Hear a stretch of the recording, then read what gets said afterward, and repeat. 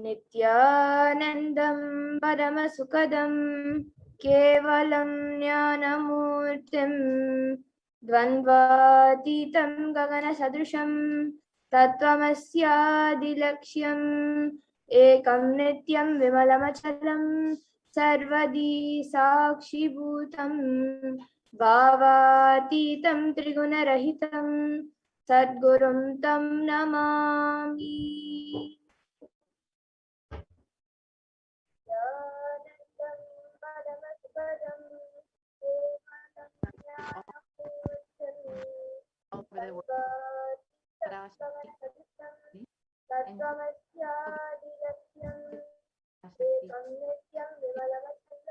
Through the supreme concept in the present time.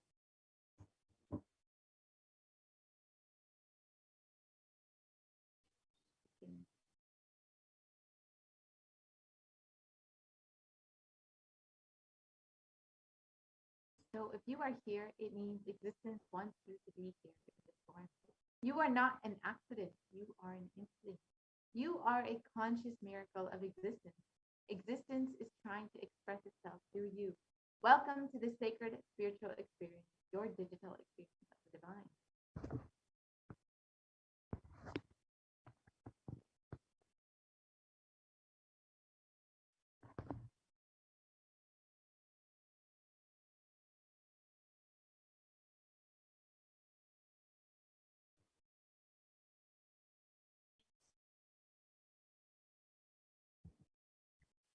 So this may be what you think as your first time in the presence of a divine cosmic being.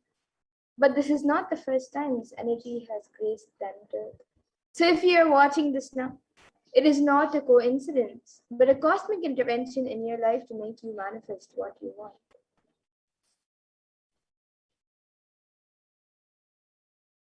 Now, some of you might be wondering, how is this possible and how has this worked before? So here today, you can experience these answers through the powerful cognitions as referenced from the ancient texts of Hinduism, revived by the Supreme Pontiff of Hinduism. And now, let us understand more about the divine cosmic mother, Devi Parashakti. So Devi is the ultimate pure feminine consciousness, the cosmic mother. She is the sea, and it is in her cosmic womb, the Brahmandi, from which billions and billions of universes come out and go in, and the source where the Big Bang and black holes go on and on. Parashakti is the main deity of the sacred feminine and divine consort of Bhagavan Paramashiva, who is the primordial divinity of Hinduism.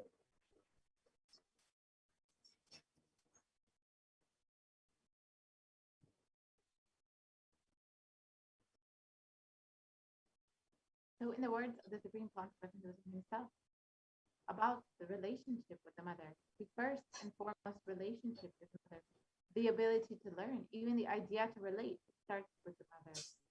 Mother is two important ways to connect with what you think as life.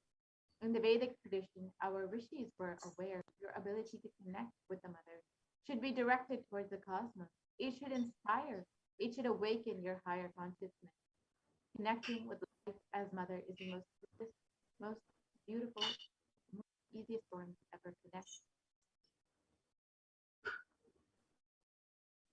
And today, out of his extreme love and compassion, the Supreme Pontiff of Hinduism is manifesting Devi Parashakti herself and gracing us, answering all of our questions, attending to our prayers, giving boons, healing us, revealing our past, present, and future, delivering profound spiritual truths, and ultimately giving us the experience of Paramashivoham itself.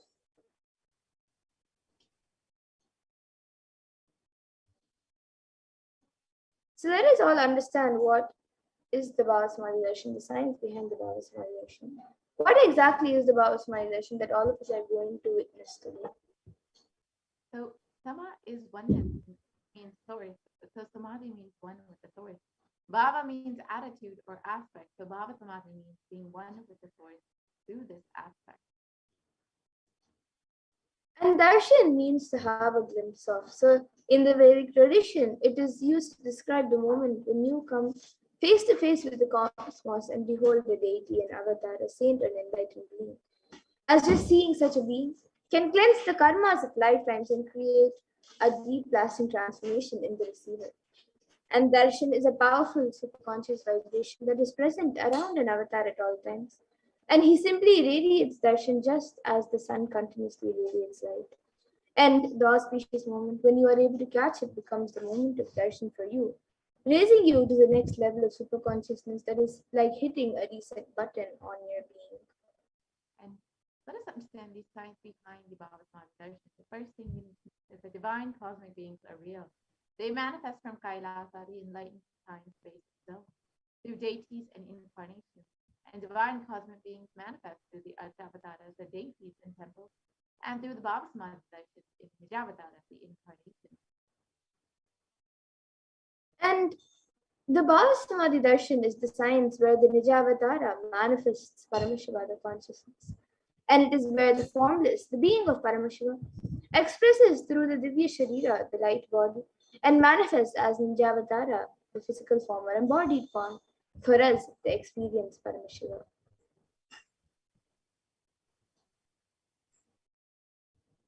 So, for example, Devi Parashakti expresses through the being of Rajarajeswari and manifests as a Nijavatara, the physical form of Devi Meenakshi. And the Archavatar, the deity, reflects the consciousness and the manifestation of the superconscious energy. But unfortunately, human beings are not mature enough to receive the higher level experiences from the Archavatar directly.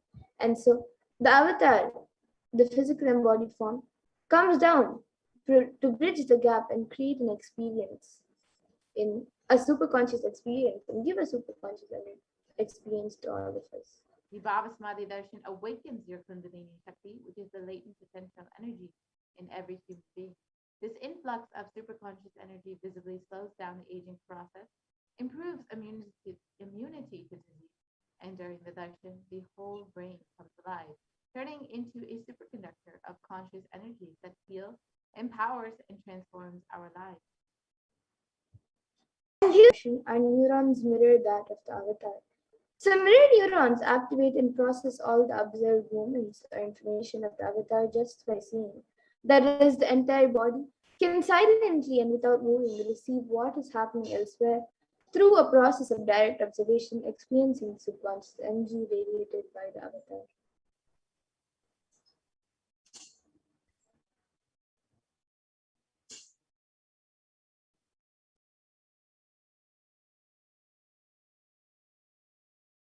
Creation and destruction happen simultaneously. In the dimension of time starts the past, present, and future. And because Akashic records are stored in the Akasha, the space dimension, there is no past, present, and future. That is why what you call as happened, happening, yet to happen, are clearly already recorded. So now let us understand more about who the supreme point of Hinduism is, the one who, out of his extreme love and compassion, is giving us this pure and great science of Bhagavat. So the supreme point of Hinduism, Jagat Guru Mahasannidhanam, His Divine Holiness Bhagavan Sri Nithyananda Paramashivam, is the reviver of Kailasa, a macrocosmic, ancient, enlightened Hindu civilization nation.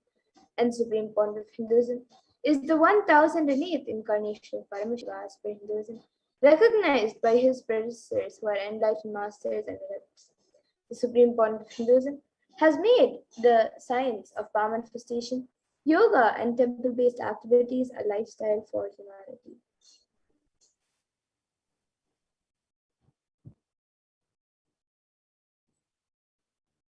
And the Supreme Pontiff of Hinduism is ordained as the 233rd Guru Mahasannidhanam of the Kanchi Kailasa Sarvijñapitham, is the incumbent emperor of the Surya Vamshanangi Samarajam, is the present 293rd Jagat Guru Mahasannidhanam of the Kailasa Shamala Pita Sarvijñapitham, and is the present Mahamandaleshwara of the Mahanirvani Akada, the largest apex monastic order. And the supreme point of Hinduism is also the 1008th Acharya Mahamandeshwar of the Atalakada. Then the present 23rd Guru Mahasannidhanam of Swargapuram and in 2015 was elected as the supreme point of Hinduism by a congregation of over 1,000 Hindu leaders.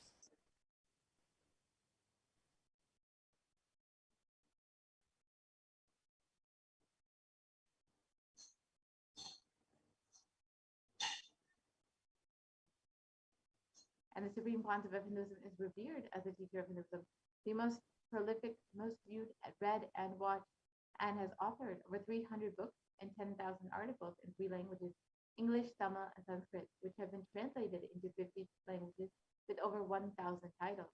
The Supreme Pontiff of Hinduism has over 20 million copies of books and articles sold, read, and downloaded, and has over 10,000 hours of discourses delivered.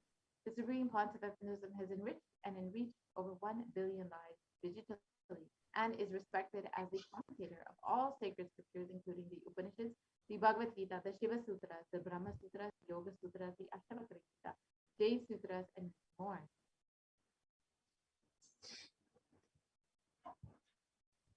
And the Supreme Pontiff of Hinduism is also honored as a leader of Hinduism. The reviver of over 108 ancient Hindu sampradayas, including the Rudra Kanyas and Rudras, Rishis and Rishikas, Bhairavas and Bhairavis and Sannyas, and is the establisher of the largest Hindu university, HDH Nithyananda University in the world, with satellite campuses in 150 countries, and is also the establisher of 1,000 plus Kailasa enlightenment ecosystems, the founder and reviver of over 100 Saitanya-Pitas, and the collector of the largest Hindu library with over 1 million books, 1 million Pali scriptures, and over 20 million digital books. And now with that, we will be getting into the next segment of this program where all of us will be seeing a live demonstration of the extraordinary Shaktis. So today the Balasins and the yogis and initiate disciples of Supreme Pontiff Hinduism will be demonstrating and sharing with all of you the experiences and results of the extraordinary manifestation through the Diksha, the initiation by the Supreme Pontiff of Hinduism. And in today's Baba Samadhi Darshan, all of you will also be receiving the initiations into these extraordinary Shaktis, the divine powers. And you will be initiated into the powers of third eye awakening.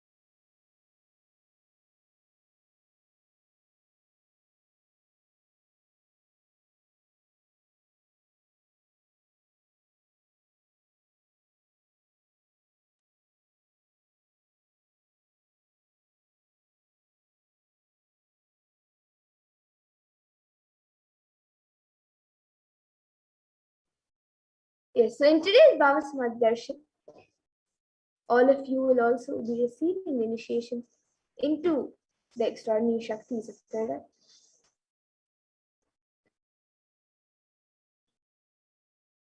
And with the grace and blessings of the Supreme Pontiff of Hinduism, all of you will be manifesting the third eye with the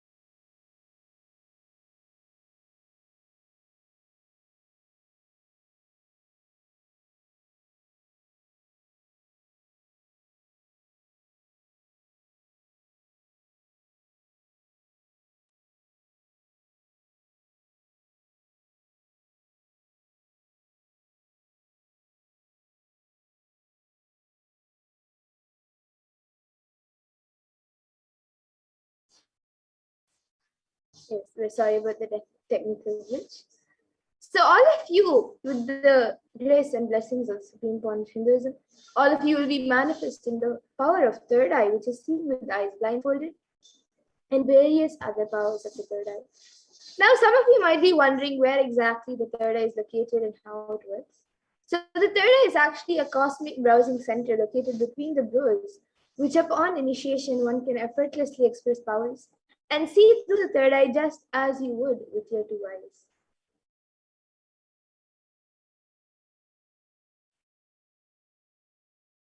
And now let us understand more about what are these Shaktis, what is their source, how they manifest, and what exactly are the Shaktis. So in the Vedas, the source scriptures of Hinduism, Paramashiva reveals in elaborate detail that every human being is hardwired to be able to manifest 463 plus extraordinary Shaktis, the divine powers.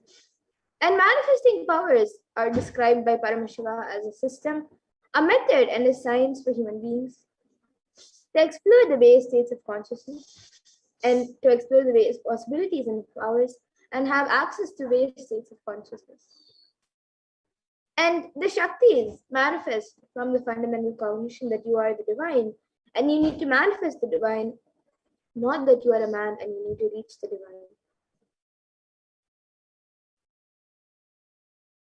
Now, some of you might be wondering what exactly is the difference between Shaktis and Siddhis, as you might have heard the term Siddhis as a very common term used for any type of external manifestation.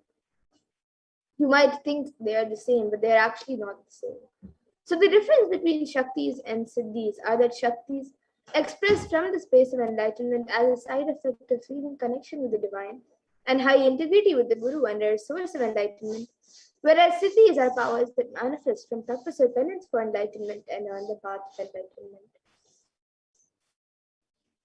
And the Shaktis of Paramashiva manifest through ordinary human beings in an extraordinary way after the initiation by the avatar and are permanent, whereas Siddhis are not permanent and may divert you from enlightenment.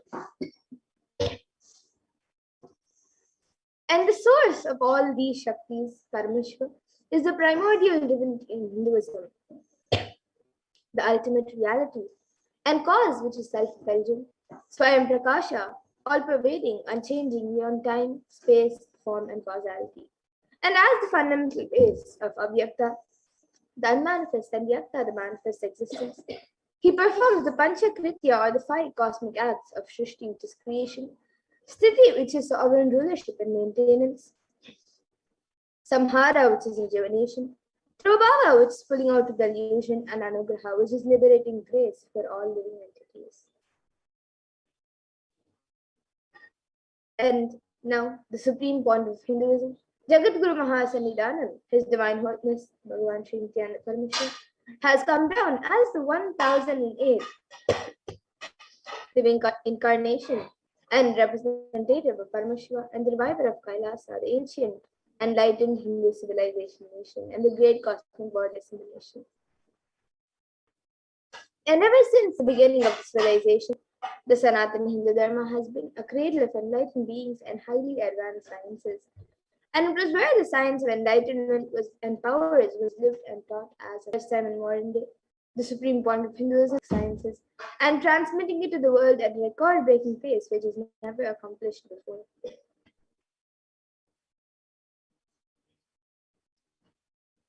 Now, all of you can see the Guru Parampara, which is the word in Sanskrit used for the lineage of gurus. And it is through this continuous lineage of gurus that the knowledge is passed down from one generation to the next through the Diksha. And the supreme point of Hinduism, being recognized as an incarnation at a very young age by his gurus, was trained and taught these sciences to revive the initiations and knowledge repositories for billions to manifest the science of power manifestation from the disciplines of Vedanta, Tantra, Sri Vidya, Yoga and Yogic powers, Mantra Shastra, Siddha Vidya, science of Aushadha, Advaita, Bhakti Yoga, Paramashiva Jnana, Paramashiva Vijnana, and much more.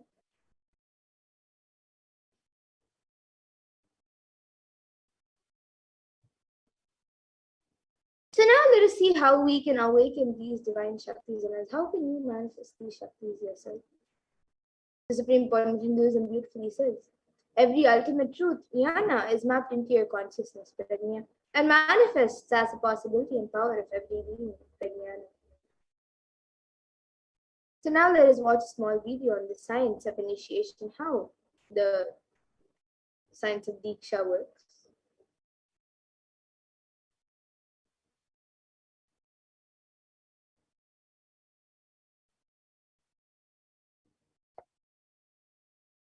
Diksha is the direct transfer of spiritual energy by an enlightened being through look, word, or touch.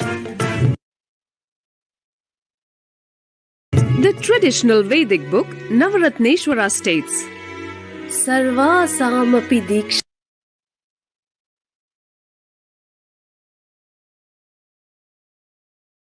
Shanam Muktihi Phalamakhanditam Avirodhat Bhavantyeva Prasangyastu Bhuktayah. The main benefit of all initiations is moksha, enlightenment.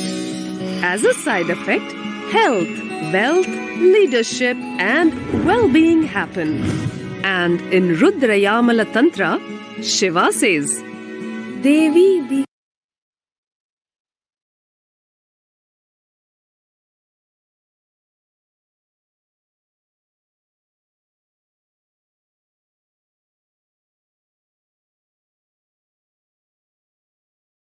Vihinasya na siddhihi na cha sadgatihi tasmat sarva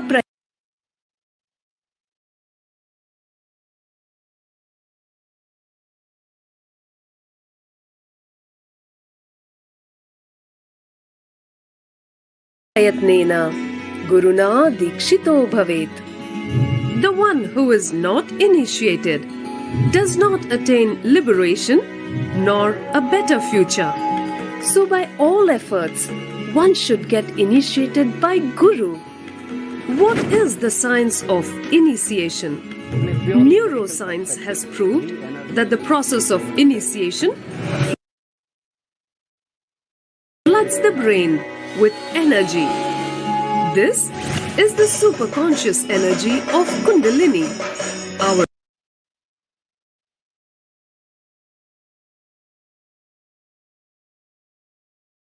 own highest inner potential energy. As the Kundalini flows from the thalamus to the cortex, it sets up a powerful energy loop within the brain, which awakens the latent non-mechanical parts which we have never used before. With increasing levels of coherence, the whole brain comes alive, turning into a superconductor of conscious energies that heal, empower, transform our lives, bliss and fulfillment. Initiation creates high awareness, visualization, creativity. It also slows the aging process, improves the immune system. Kundalini, healing experience, levitation, teleportation, materialization. Experience the power of initiation through a range of exclusive programs conducted at the ashram. Nithyananda Dhyanapitham, Nithyananda Nagar, Birdi, Bengaluru. Contact 97.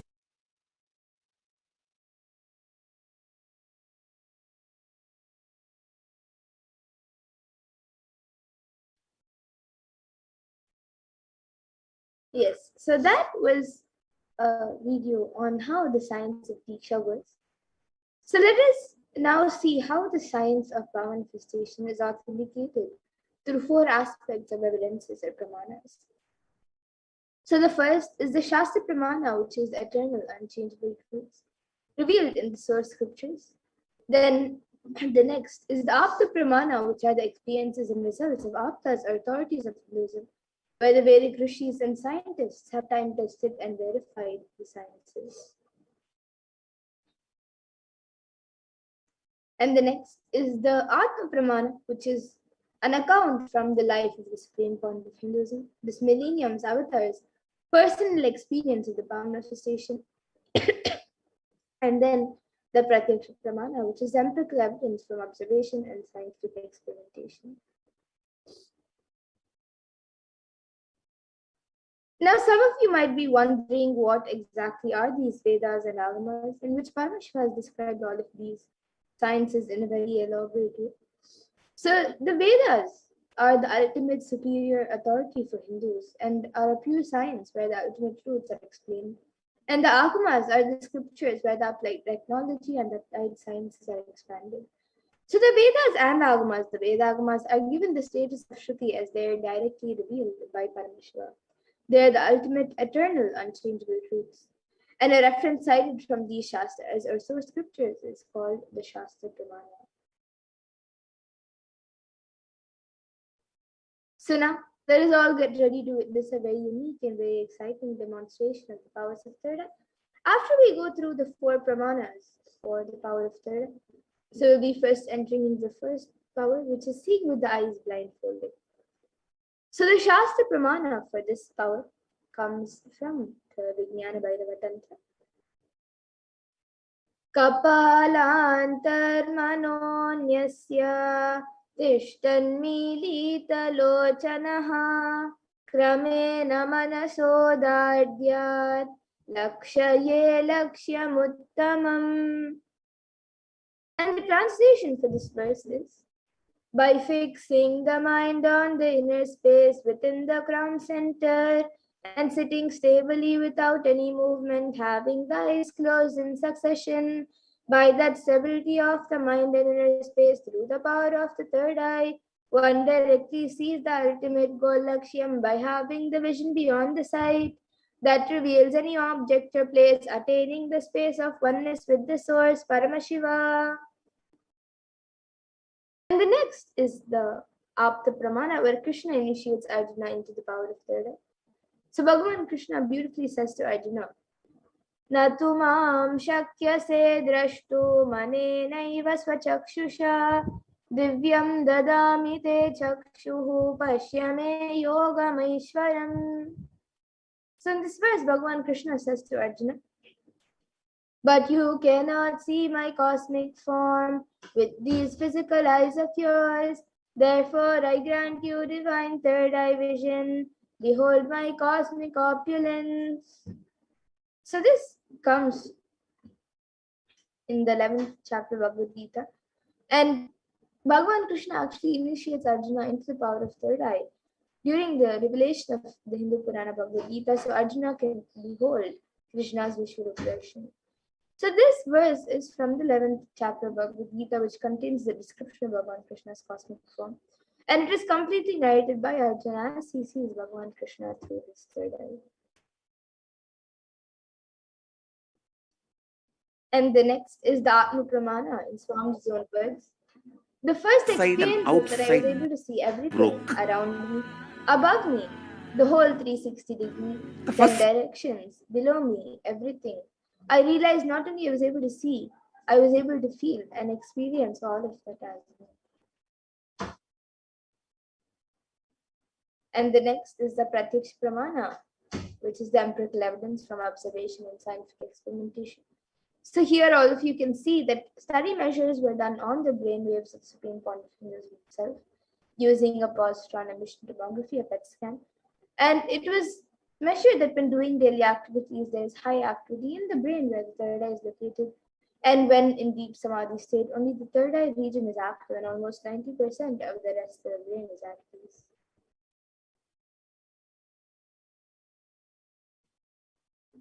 And the Sakshi Pramana, which is the last but not least evidence, is where this rare and sacred science of third eye awakening is being made available to humanity for our ultimate enrichment and conscious evolution by the Supreme Pontiff Hinduism. And as a living incarnation of Paramashiva, the Supreme Pontiff Hinduism embodies the most profound yogic states that surpass all the bounds of time, space, and matter. And he is gifting this pure and great science of third eye awakening, along with many other spiritual sciences, to the world through the science of initiation, Diksha, to millions of people. And everyone who has been initiated into these sciences have actually witnessed and experienced the profound results and extraordinary manifestation in their day-to-day life.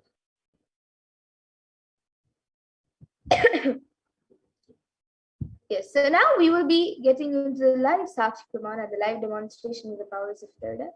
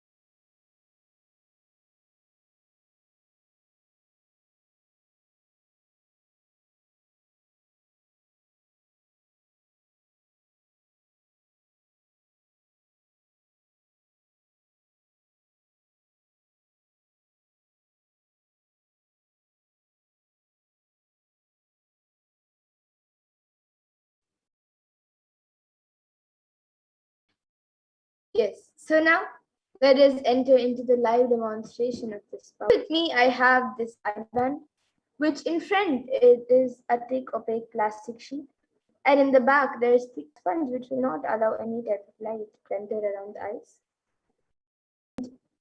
Into these two sockets over here, my eyes will sit into these two sockets over here, and it will also be covering the bridge of the nose.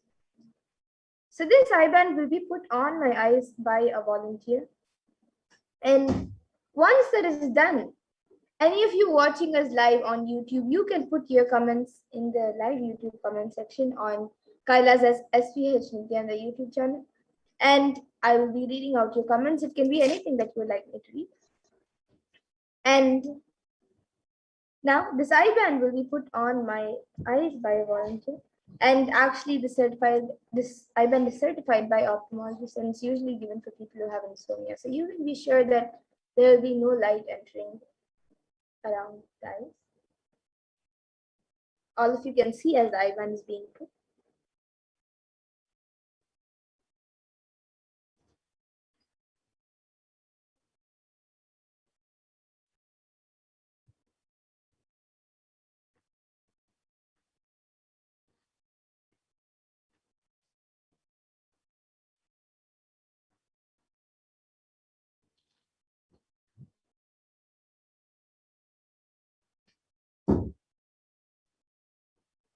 It's a little slanted on the right, it's a little down, and on the left it's up. Yes.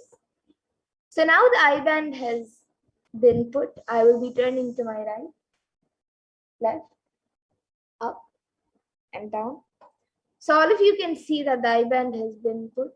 There's no gaps anywhere. And now the YouTube comment section will be projected in front of me, and we'll also be projecting it for all of you. And once that is done, any of you watching us, once we project the comments, or even before we project the comments, anything, you can post your comments on the YouTube comment section. We already have a few comments.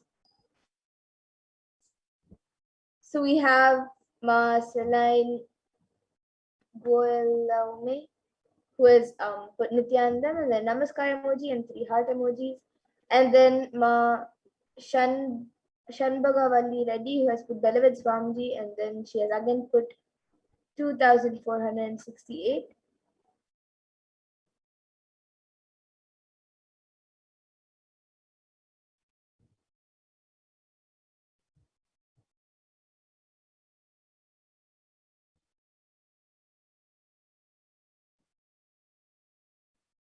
Yes, so the comments are being put. All of you can also see the comments from Ma Celine and Ma Shanbagavalli. And both of them have a yellow badge, YouTube membership badge.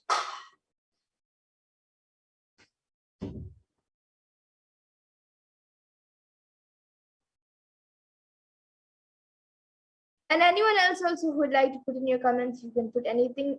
Just like how Ma Shanbagavali has put a sequence of numbers or like a number. Even all of you can put numbers, you can put emojis, numbers, letters, words, random sentences. Yes. So now we have a comment from Marceline who has put a star emoji, and the around the star there are also other yellow dots to show the brightness, and then a heart emoji with a yellow ribbon, and then a house, and then upside down smiley emoji, and then signal light, and then two hands like that, and then heart emoji. It has two hearts with a circle connecting both.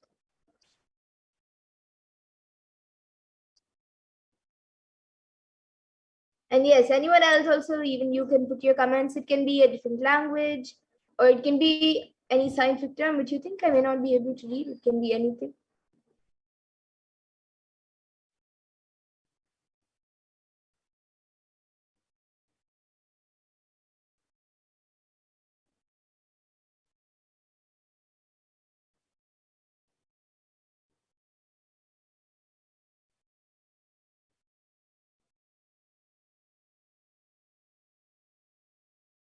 So if you're a doctor, or if you're a scientist, or if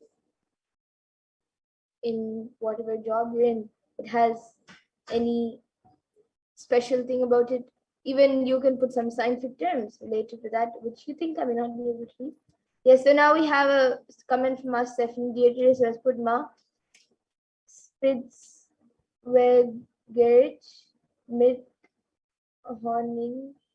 Okay, it's a different language. So it's Ma and then a comma and then Spitzwegerich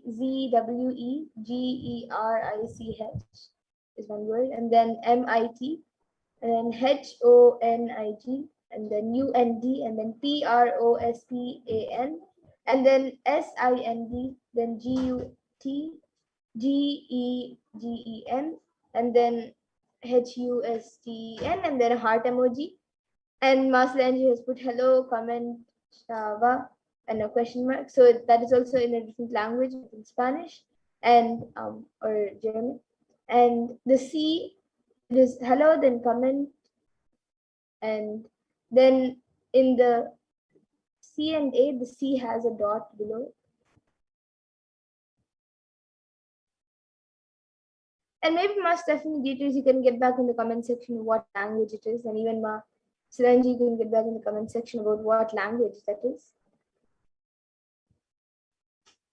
And actually, in the comment that Ma Stephanie Dietrich has put, few words start with the capital letter, few words don't start with the capital letter. So the first word, Ma starts with a capital letter, and then after that, the first word starts with a capital S. Then the next word starts with a lowercase m, and then an uppercase H, and then a lowercase u, and then an uppercase p, and then lowercase s, and then a lowercase g, a lowercase g, and then uppercase H.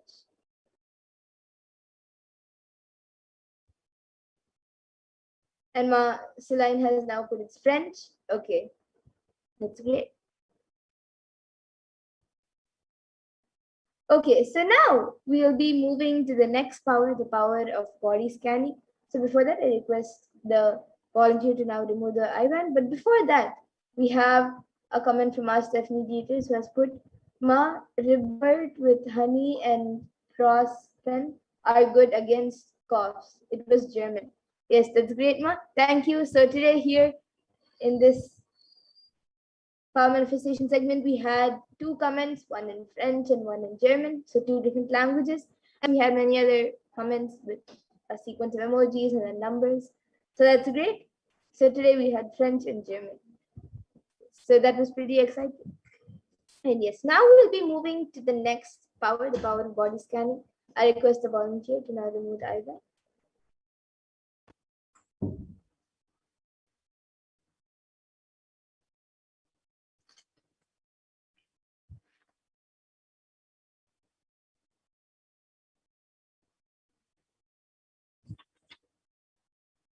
Yes, so all of you can see the IBAN. It's just as it was before. There's nothing removed or added on the eyebrow. And now we will be getting into the next power, the power of body scanning. So anyone who would like body scan can put your comments in the YouTube comment section and we will be doing a body scan for you.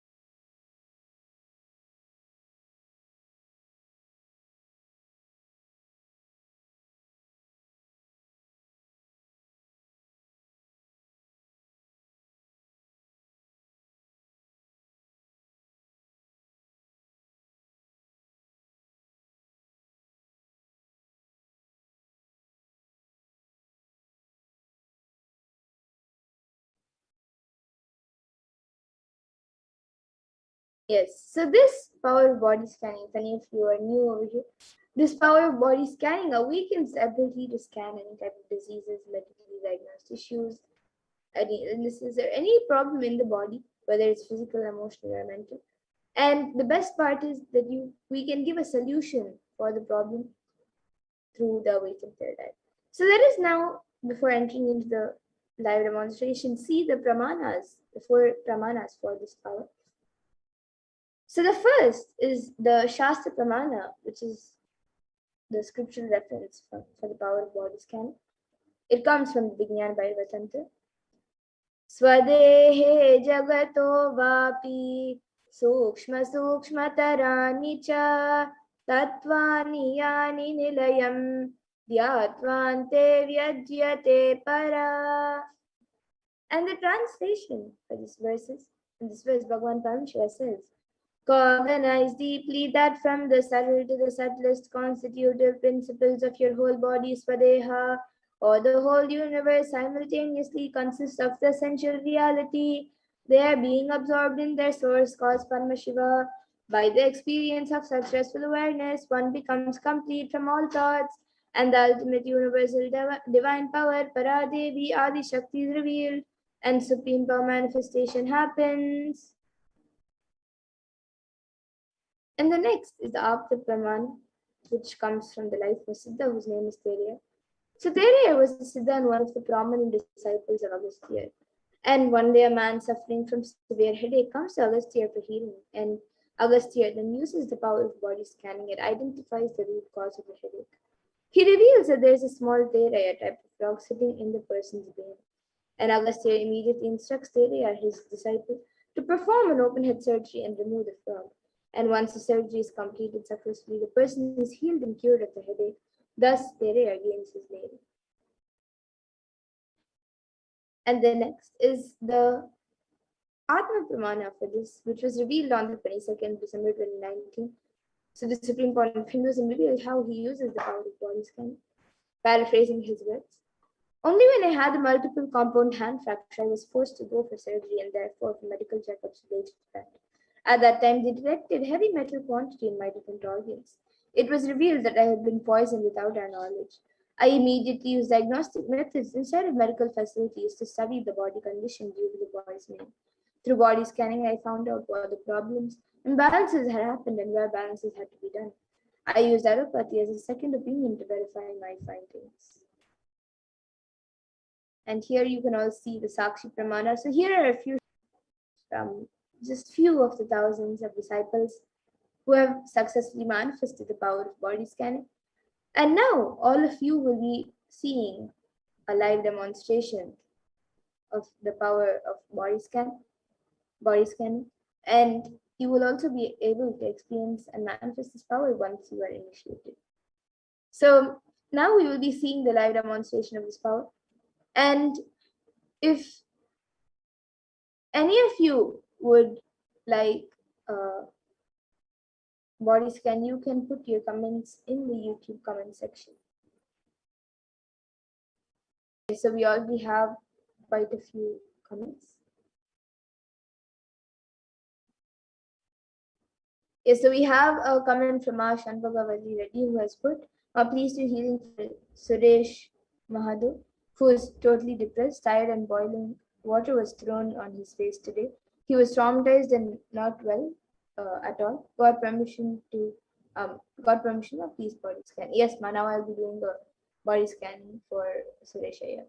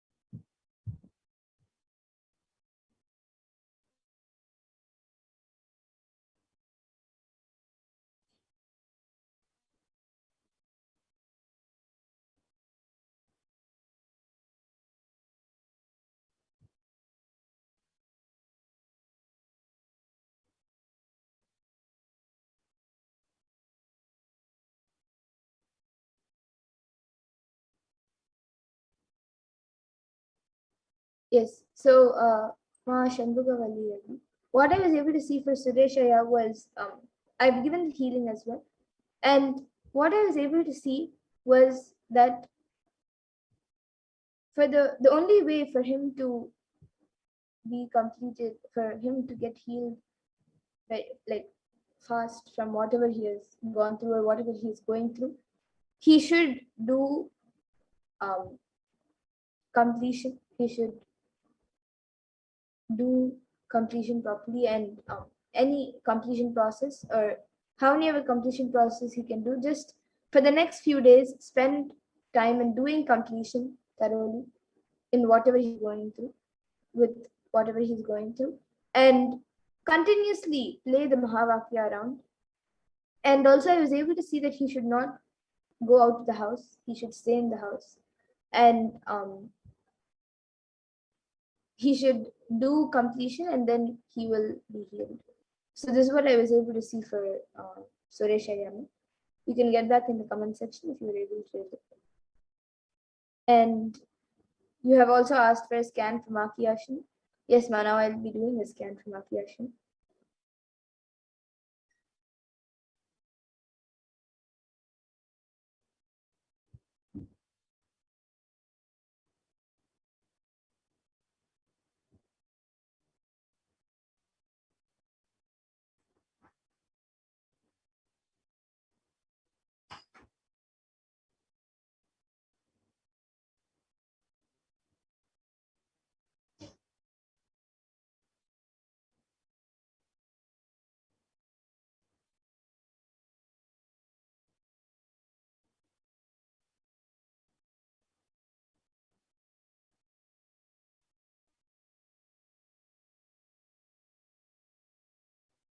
Yes, so Ma Shanbhagavali, what I was able to see for Maki Ashin was that right now she is quite healthy, but I was able to see that in her diet she should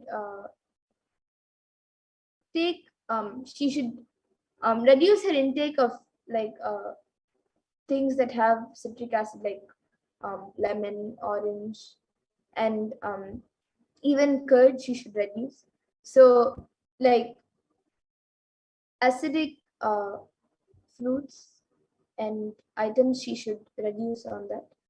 She should have little bit, but not so much. So this was what I was able to see for her to have a more healthy body.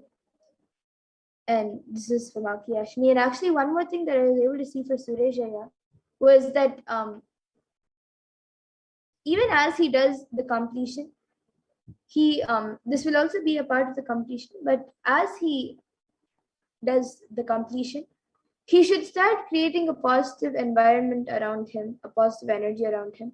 And that will help also in healing the outside, whatever is happening outside, whether it's good or bad, it will always be what he will manifest it the way he wants when he manifests that kind of energy. So inside he has to manifest that kind of energy the way he wants, and that will be reflected outside. So that will happen as he does the completion. So for the next at least 1 week, he should spend some time in doing completion and making a positive energy field around him, and that will help in getting healed. And always play the Mahavakya around, so that will also help him in getting healed. And yes, you have also Marceline has asked for a body scanning for jealousy and your throat. Yes, Manav, I'll be doing the scan for you.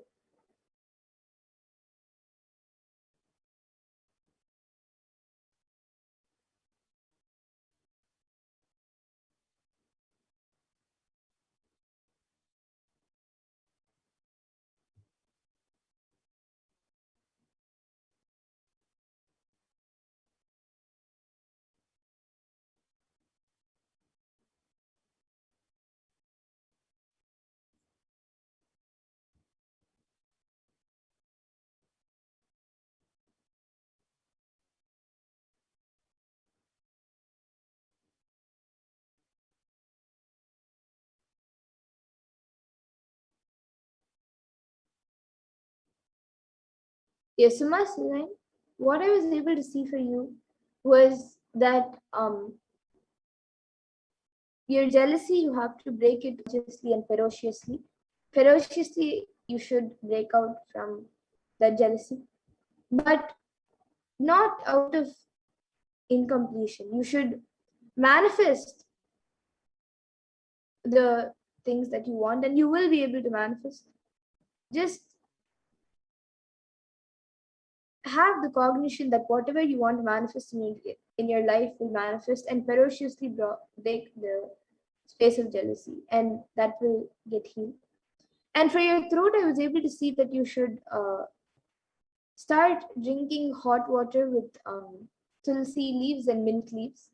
So you can boil mint and tulsi leaves along with water and drink that water, and that will help in healing your throat now. So this is what I was able to see.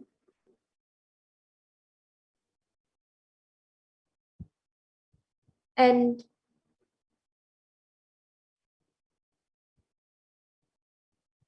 yes, Marceline, thank you for your contribution to Kailasa. And Ma Shanbhagavalli Reddy has also asked why Suresh Iyer should not go to the house. I was able to see that he should not go to the house, Ma. And especially during this time of the pandemic, he should not go out. Unless it is really emergency or it is really needed, he should not step out, at least for the next 1 week until he has done completion. As much as possible, he should not go out. This is what was revealed in the third eye. And yes, Ma Shanbhagavalli Reddy has also asked for a scan for yourself. You have asked for a scan for yourself and healing, and your head feels full and ulcer problems. Yes, Ma, now I'll be doing a scan for you, and I will also be doing a scan for Perimaraya.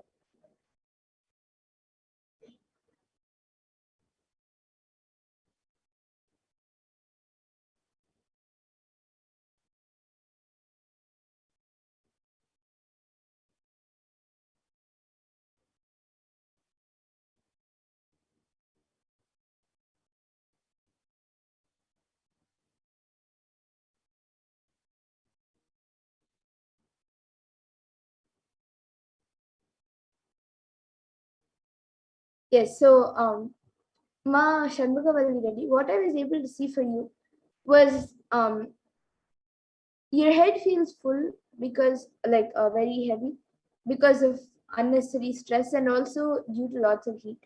So I was able to see that if you have Aushadha, any Aushadha that Swamiji has given, if you have that, then apply that on your temples, mix it with little coconut oil and apply it on your temples. If you don't have, then in the next darshan, you can keep a bowl of turmeric in front of the screen, and you can mix that turmeric with little coconut oil every day and just apply a little bit on both your temples, and that will help in healing your headache. And for your ulcers, I was able to see that it will get healed in the next 2 days, but you should not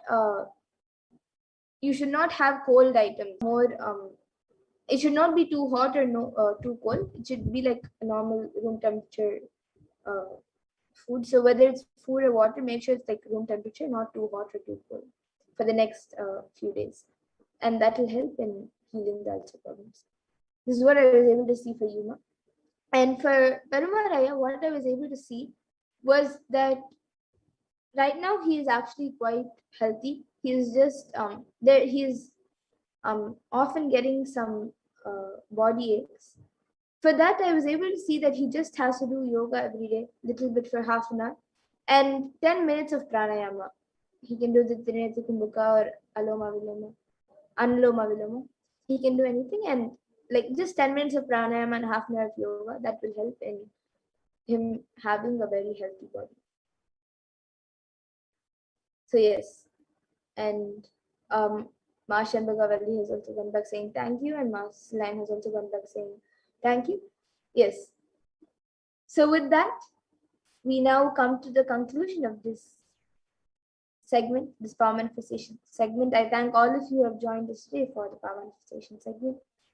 And we will now be moving to the next segment of this program, where all of us will be learning more about who Devi Parashakti is and how we can receive Devi Parashakti and much more.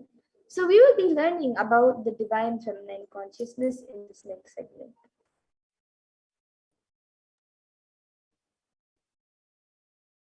So we'll be first looking at the Dhyana Shloka of Devi Parashakti, which comes from the Lalita Sahasranama Dhyana Shloka. Sindhuraruna vigraham trinayana manikya maudi spurate taranayaka shekharam smitamukhim mapina vakshoruham panibhyam alipurna ratna chashakam raktotpalam bibratim Saumyam Ratnagatastha Rakta Charanam Dhyayet Paramambikam. And the translation for this verse is: the Divine Mother is to be meditated upon as shining in a vermilion red body, with the triple eyes sporting a crown of rubies studded with the crescent moon, a face all smiles, a splendid bust, one hand holding a jewel cup brimming with mead, and the other twirling a red lotus. And another Dhyana Shloka from the Lalita Sahasranama Dhyana Shloka beautifully says: Arunam Karunatarangatakshim Dritapashankusha Pushpabana Chapam Animadi Viravritam Ayukaihi Rahamityeva Vibhavaye Bhavani. And the translation for this verse is: I meditate on the great Empress. She is red in color and her eyes are full of compassion. She holds the nose, the gourd, the bow, and the flowery arrow in her hands. She is surrounded on all sides by powers such as Anima Fureis, and she is the self within me.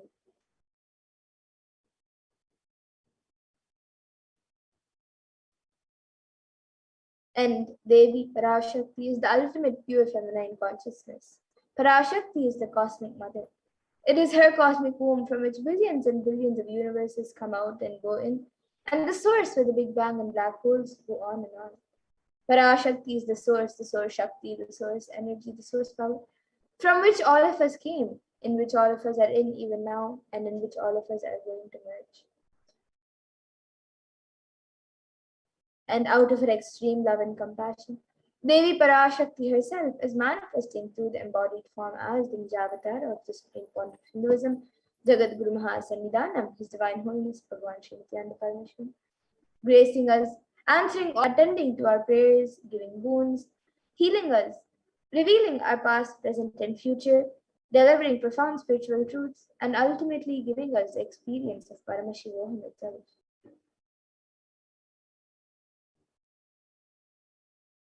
And Devi Parashakti beautifully reveals how she is manifesting as the supreme point of Hinduism, and she introduces herself.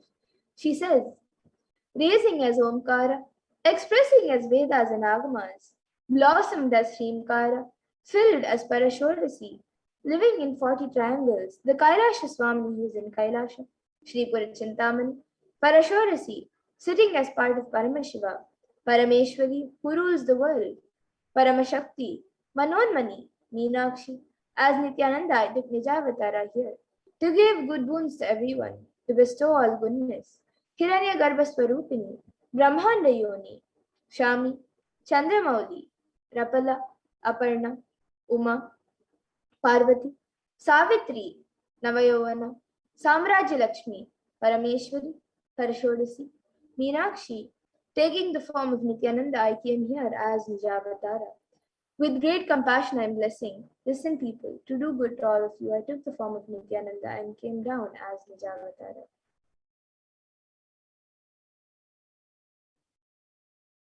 And Devi Parashakti continues to reveal, raising in Omkara, blossoming as Shiva, Shiva manifesting as source of existence, powers of existence, expression of existence, from the oneness of Om, blossoming into two as Prakriti and Purusha, blossoming as three Shaktis, Icha, Kriya, and Jnana, growing as four Vedas, expanding as five Panchabhutas, beyond six chakras, filled as Gotras of seven rishis, expanding as eight directions, existing as nine grahas, blossoming as 10 indriyas, being as 11 vidras, creating all the worlds, bringing life to tell and make truth blossom and to do good.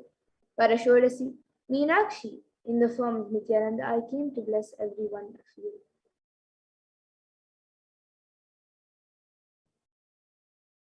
And now let us see how we can receive Devi Parashakti. So literally you are seeing Paramashiva and Parashakti at that moment. She is there on your screen, so you can receive her in a very traditional way. You can keep two wheat leaves, one betel nut, one banana, and a coin in front of the screen as you watch Devi Parashakti. Now some of you might be wondering what exactly a coin is considered as or what is its importance. So in the Hindu tradition, a coin is actually considered the traditional dakshina. It is given in temples as an offering to deities, or it is given when you meet somebody for the first time, or when they come to your house for anything or for the first time, or even when they just come to your homes. Usually, an entire set of tambulam is given, which consists of a betel leaf, betel nut, banana, coins, and a few more items. And the coin can be the lowest value. In India, it can even be just 1 paise. In the US, it can even be just a cent. Swamiji says, I'm not trying to monetize. Keep even 1 cent, it is okay. So for 100 days, if you have darshan, it will add up to $1. In India, even 1 paise is okay.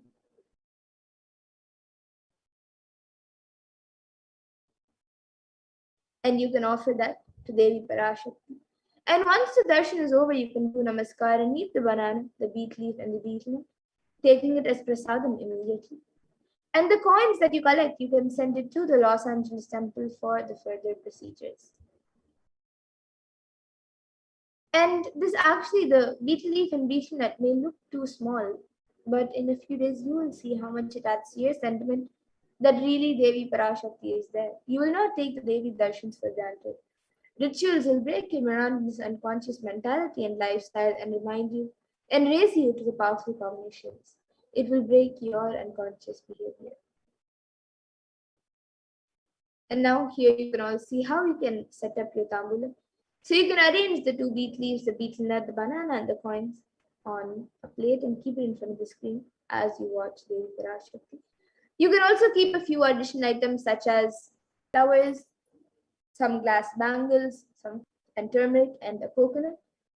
But the 4 basic items is a betel leaf, betel nut, the banana, and the coin. So you can arrange all the items in a plate, keep it in front of the screen as you watch Devi Parashakti. So the next time when you are setting up and getting ready for the darshan, you can arrange your own set of tambulam to receive Devi Parashakti in a very traditional way and receive her grace and blessings. And with that, we now come to a conclusion of this segment where we have learned who is Devi Parashakti and how we can receive Devi Parashakti in a very traditional way. And we will now be moving to the next segment of this program where all of us will be learning what Devi Parashakti has revealed in the Akashic readings for all of us on all the various problems that the world is going through today due to the pandemic, and what is the cause and solutions for all of these problems, and how important it is for us to follow what Devi Parashakti has revealed. So now in the next segment, we will be learning what Devi Parashakti has revealed in the Akashic readings. So let us first look at the compassion of the avatar. So in the Guru Paduka Stotram, composed by Adi Shankaracharya, the very first verse describes how the Guru Padukas, the sacred feet of the Guru, is the boat that helps us cross the Ananta Samsara Samudra, the seemingly endless ocean of samsara or suffering.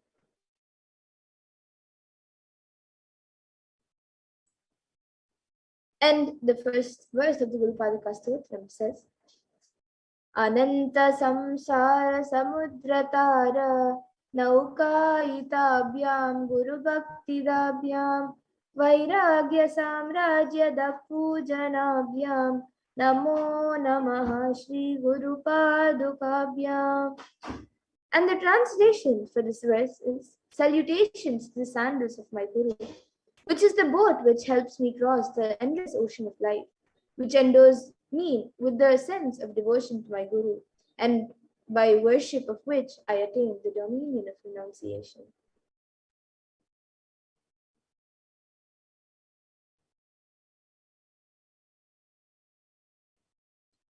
So many of us feel stuck in the same storming and raging ocean, being unable to navigate ourselves and lost in the overwhelming vastness of the suffering that surrounds us during the pralaya, the great deluge, and our loved ones are dying due to the pandemic. Our homes are being destroyed due to natural disasters, and social institutions are crumbling, and the whole of humanity is in a desperate and dire need of hope.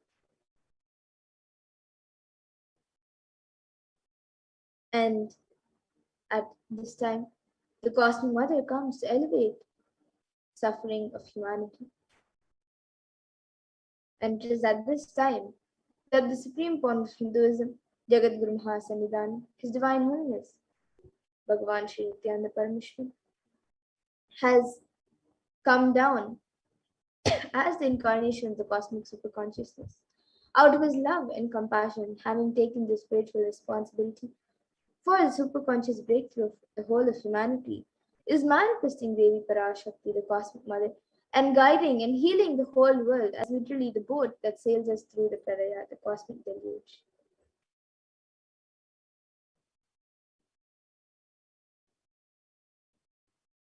And Devi Parashakti is herself manifesting through the Nijavatara and answering each and every one of our prayers, granting boons, healing us, manifesting miracles, removing all our pain and suffering. And Devi has not just attended to us individually, but also to humanity at large.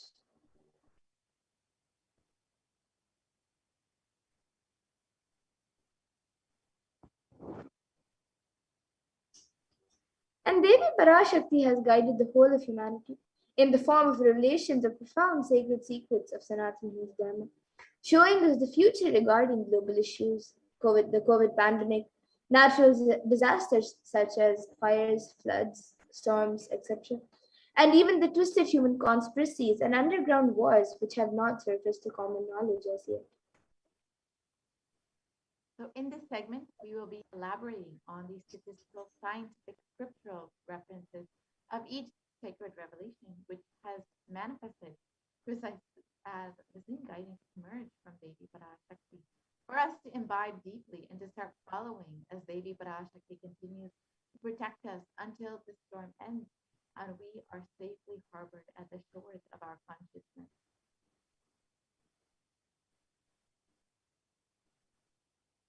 So let us now look at what Devi Parashakti has revealed in the Akashic readings on the 8 methods to protect ourselves from the coronavirus, from COVID-19, revealed on the 30th of April 2021.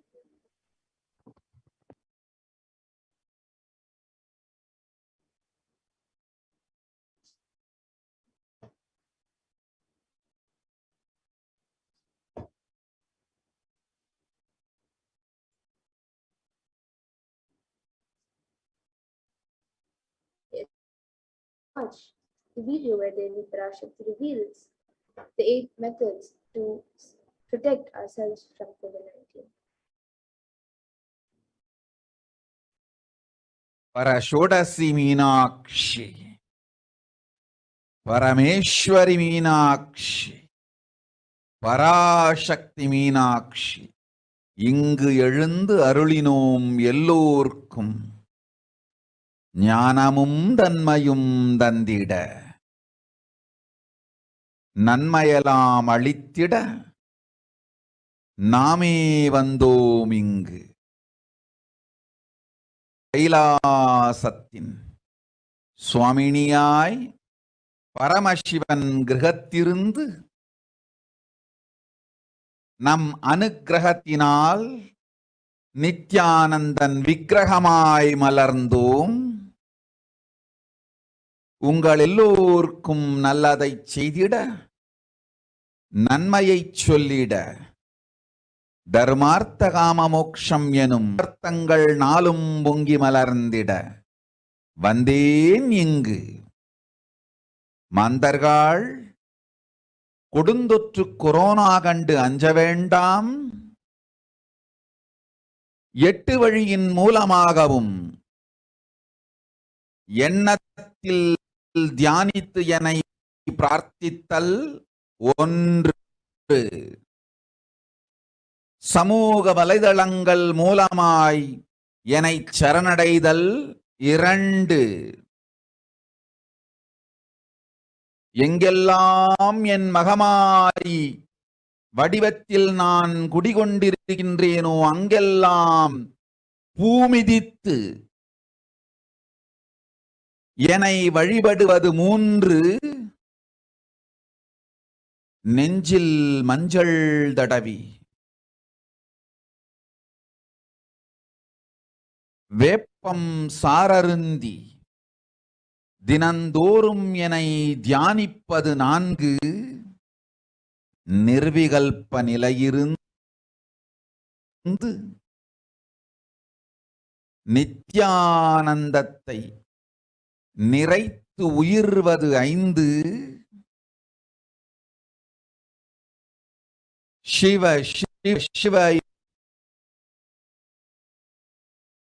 எனும் பிரபஞ்ச பெரும் நாதத்தை அஜபா ஜபமாய் நிகழ்த்தல் 6, நிறைவான பூரண மனத்தோடு இடத்தோலும் வெங்காயமும் குதிகாலில் வைத்து 10 நித்திரையில் அடங்குவது 7, பூரணமாய் பரிபூரணமாய் அருணாச்சல ஸ்மரணையில் நினைப்பும் மறப்பும் அருந்த உணர்வு ஸ்மரணையில் அகம் அகம் என ஸ்புரிக்கும் அருணாச்சல ஸ்மரணையில் ஆனந்த ஸ்புரணத்தில் இருப்பது 8 எனும் 8 முறையிலும் என எண்ணியோர் அத்துணை பேருக்கும் இல்லை கொரோனா கொடுந்தொற்றின் தாக்கமும் கொரோனா கொடுந்தொற்றின் பயமும் கொரோனா கொடுந்தொற்றின் மயக்கமும் வாழ்வீர்கள் வளத்தொடு நல் ஞானம் யோகத்தொடு நாமே நிம்மோடு நானே நீயாய் நீயே நானாய் நல்வாழ்வு வாழ்வீர்கள். 8 1 செய்தாலும் கொரோனா உங்களை எட்டவிடாது காப்.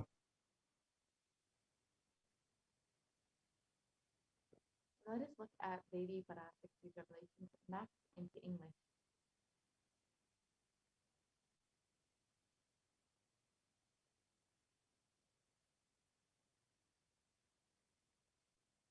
Yes. So let us look at Devi Parashakti's revelations mapped into English.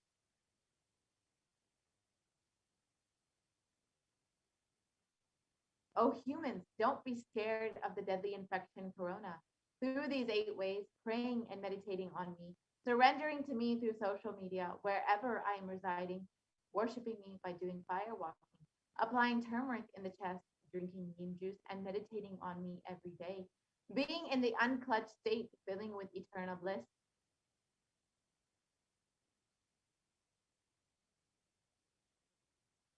doing the ajaba ajaba of the cosmic sound, Shiva, Shiva, Shiva, with complete mind, applying banana peel and onion in the heels and going to sleep, and being in the state beyond any remembrance or forgetting in the Arunachala Swarana that blossoms as aham, aham in the state of Ananda Swarana. Everyone who thinks on me through these 8 ways, they will not have effects of corona. They don't have fear and delusion of corona. You will live with prosperity, with wisdom and fortune. Me with you as me as you. You will live good life even if you do one of these 8 ways. I will protect you. Corona will not reach you. Don't have fear, O people. Be blissful.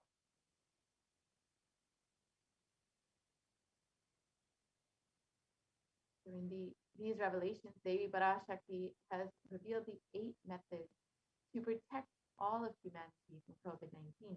Let us now look at each of these methods and understand more deeply the science and benefits of each of these methods.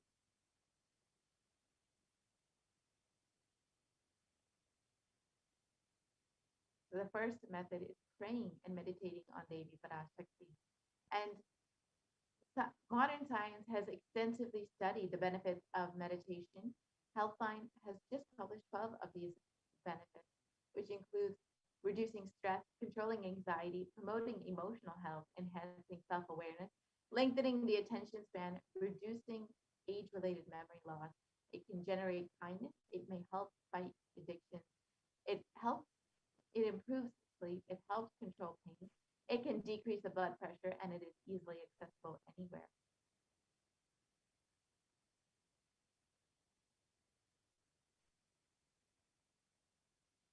And the Department of Health and Human Services in the United States has shown that meditation has a direct benefit both on our physical as well as our mental health.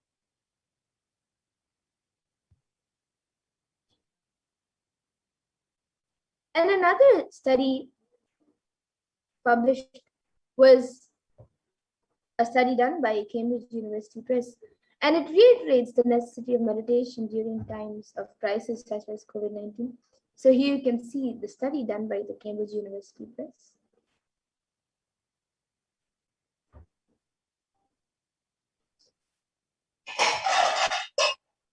And research published by Everyday Health has shown how prayer and spirituality protects the emotional health by offering a bigger sense of purpose, by providing emotional support, by lifting the spirit, and by helping you cope with difficulties. And a report published in Health Psychology in September of 2015 found that when researchers followed 191 people with congestive heart failure for 5 years, they found that those who reported feeling spiritual peace and also who made small lifestyle changes were significantly more likely to live longer than their peers. And it was also found in another study in depression and anxiety that people with major depressive disorders or chronic medical illnesses who reported high levels of religiosity, which includes daily religious experiences, generally become more optimistic than their peers. And this was published in July of 2015.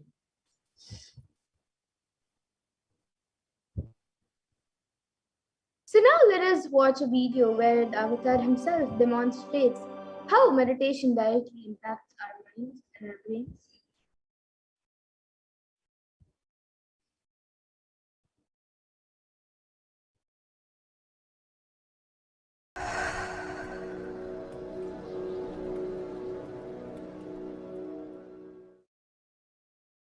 If you are not allowed to do yoga, made to believe early morning sleep is the best thing in your life, you are tortured, you are abused, your divine rights are violated. If you are constantly inspired to do yoga early morning, Brahma Muhurta time, and everyday puja, sit that 30-40 minutes and melt down by feeling connection. Understand? Nothing can be compared to prayer to bust your stress. I tell you, prayer is the best stress buster. Deep feeling connection and tears rolling in your eyes and melting down. Prayer to Paramashiva. Intense yearning, Vyakulata, talking to Paramashiva, relating to Paramashiva. Nothing can be compared to that to bust your stress. I tell you, every day puja is an ultimate recharging experience. If you do every day puja,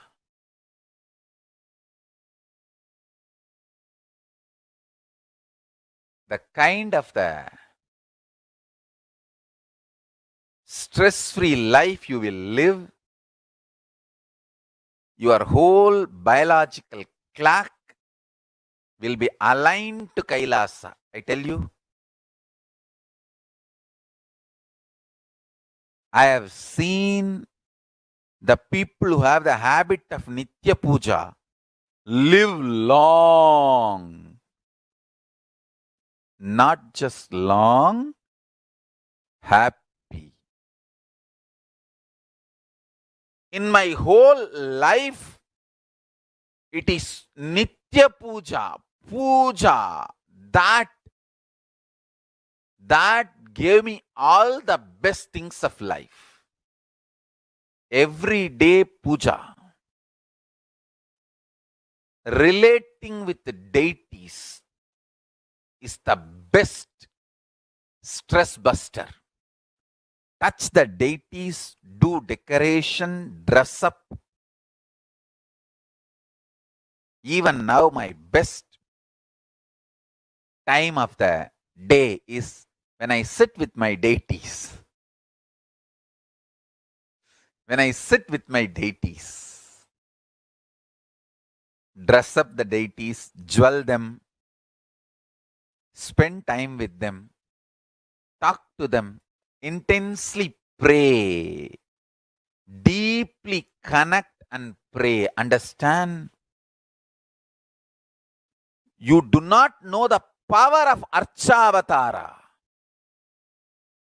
God landing in physical deity form. Never underestimate the power of Archavatara. The Archavatara is equivalent to living avatara. What living avatar can do to you, an Archa avatara can do. Atma Linga I am giving to all of you is Litcha avatara. It's a piece of God. Literally.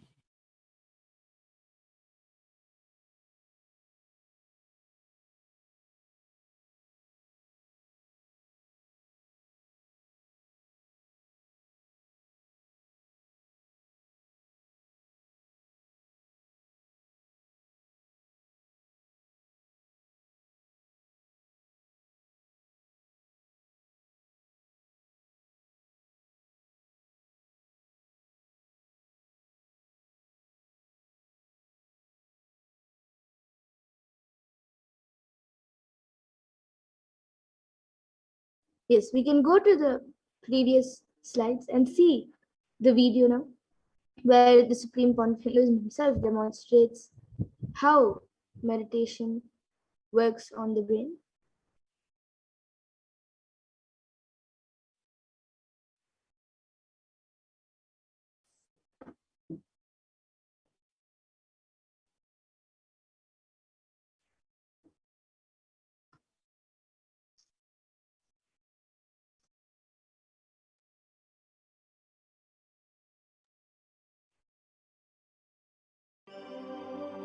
So all of us just saw a video where the Supreme One of Hinduism speaks about the need of prayer and meditation.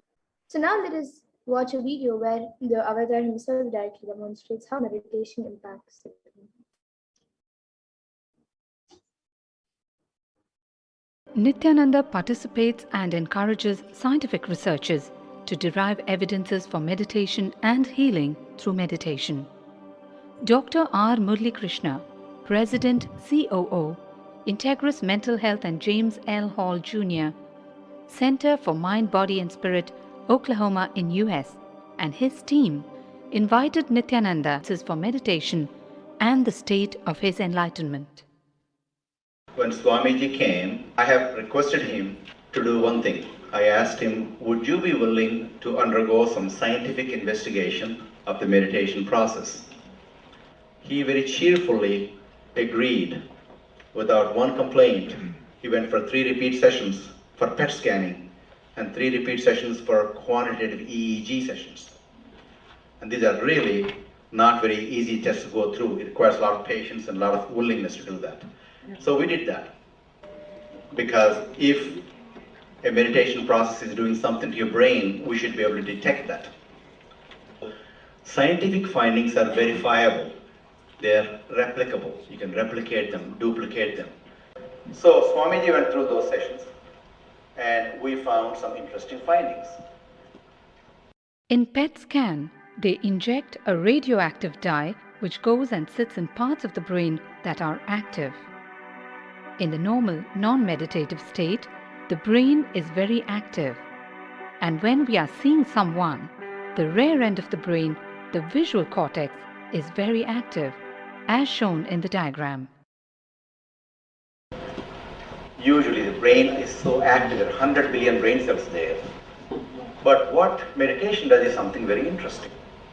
It shows the frontal lobes getting more active. The frontal lobe is where you have judgment, wisdom, reasoning. Here are some of the brain scans I'm going to share with you. This is alert, non-meditative state. The second one is 30 minutes into 30 minutes meditation. Look at the frontal lobes, how they light it up. They light it up big time. 60 minutes of deep meditation, and here is a deep, deep level of meditation where it lights up significantly right here.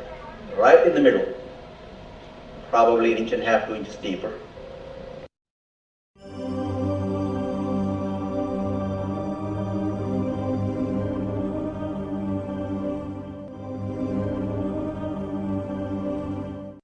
What's interesting was, Swami was inside, and that's the last part of that one. See that light right here? So what's interesting was, I've never seen that before in my life, so the other parts I've seen. May not be to the extent that Swamiji showed, but this is something interesting. There is something called dopamine, which is a chemical our brain is involved in. Dopamine is produced mostly in this area. And when you have any pleasurable feeling in your body, it is mediated through dopamine. It's a neuroreceptor. It's a chemical that transmits messages of pleasure. Basically evokes pleasure. You eat the same thing is with visual pleasures you have, beautiful people, beautiful sceneries, nature, whatever gives you pleasure. Everything that human being experiences involves dopamine. But what's interesting is that you and I have the potential to create our own dopamine in a big way. So I named it, for lack of a word in the past, the D spot, which is a dopamine spot. If you can discover your D spot, you got it made in life. The D really stands for divine spot. The D also stands for delight, and the dopamine spot. What's also interesting is that he could, at will, go in and out of those states. Those are some of the findings I want to share with you. There's so much more talk about physiology of mind and brain and the body. It's a fascinating field that, this is something that all human beings can relate to, can apply in our own lives. Not only a sophisticated knowledge, but these things have application in daily life for all of us. Nithyananda's system of free healing, known as Nithya Spiritual Healing, has been baffling the medical world curing diseases from migraine to cancer. Qualified people are also initiated to become healers. The complete report of the research conducted on Nithyananda's neurological system can be found in the book Mystic Phenomena, Scientific Data.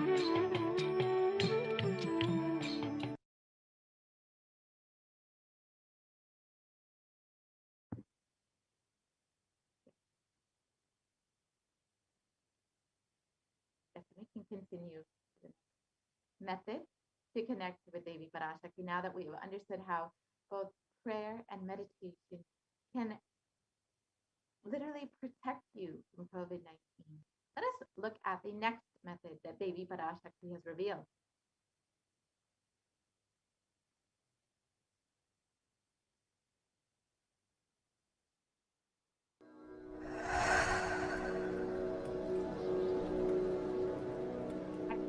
The Devi Parashakti has revealed for protecting humanity from COVID-19.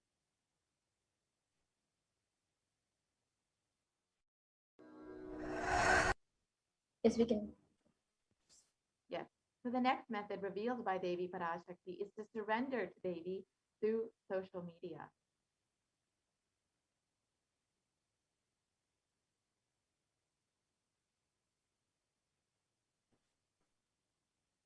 So during the Akashic readings, Devi Parashakti gives us the opportunity to connect with her through various social media platforms and attends individually to our prayers and showers us with blessings and boons. So let us now see how we can connect to Devi Parashakti through social media. So the first way to connect with Devi is through YouTube. So you can go ahead and join as a member of Kailasa's HDH Nithyananda YouTube channel. And once you have become a member of the channel, you can ask your question in the live YouTube video in the comment section of the live video. So it's a very simple process. Go ahead and go to visit Kailasa's HDH Nithyananda YouTube channel and click the join button right next to the title. And once you've done that, you can ask your questions in the comment section of the live YouTube video.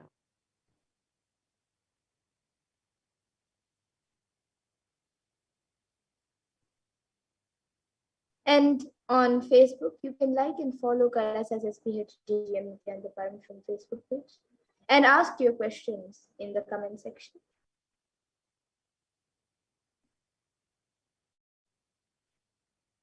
And the next way is to follow @Sri Nithyananda on Twitter. And you can ask your questions in the reply section of the tweet with the hashtag #AskTheAvatar.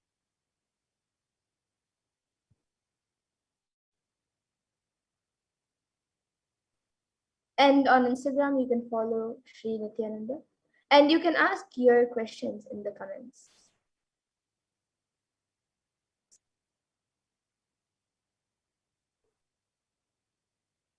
And the next way is to ask your questions through WhatsApp. So you can search kailasa.org and you can see the WhatsApp chat box that pops up. And you can ask your questions here in the WhatsApp chat.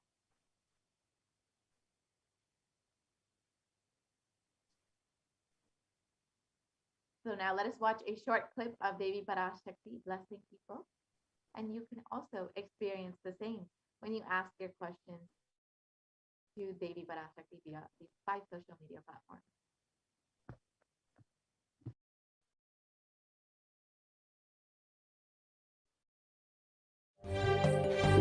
காளியின் ஆட்டத்தை ஆனந்தத்தை ஆனந்தத்தொடு ஆடிய ஆட்டத்தை கண்டோர் உயிருக்குளெல்லாம் இறங்கி குண்டலினி உயிர்ப்பிக்கச் செய்து இருளை அகற்றி மாயம் அழித்து மங்களம் தந்து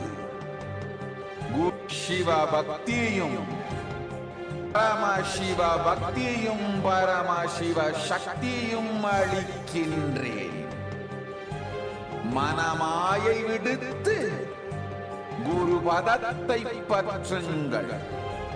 நித்யானந்தமாய் நிஜாவதாரமாய் வந்துதித்த என்னை பற்றி வாழ்வில் எலா நலமும் பெற்றிடுங்கள். ஓம் ஓம் ஓம். யாதுமாகி நின்றாய் காளி, ஓம் காளி ஓம் சக்தி, ஓம் காளி ஓம் சக்தி, ஓம் சக்தி.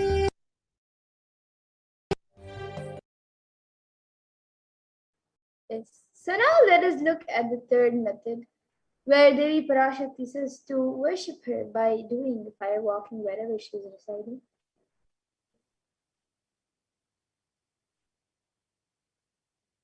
And the Supreme Concept of Hinduism has revealed that fire walking is a powerful alchemy process. In the words of the Supreme Concept of Hinduism himself, our rishis and munis were adepts in every field, and whether health, keeping the society safe in every field. So all the vratams, the pujas, the spiritual techniques, the religious rituals, anything they designed is scientific and directly useful to the life. Coronavirus will not affect you at all because that fire walking time, that small blisters you get just shoots up your whole immunity. That power, the power to protect yourself from any virus or any problem. It's actually a powerful technique. It's a very powerful technique followed in those days, especially during this season.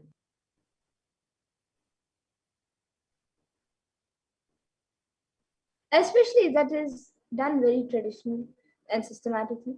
If you had even small blisters, and even if you did not have any blisters, you are protected already from corona problem. You will not be affected at all. Corona will not work on you. It will not affect you, and don't worry. It is a traditional way of making you immune. Actually, it's a traditional vaccination process. It's 11 feet length, the burning live charcoal on which you're supposed to walk, with the traditional powerful music which activates your limb system, that mukulam, which we call it in the back of the neck. This music will feel like it is hitting the back of your neck, and your whole detox system will be awakened. In that peak altered state of consciousness, you should walk on fire. Not just like that, you will walk. You will first awaken, trigger, and detox the detox system, then walk on the fire, 11 feet fire pit.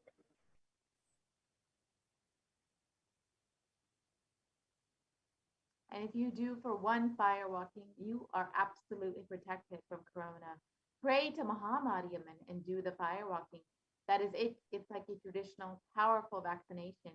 Pray to Parashakti Mahamari and do the Bache Batni Ratam. Do this traditional fire walking. You are absolutely protected from coronavirus. No need to panic. Traditional vaccination, traditional, natural, organic, no bad side effects vaccination is the Hindu fire walking.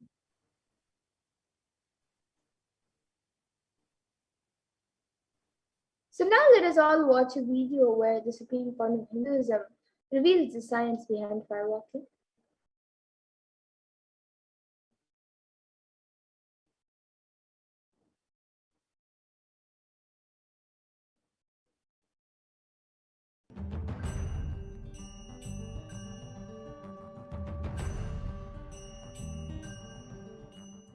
All these transmutation processes means balancing the system and awakening the whole consciousness to your whole body is what I call transmutation processes. Some parts of your body becomes insensitive to the existence because of the job it is doing, like a feet. Because of the continuous walking, it becomes insensitive. Your cheeks, how they are sensitive, they don't become they lose sensitivity to the reality. But for a complete Kundalini awakening, your whole body needs to be alive and experiencing the reality and ability to experience the higher consciousness. That is the reason we have the process of fireworking.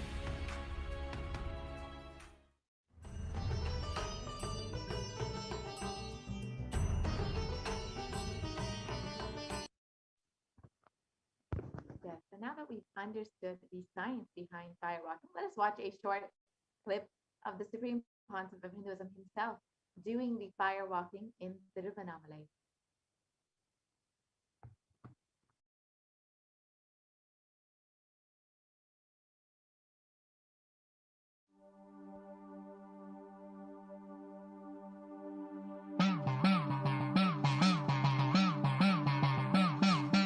சத்தியம் காத்திடும் உத்தமத்தியே சத்குருவாய் வந்த நித்திய தாயே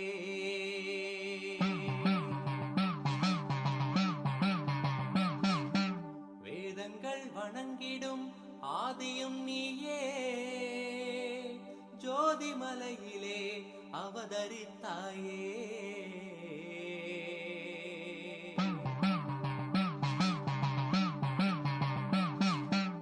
அவனியை பேணும் ஞானமும் நீயே அக்னி வடிவிலே அருள் புரிந்தாயே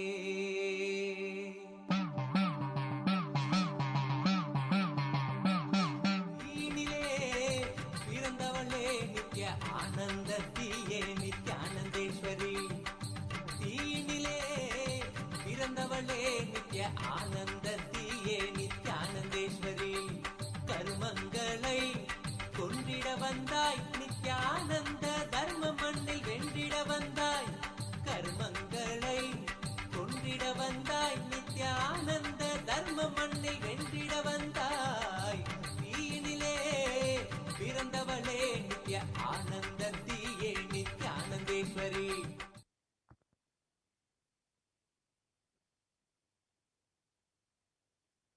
Now that we have seen and understood the science behind firewalking as per Hinduism, let us look at what modern science has to say about firewalking. A study conducted by the U.S. National Study of Medicine, the National Institute of Health, regarding the various effects and benefits of firewalking found that firewalking increases the levels of happiness and lowers fatigue in levels in people who have participated in firewalking compared to those who have not participated in firewalking.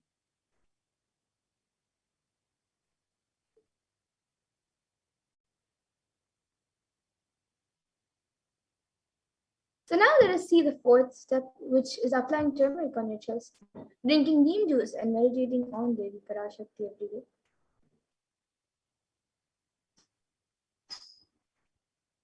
Yes. So let us understand the benefits of neem juice as revealed by the Supreme Pontiff of Hinduism himself.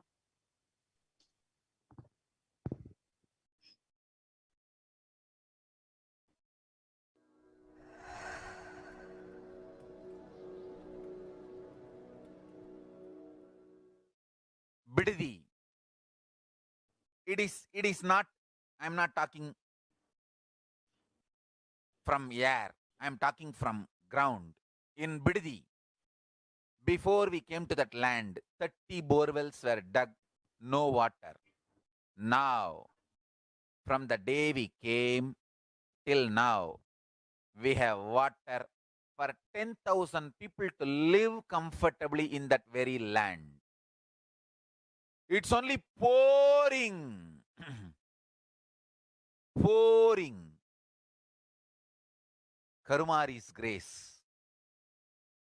Wherever we started ashram, nature completely cooperates because we know biology, whole biology thinks.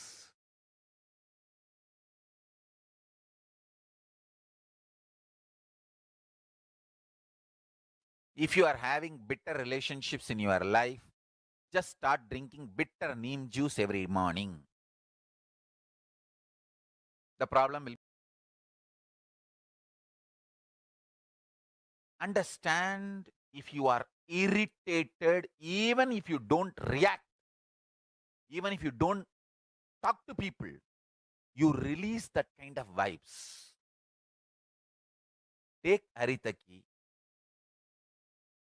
You will see you release sweet kind of vibes. Take neem juice. You release healing, compassionate vibes. A woman who applies neem powder and takes bath, who applies turmeric powder and takes bath, is equivalent to Karumari Mahamayi.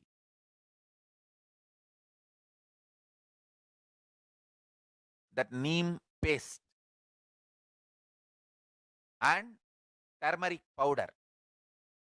If a woman takes bath with that, she is equivalent to Mahamayi. She is embodiment of Karumari because she will be manifesting that same vibes of Karumari. I sincerely recommend people start doing all these activities like applying neem paste and taking bath, powder and taking bath, applying turmeric powder and taking bath, applying basma and taking for men basma, for women neem paste and turmeric paste. All four can be used by both all genders. That is different. If you want specific, I'll recommend the neem and turmeric for female body, haritaki and basma for male body. Understand your whole biology things. Working on whole biology changes the whole life. So, now with this understanding the whole biology things, think Mahavagya. This is Ajapa Japa. Think Mahavagya. With the understanding your whole biology thinks. Om Nithyananda Paramashivoham. Blessings to all of you. Start manifesting powers. Now,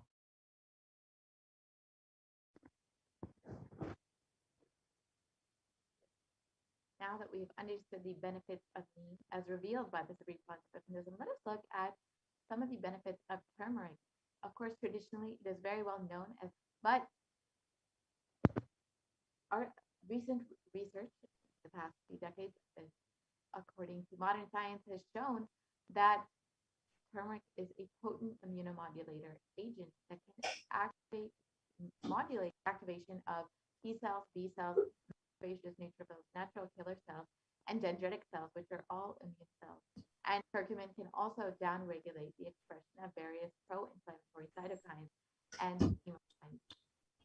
This was published in the National Center for Biotechnology Information in the U.S. And this essentially means that turmeric helps boost your immunity. So when you have a stronger immune system, you will be much more likely to be healthy and protected from COVID-19.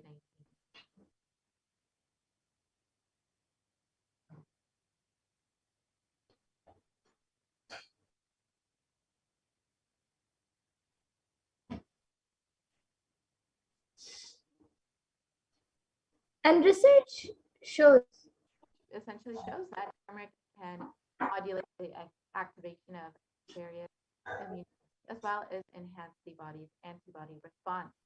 So with a strengthened immune system, you can stay healthy longer and maintain an active lifestyle.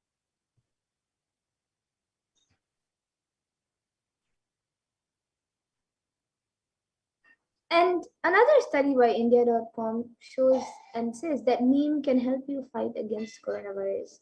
And it says that it is an important part of Ayurveda and neem can be effective in dealing with the novel coronavirus infection.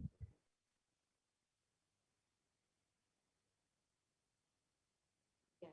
And it was also published that turmeric are effective against coronavirus according to a KGC study.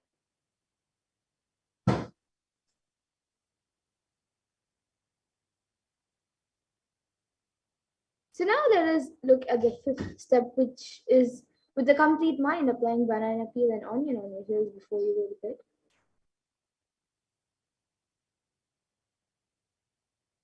So this is a very simple method to protect yourself. You just have to put onion on your heel and or banana on the heel, and you can put a sock over it and go to sleep at night like that. This will completely detoxify your entire body and of course protect you from COVID-19 as Devi Parashakti has revealed.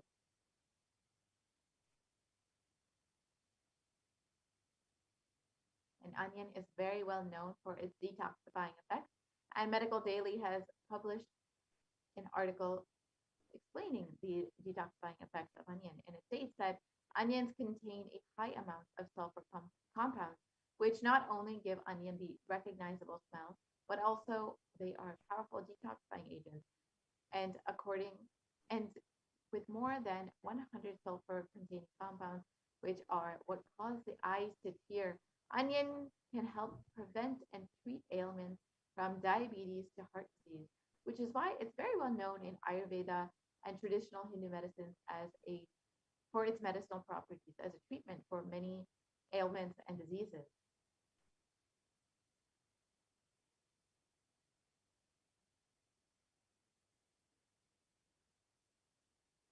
And an article reviewing the detoxifying effects of onion published in the Journal of Phytotherapy has stated that compounds from onion have been reported to have a wide range of health benefits, which includes anti-carcinogenic properties, anti-platelet activity, anti-thrombotic activity, anti-asthmatic, and antibiotic effects.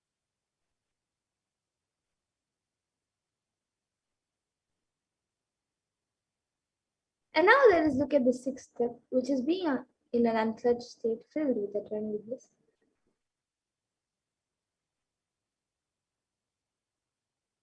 So let us understand the science of unclutching as revealed by the Supreme Concept of Hinduism himself.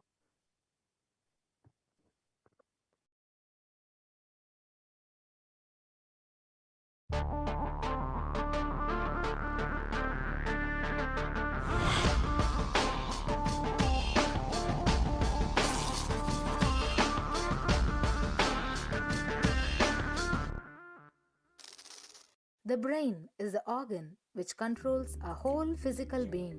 Once our brain has been imbalanced, it will then transmit that imbalance throughout the whole body. Thought forms are pure energy that have the ability to influence people and everyday events in life. According to science, our brains generate an electromagnetic field which may be measured by such instruments as an encephalograph. This electromagnetic field is generated by the brain every time we think, and as our mind is never still, we may be compared to perpetual power generators. Fear produces nervous disorders. Anger produces headaches and violence. Confused thoughts produce congestion and ill health. Depression causes cancer, tumors, mental diseases, and lowering of the immune system, causing death through own willpower. Our thoughts generate intricate energy patterns which can be detected by sensitive equipment and seen by clairvoyant individuals. These energy patterns are known as thought forms. Surprisingly, thought forms are shaped by the thoughts themselves. Each of us creates hundreds of thought forms every hour and release them into the environment. Although we cannot see them, the thought forms have as real an existence as any other form of energy. Most people can sense others' thought forms, and a continuous energetic exchange happens between people about which we are usually unaware. This also explains why we sometimes take a sudden liking or dislike to a certain person directly on meeting them. We just catch their vibes. Unclutching is a guide for equanimity and enlightenment. Thoughts are like bubbles in a fish tank. Just as bubbles in a fish tank rise from the bottom, our thoughts also rise in the same manner. When one bubble comes and reaches the surface of the water, the next bubble starts and the third bubble starts. Because the bubbles are rising at high speed, They look like a continuous stream. But our mind is not a continuous stream. There is always a gap between two thoughts. Like the bubbles, we also experience a neutral space between two thoughts. This neutral space between two thoughts is our original state, the pure silence. It is a state of pure consciousness, the state of God. Since the gap or the neutral space between two thoughts is too small, we think all thoughts are connected and form a shaft. But there is always a gap between two thoughts. In the forest of northern India, the hunters trap the birds using a trap. They tie a rope between two trees. The rope is the shaft that we create by connecting two thoughts. In the middle of the rope, they secure a wooden stick. The stick is our mind. The rope is tied at the midpoint of the stick. When a bird comes and sits on the stick, the bird's own weight turns the whole stick upside down. It turns topsy-turvy. The moment it turns upside down and loses its sense of balance, it feels totally shaken and tightens its grip on the stick. It simply holds onto the stick as if its life depends on it. Similarly, we connect thoughts and form a shaft out of it and live in the fear that if we drop our mind, we might be lost.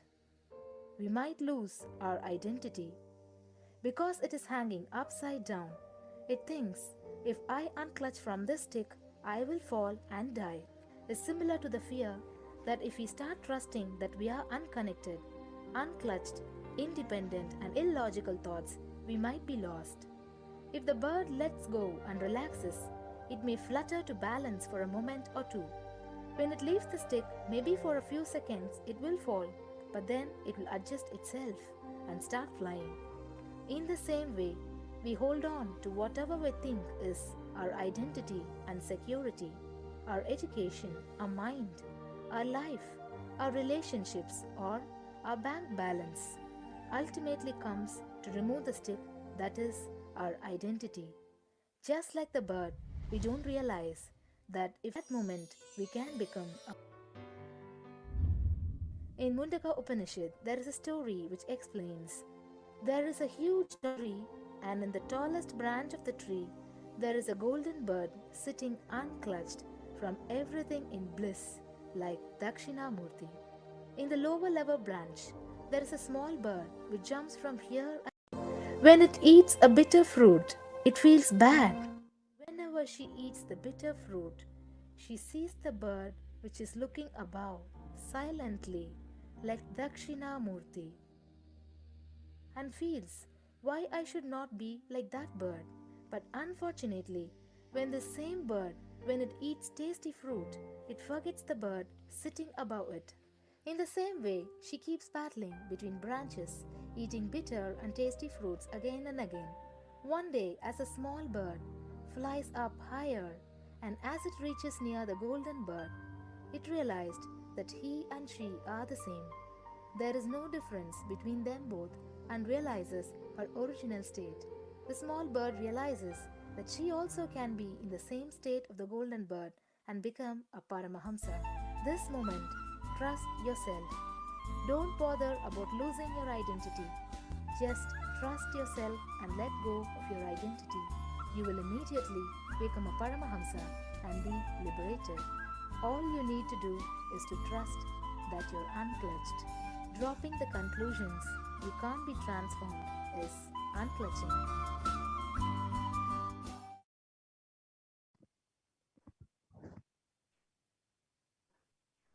So when you have a few moments in your day, you can actually experience the science of unclutching now that you've understood the science behind it. You can just take a few minutes in your day to sit with your head, neck, and spine in a straight line. Have your eyes closed and intensely chant the Mahavakya, Om Nithyananda Paramashivoham. Do not engage with any thoughts or emotions. Purely let the space of unclutching manifest in you. Chant the Mahavakya, Om Nithyananda Paramashivoham. So when you have some time in your day, you can go ahead and spend a few moments to experience this beautiful science of unclutching. And you can also listen to the Mahavakya online on YouTube while you are practicing unclutching. And when you do this, you can also fill out your minutes per piece. You can visit kailasa.tv/minutes, the number 4 piece, which we will be projecting the link for in a few moments. And you can fill out how many ever minutes you have experienced this state of unclutching.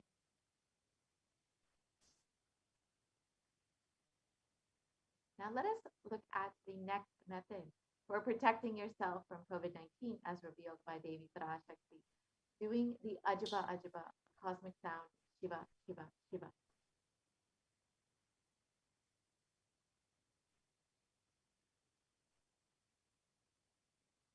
So a study conducted by the U.S. National Library of Medicine on the benefits of chanting has established how doing the Ajaba, the chanting, has a direct and positive benefit for both the physical and mental health. And this study correlates the chanting of the Ajaba to the vagus nerve stimulation, which is used as a treatment for depression and epilepsy.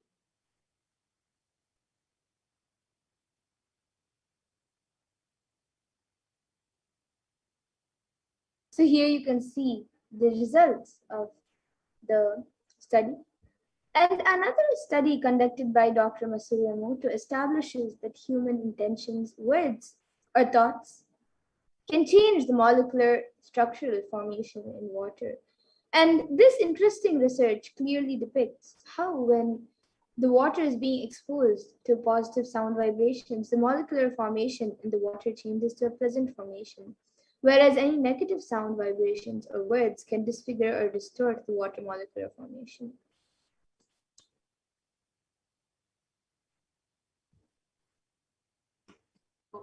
Here you can see the depictions of how the water molecule and it responds to different words and sounds. So when positive is done, the water molecular formation becomes like a beautiful snowflake.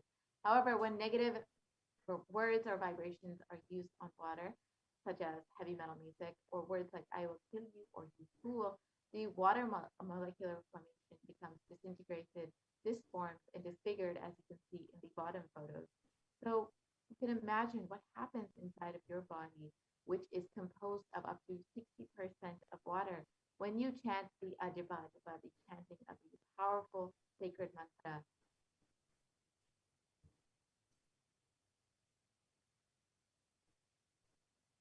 So you can become a part of the global initiative, and you can register your minutes per piece when you practice the unclutching or when you practice the Ajaba Ajaba, the chanting of the sacred mantra, Shiva, Shiva, Shiva.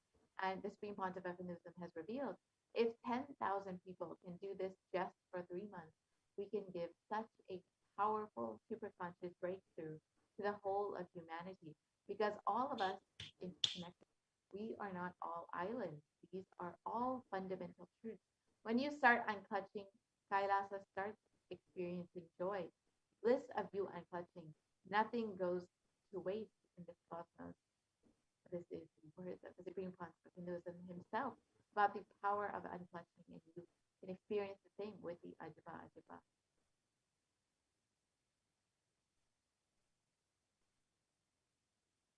So now let us see the eighth method, which is being in the state beyond any remembrance or forgetting. In the Arunachala Spurana that blossoms as Aham, Aham, the Ananda Spurana. So just by the simple and mere remembrance of the divine, being beyond any remembrance of forgetting and being in the divine space, Panklachi, is the eighth method. So Devi Parashakti has revealed these 8 methods, and each method is individually powerful enough to protect you from COVID-19. You can use any of these 8 methods, and they will independently work enough to protect you and ensure that you and your family are safe during the pandemic. And one of the methods that Devi Parashakti has revealed is to connect to Devi Parashakti, to Devi, and meditate on her. And the best way to do this is to connect with her to experience that oneness with her. And you can do this through these various offerings. And so in this next segment, we will be understanding the offerings that we can make to Devi Parashakti, to connect with her, pray to her, and offer our love, our gratitude to Devi Parashakti for happening in our lives, for protecting during this pralaya, during the pandemic. So you can stay tuned for this next segment where we will understand the various offerings that we can make to Devi Parashakti. Most easiest, most powerful, most inspiring, most exciting way to connect with life as the form of mother. Navaratri is the time to connect with Cosmos as mother. Celebrate Cosmic Mother. This 9 days we worship Mother, worshipping Divine Feminine. யாதுமாகி நின்றாய் காளி ஓம் காளி ஓம் சக்தி ஓம் காளி ஓம் சக்தி ஓம் சக்தி ஓம் சக்தி ஓம் சக்தி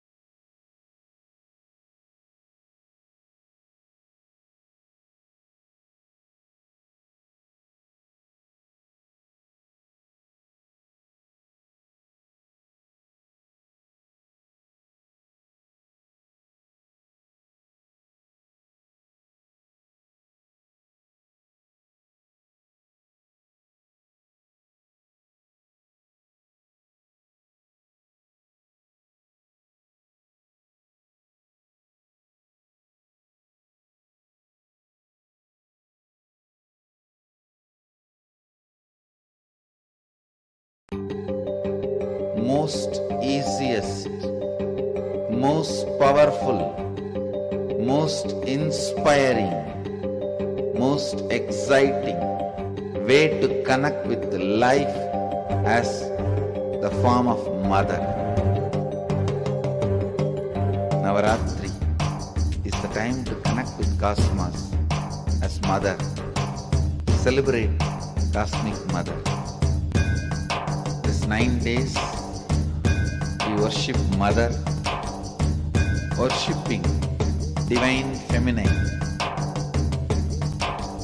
யாதுமாகி நின்றாய் காளி, ஓம் காளி ஓம் சக்தி, ஓம் காளி ஓம் சக்தி, ஓம் சக்தி ஓம் சக்தி ஓம் சக்தி.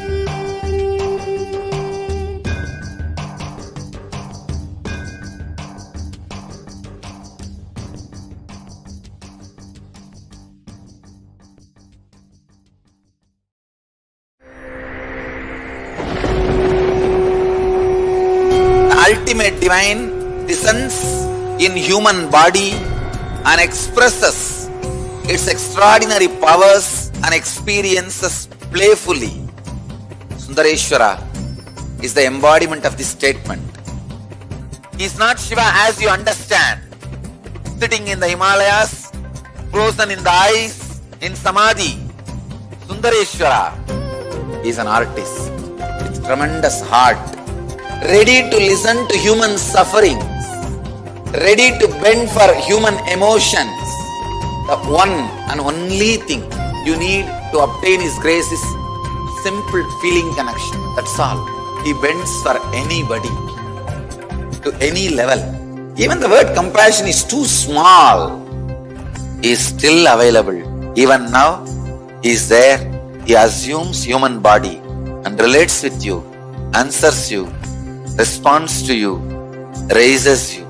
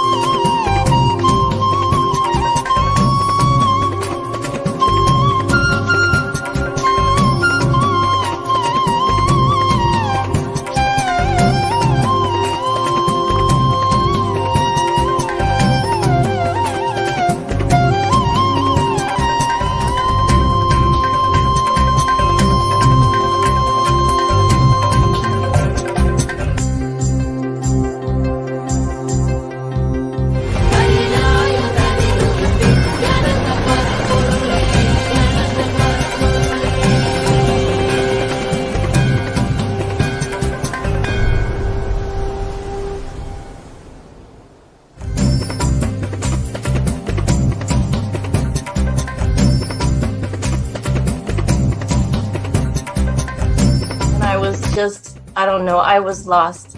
And then he was done speaking, and just tears just started pouring out of my face. I'm just like, ugh, I don't know what just happened. It was just like unbelievable, just unbelievable. I was just, I'm shaking now just remembering it. I don't know what shifts inside you. It's just, I literally felt the strong initiation happening at that time when Swamiji blessed. I don't know, it just puts you in some different world altogether, and suddenly everything seems possible. Everything seems, like that impossibilities in that 1 second, fraction of a second, that impossibility drops from you. And you just, everything seems possible, that you get into that space of possibility. And I think, that is the greatest, dropping the impossibilities is really, and something changes in you, something shifts in you. You can physically feel the change. And the energy that is generated, it really, it's phenomenal.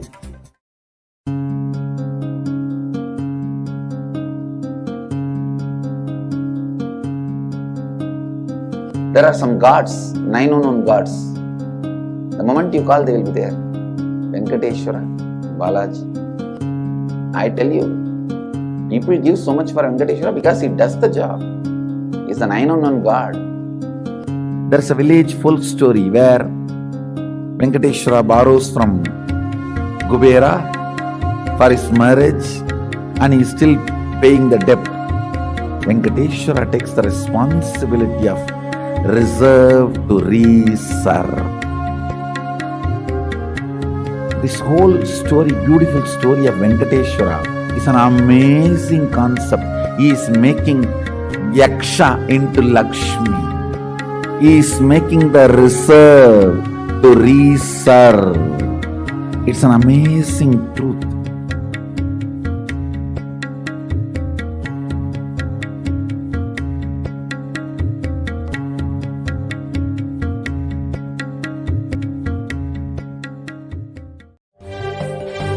காளியின் ஆட்டத்தை ஆனந்தத்தை ஆனந்தத்தொடு ஆடிய ஆட்டத்தை கண்டோர் உயிருக்குளெல்லாம் இறங்கி குண்டலினியில் உயிர்ப்பிக்கச் செய்து மாய மனத்தின் இருளை அகற்றி மாயம் அழித்து மங்களம் தந்து குரு பக்தியும் சிவ பக்தியும்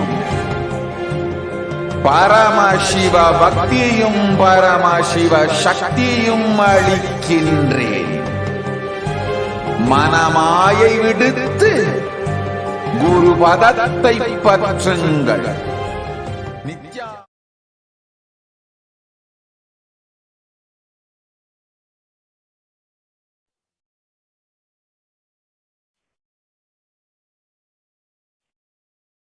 Yes, Nithyananda.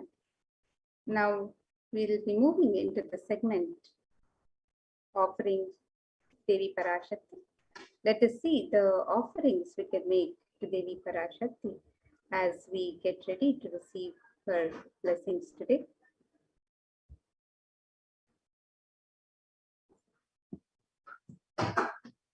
And the tradition of offerings in the Hindu tradition is a gift of pure love and devotion. And it's an expression of our sacred sentiments. When in Avatar lands, the offerings are purely part of the grand Leela played out for the purpose of enlightenment.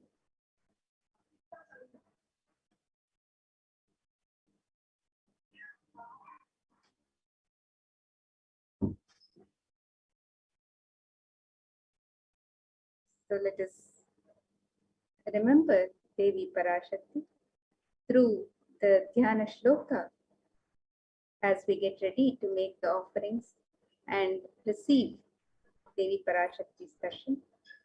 This Dhyana Shloka from the Mula Agama, Manonmani Dhyana, it describes Induni Bhaveda Karavani Nayanam Syat Pankajavara Japakshara Sarayuktam Angahima Bhushana Vichitra Vasanam Syat Tunga Makutojvala Manonmani Swarupam.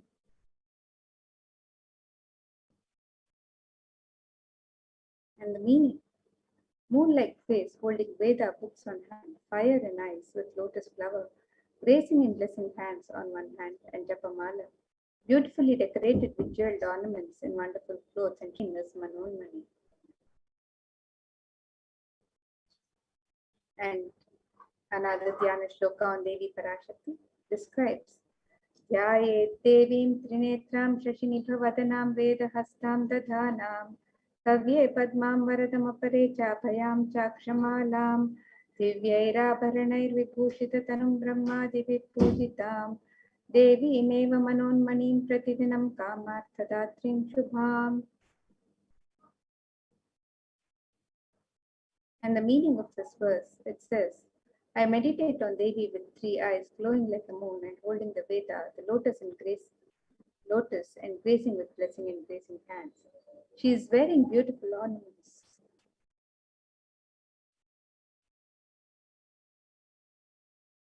She is worshipped by Brahma and other many gods and showers auspicious boons for all actions every day.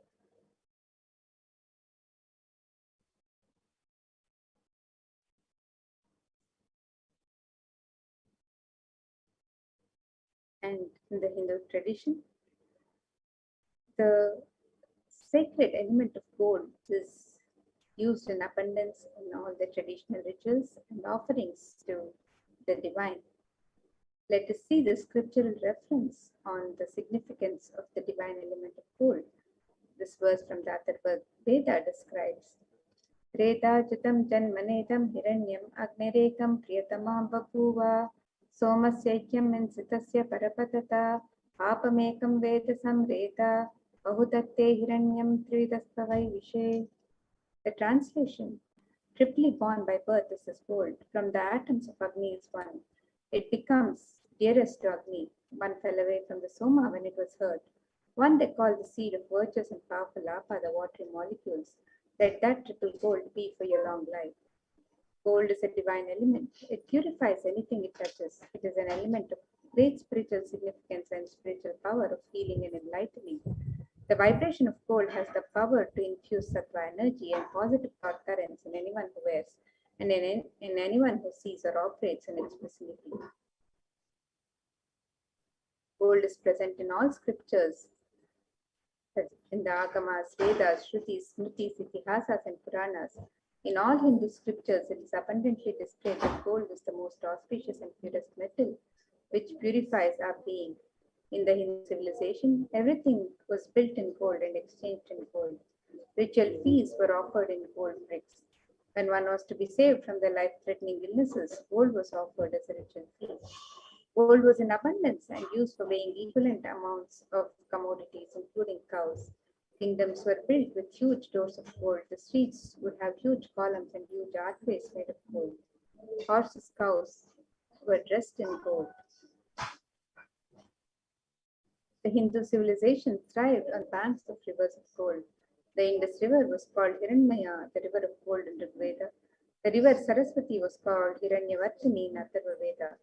Gold is the supreme element for offering gifts to the ones you love and revere. Temples are constructed and paved in gold. Deities are made in gold and decked and adorned in gold because it preserves the enlightenment energy for thousands of years and it lasts forever.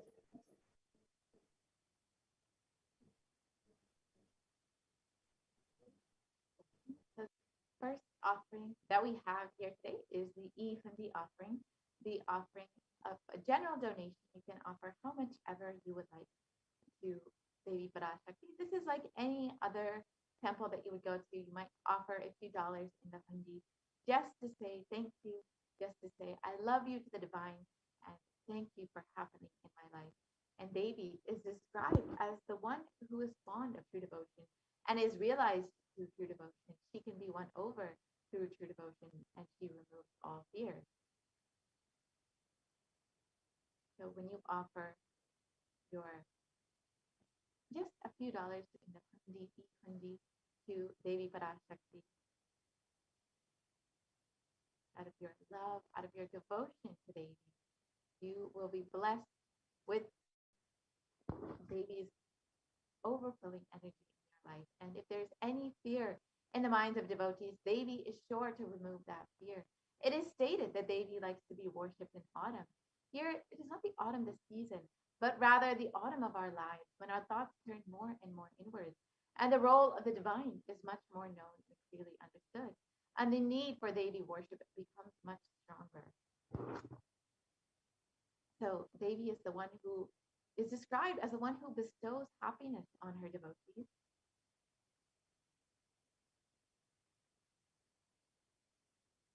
And so you can offer your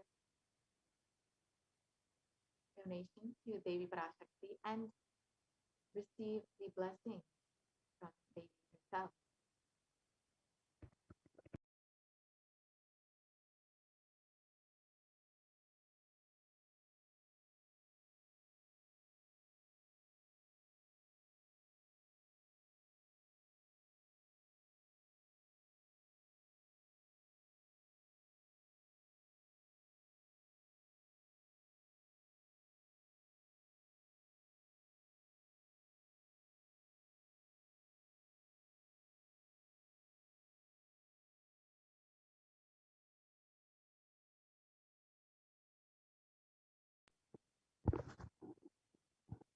Yes, and the next offering is the Sankalpa chanting.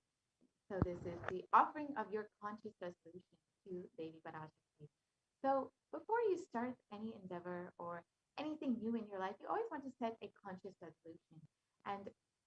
ensure that you put your intention to manifest exactly what it is you want in your life. And when you offer your conscious devotion to Devi Parashakti, you will be blessed with Devi overflowing energy to manifest exactly what it is you want in your life. So you can offer your Sankalpa to Devi Parashakti. And it's described the goddess enchants this universe, and she herself gives birth to this universe. That goddess being prayed without interest in anything gives that knowledge that leads to salvation and gives wealth in a materialistic sense. So you can offer your Sankalpa and receive the blessings of the fruition of all of your desires.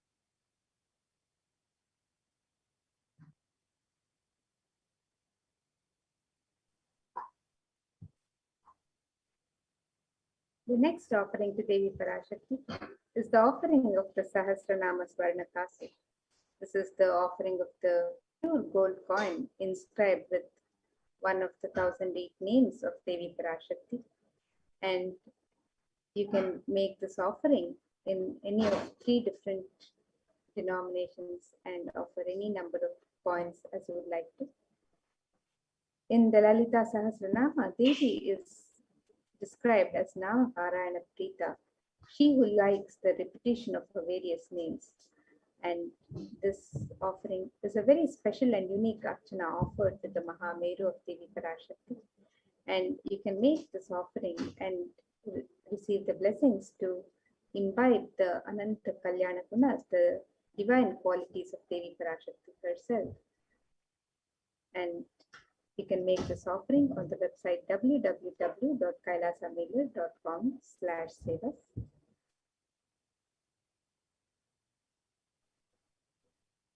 And the next offering is the Mukta Angrati, the finger ring with a pearl. So you can offer this beautiful pearl ring to Devi Parashakti, who is very well known to be adorned in pearls and very fond of pearls. And of course, the pearl represents Devi Parashakti's overflowing compassion. So in this verse, it states, I bow to the goddess Meenakshi, whose crown has garlands of pearls, and the face shining like a full moon, who wears anklets that are studded with gemstones, and has small bells, who is shining like the splendor of the lotus, who grants all the wishes, the daughter of the mountain, who is worshipped by goddesses Vani and Rama. I remain ever bowing to the goddess Meenakshi, the ocean of compassion.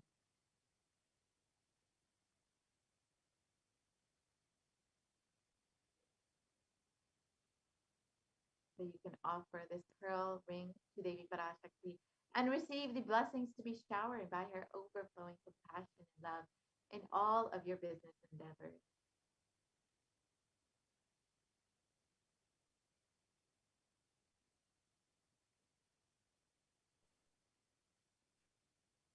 And the next offering to Devi Parashakti is the Swarna Padma Pushpa, the offering of the gold lotus.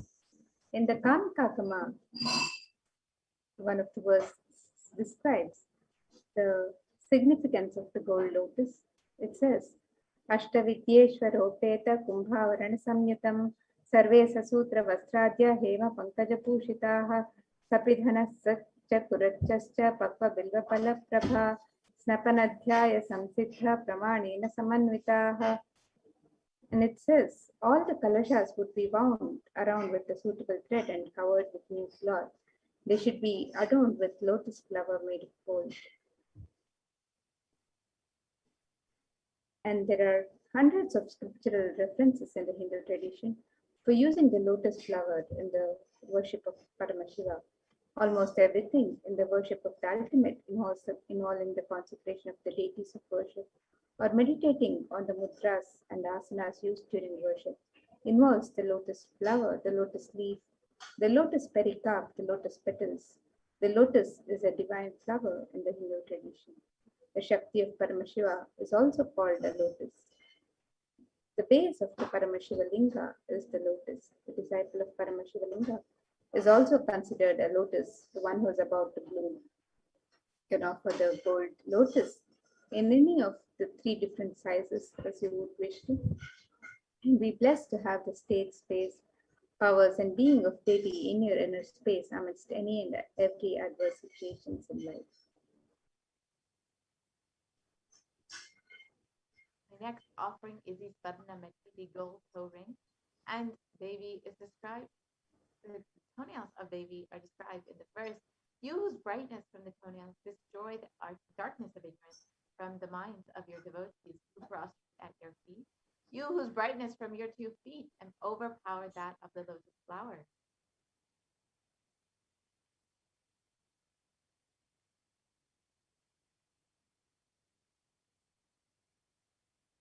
So you can offer this toe ring to Devi Parashakti to adorn her sacred feet. And you can see that the power of Devi's feet have enough power to just destroy the ignorance in your life. So you can offer this and be blessed by Devi Parashakti even in the most difficult aspects of your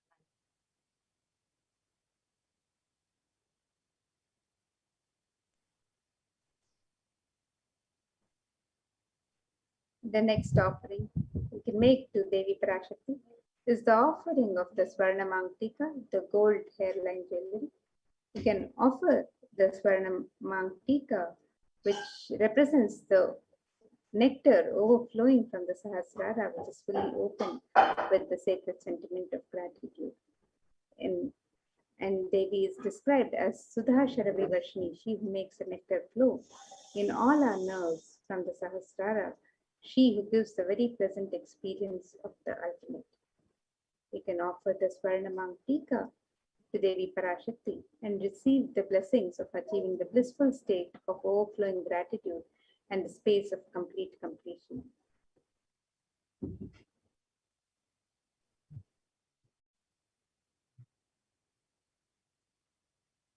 Yes, and the next offering is the Pratiksha Pada Puja, the offering of gratitude to the divine lotus feet of Swamiji himself, who is manifesting Devi Parashakti for each and every one of you.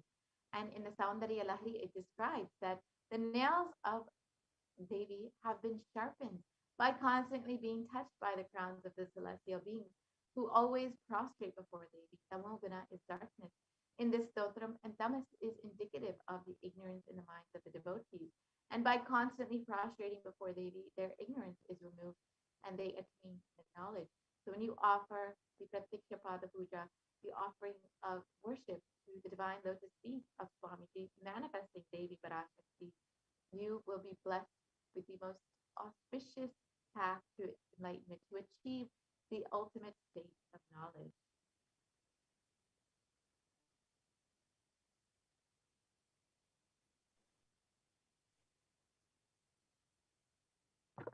The next offering to Devi Parashakti is the offering of the Vastra Seva, the offering of the sacred cloth. And the offering of the sacred cloth is a traditional offering and blesses the Yajaman with all the auspiciousness and blessings of the Supreme Lord of Hinduism, Jagat Guru Mahasanidanam, His Divine Holiness, Bhagwan Sri Nithyananda Paramashivam, and Devi Parashakti herself, manifesting through the Nijavatar, the Supreme Pontiff of Hinduism. And you can make all of these offerings on the website www.kailasamailer.com/sevas. They can offer the Hundi offerings in multiple currencies and any amount that you would wish to offer. You can make the offering of the Sankalpa chanting the conscious resolution. You can offer the Devi Sahasranama Kasu, the pure gold coin inscribed with the 1008 sacred names of Devi Parashakti, each coin inscribed with one of the 1008 names. The Mukta Anguti, the pearl finger ring, the gold finger ring embedded with pearl. The Swarna Padma Pushpa, the gold lotus flower. The Swarna Metti, the gold toe ring to adorn the lotus feet of Devi Parashakti. The Swarnamangtika, the gold hairline jewelry, representing the nectar overflowing from the Sahasrara. The offering of the Pratyaksha Pada Puja, a very sacred offering from the disciple to Guru, and the offering of the Vastra Seva, the sacred cloth. All of these offerings can be made on the website www.kailasamailer.com/sevas.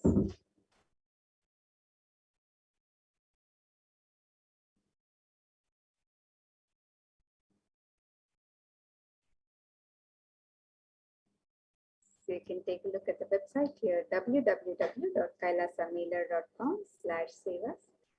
And we have the various offerings to Devi Parashakti, which you can make on the website by clicking on the link here on step 2.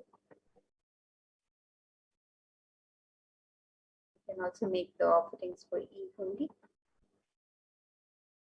And if you'd like to make an intention to make an offering, you can make the intention on step 1.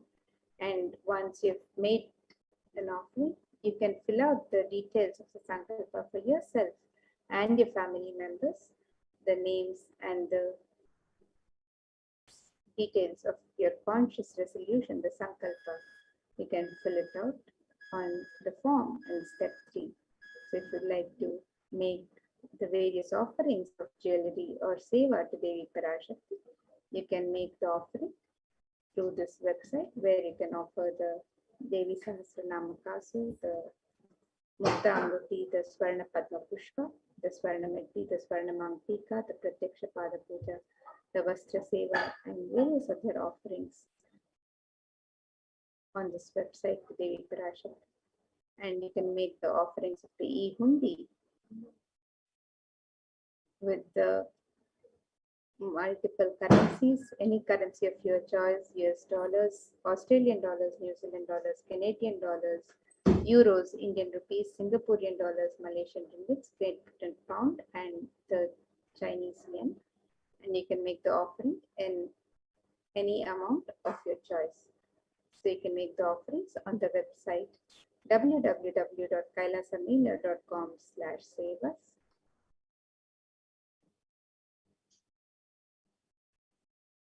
And if you would like to also be part of the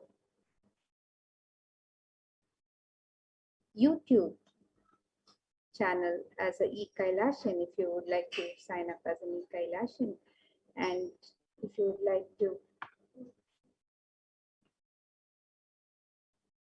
be a member, so you can post your comments and prayers to Devi Parashakti during any of the Bhava Samadhi Darshans. If you would like to post your messages and prayers for the Supreme Pontiff of Hinduism, you can join the YouTube channel. You can become an e-Kailasyan, and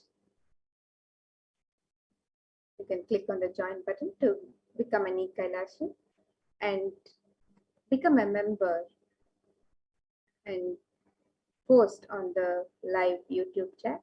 You can also subscribe by clicking on the subscribe button and be notified of any live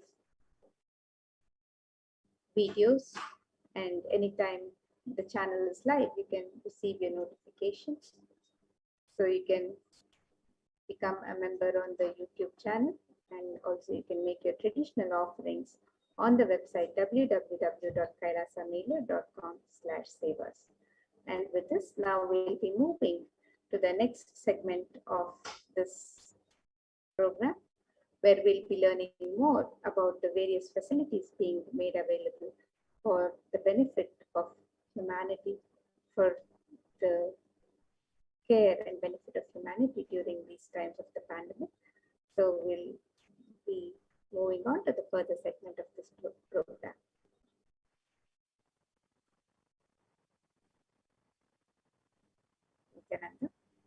Nithyananda Madhyamaya Swami.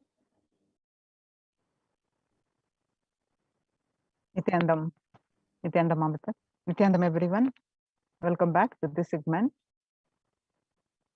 With the blessings of the Supreme Pontiff of Hinduism, Jagat Guru Mahasannidhanam, His Divine Holiness Bhagwan Nithyananda Paramashivan's blessings, let's start with this segment of Kailasa's COVID Care Protection Center, de facto spiritual embassies of Kailasa.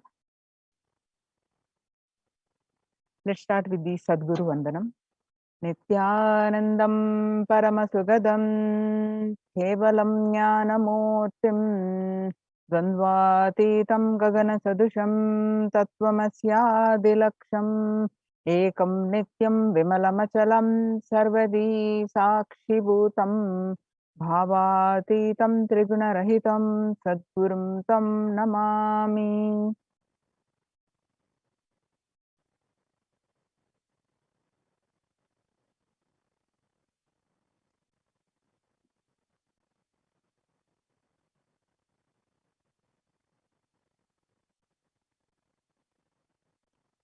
So what we are going to learn from this segment today is concerning statistics on mental health, and which is leading to the global peace, concerning about the global peace across the world due to the COVID-19 pandemic. And what are the Supreme Pontiff of Hinduism and Kailasa's contributions for the global peace and the combat the solutions for the COVID-19? Supreme Pontiff of Hinduism, spiritual solutions for COVID-19, and Kailasa's COVID care protection centers, some of the glimpses, why temple-based ecosystems, and UN recognizes Kailasa's contributions, join Kailasa's COVID care protection centers.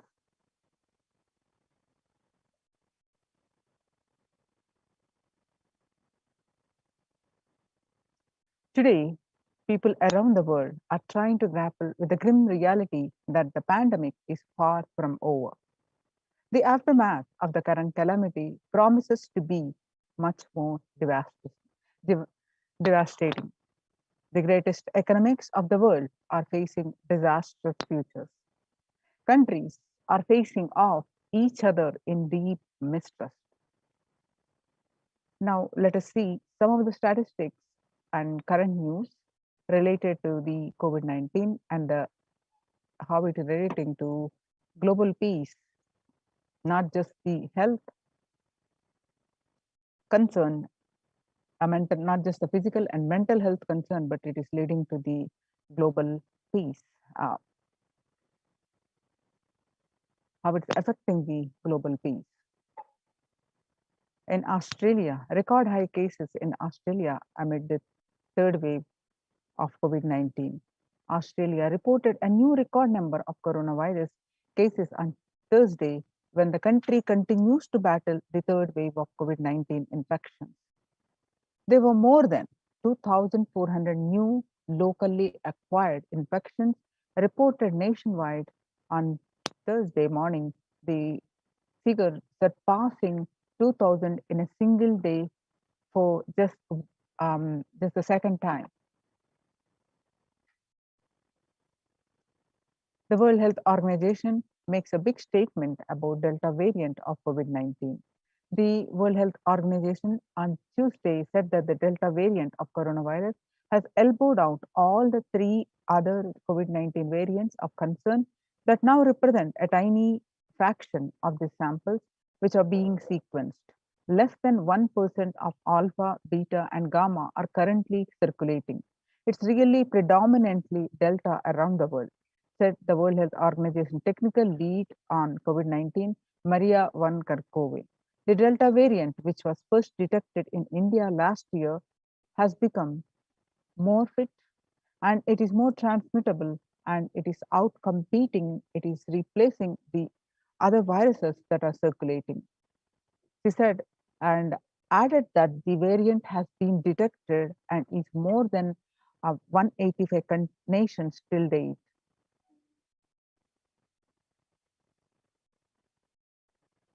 The coronavirus pandemic has now killed more Americans than the 1918 to 1919 influenza pandemic did. In 1918, the flu infected about 25% of Americans and killed an estimated 0.65% with 675,000 deaths. COVID-19 has infected more than 12% of Americans and killed about 2% with 676,000 deaths. Now that the US death toll from COVID-19 has surpassed 676,000, the coronavirus pandemic has killed more Americans than the 1918 to 19 influenza pandemic did. Axios and the Associated Press both reported the grim milestone on Monday. So now The COVID-19 now officially US deadliest pandemic as the death toll crosses that of the 1918 to 19 influenza flu. People infected with alpha variant exhales 100 times more virus into the air than the original COVID strain. The University of Maryland researchers suggested that the need for better ventilation and tight-fitting masks in addition to widespread vaccination to help stop spread of the virus. The findings showed that the amount of virus in the air coming from alpha variant infections was much more, 18 times more than could be explained by the increased amount of virus in the nasal swab and saliva. These major increases in airborne viruses from alpha infections occurred before the Delta variant arrived and indicate that the virus is evolving to be better at traveling through the air. The 6 feet distance may not be enough to prevent the viral transmission indoors. According to a study in Washington, physical distancing of 2 meters, about 6.5 feet, may not be enough to sufficiently prevent transmission of virus carrying airborne aerosols indoors. According to a study, the result published in the journal Sustainable Cities and Society suggests that the physical distance alone is not enough to prevent human exposure to exhaled aerosols and should be implemented with other control strategies such as masking the adequate ventilation. The researchers examined 3 factors: the amount and rate of air ventilated through a space, the indoor airflow pattern associated with the different ventilation strategies, and the aerosol emission mode of breathing versus talking.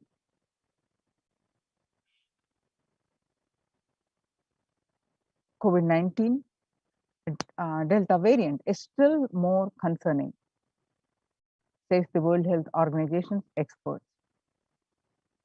Even with the emergence of the new, more COVID-19 variant, the Delta variant remains the top concern globally, appearing to outcompete others.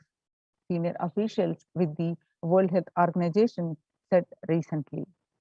I think the Delta variant for me is the one that's most concerning because of the increased transmittability, said Dr. Maria Van Kerkhove, agency's technical lead for the COVID-19, speaking during an online question and answer session. It is doubly transmittable compared to the ancestral strain, which means that it can spread to more people. In US, COVID-19 pandemic is nowhere under control, says the chief medical advisor, Mr. Anthony Fauci. He said, right now we are still in pandemic mode because we have 1,60,000 new infections a day. That's not even modestly in good control. In an interview with Axios, the US has reported 40 million cases of COVID-19 since the outbreak of the virus, with over 4 million infections adding up in the past few weeks. The increase in COVID cases comes as the US administration earlier this month announced that it is planning to provide booster shots of vaccine as the Delta variant has become dominant in the nation and is wreaking havoc. This surge in Delta variant is driven by the low vaccination coverage in many communities across the US, according to the Disease Control and Prevention. In a country of our size, you can't be hanging around and having 100,000 infections a day. You have got to get well below 10,000 before you start feeling comfortable, Mr. Fauci said. COVID-19 violent incidences and fatalities made the world less peaceful. According to statistics, as you see in the graph, the violent incidences related to the pandemic peaked in April 2020. The younger adults are more likely to report symptoms of anxiety and or depressive disorder during the COVID-19 pandemic. The ages 18 to 24, the youngest adults are affected more, which is 56.2, and ages 25 to 49, which 48.9, and ages 50 to 64 about 39.1, and ages 65 plus about 29.3. The average share of adults reporting symptoms of anxiety disorder and or depressive disorder, what it was in 2019 during a period of 6 months was 11%. Now, during this period, in just 1 month in 2021, it rose up to 41.1%. And some more statistics confirming the same, that the share of adults reporting symptoms of anxiety and or depressive disorder during the COVID-19 pandemic, the younger adults are getting more affected than the older adults.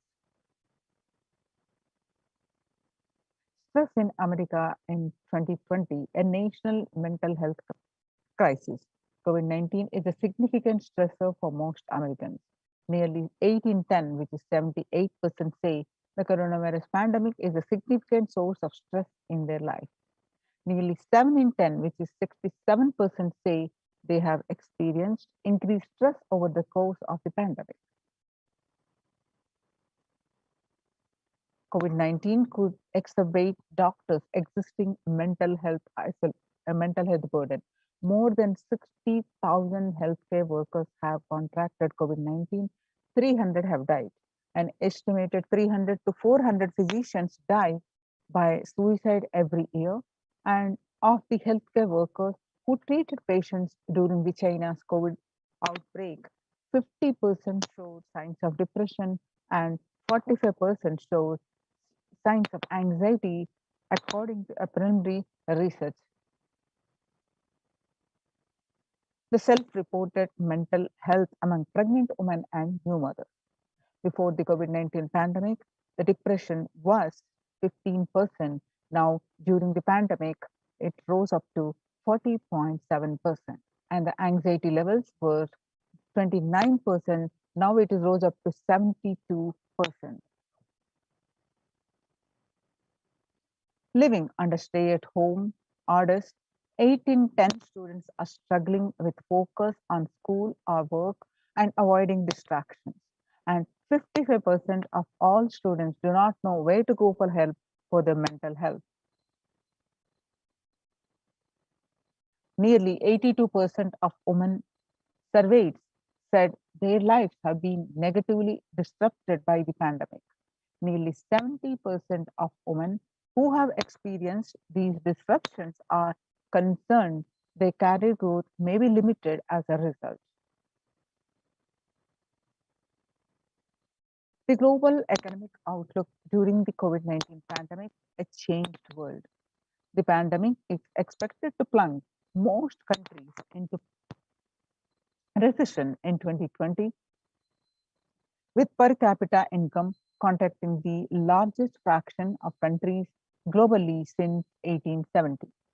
The COVID-19 recession has seen the fastest, steepest downgrade in consensus growth projection among all global recessions since 1990. Most countries are expected to face recessions in 2020.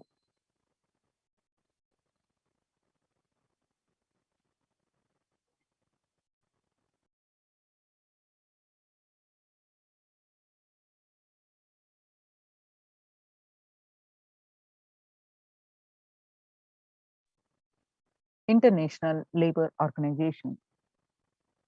COVID-19 is a threat to peace building in conflict-affected nations. COVID-19 crisis has worsened already fragile situations. The ILO, the International Labour Organization, is more aware than ever of its responsibility to promote peace and resilience in the time of this global pandemic. In India, the Mumbai mayor says the third wave is here. The city's mayor has said that the third wave of COVID is already upon Mumbai. Cases, the third wave of COVID-19 is not coming, it's here, said the Kishori Pednekar, adding that an announcement regarding the matter had already been made in Nagpur. Speaking of the coming festive season in Maharashtra, the mayor urged people to remain in their homes. The mandals have been asked to allow only 10 people and have them work in shifts. Breakthrough infections found in 25% of the healthcare staff.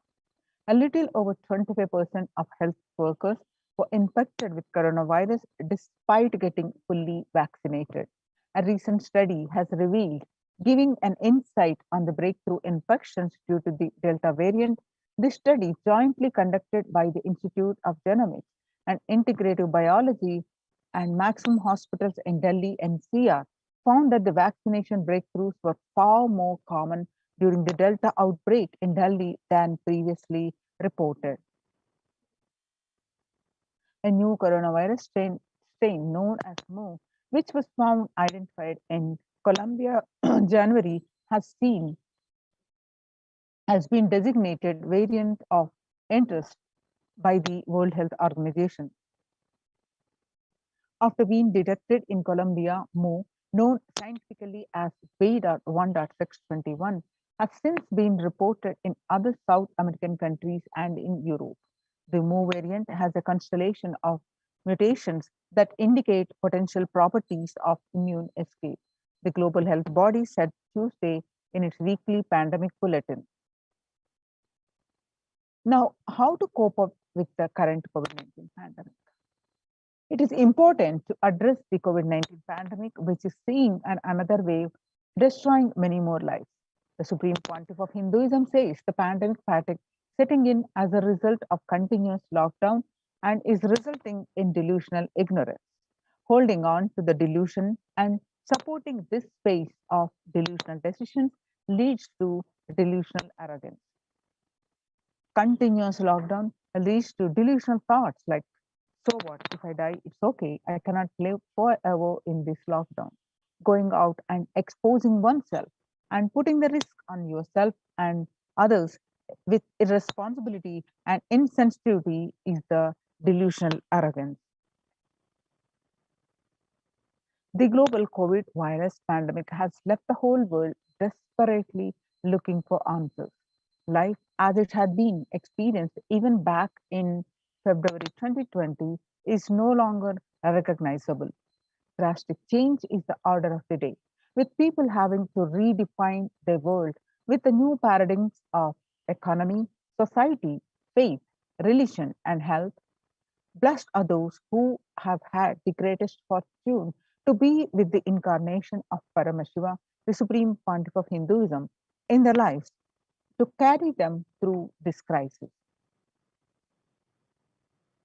Join the Kailasas COVID Care Production Centers to save your life and register now through the link below https://kailasa.org/kailasa care.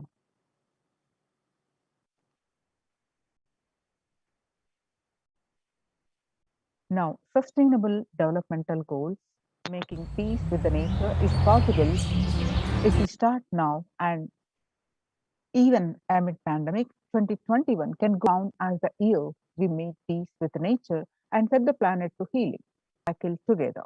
For example, we cannot achieve the sustainable developmental goals, including ending poverty by 2030, if climate and ecosystem collapse are undermining food and water supply and putting its health at the heart of all our decisions. Now let's see a small clip.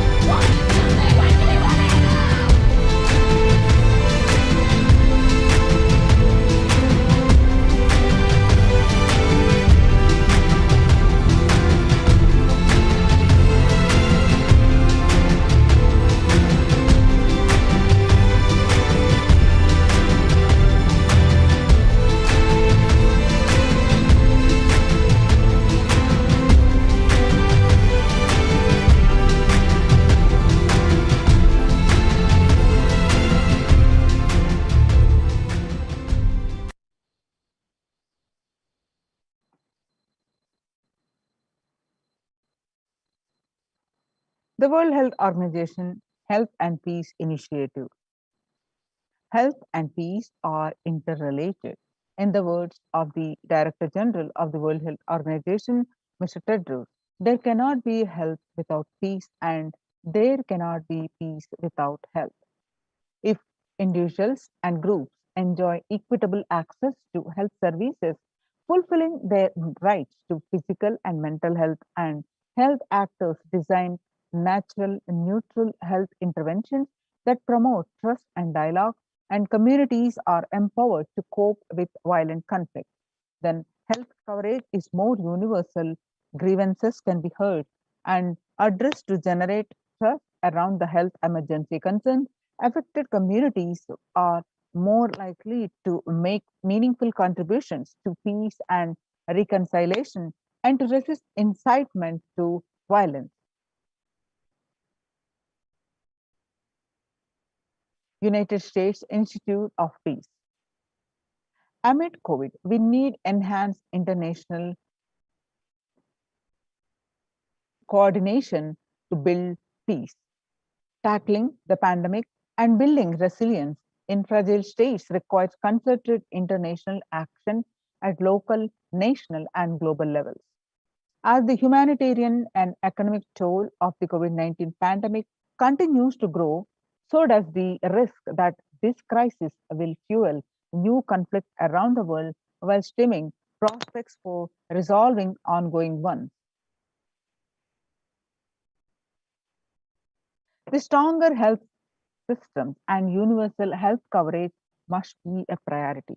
Remarks of the General Assembly special session in response to the COVID-19 pandemic. For the first time since 1945, the entire world is confronted by a common threat, regardless of nationality, ethnicity, or faith. A new social contract between people, governments, and private sector, civil society, and more can tackle the roots of inequality with fair taxation on income and wealth, universal benefits, and opportunities for all. Now let us see the contributions of the Supreme Pontiff of Hinduism to add to the global peace. Vedic tradition beautifully says, Yastu sarvani bhutani atmani ivanu pushyati, sarva bhuteti chatmanam tato navigupsate. Isha Upanishad, verse 6. Global peace is the byproduct of the individual bliss. Now, whenever an individual goes through the spiritual bliss, he manifests a beautiful, peaceful life for him and everyone around him.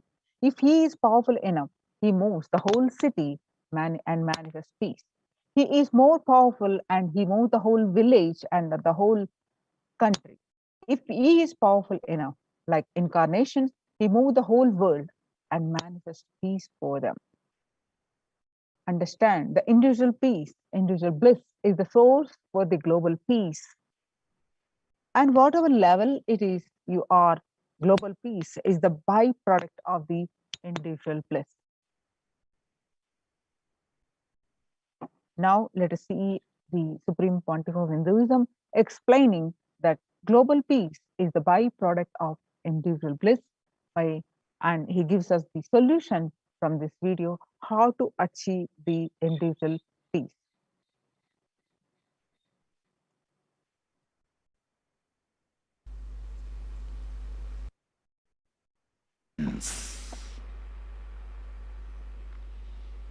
Because the more deeper you go, the more you experience the unified field of consciousness. Various words are used.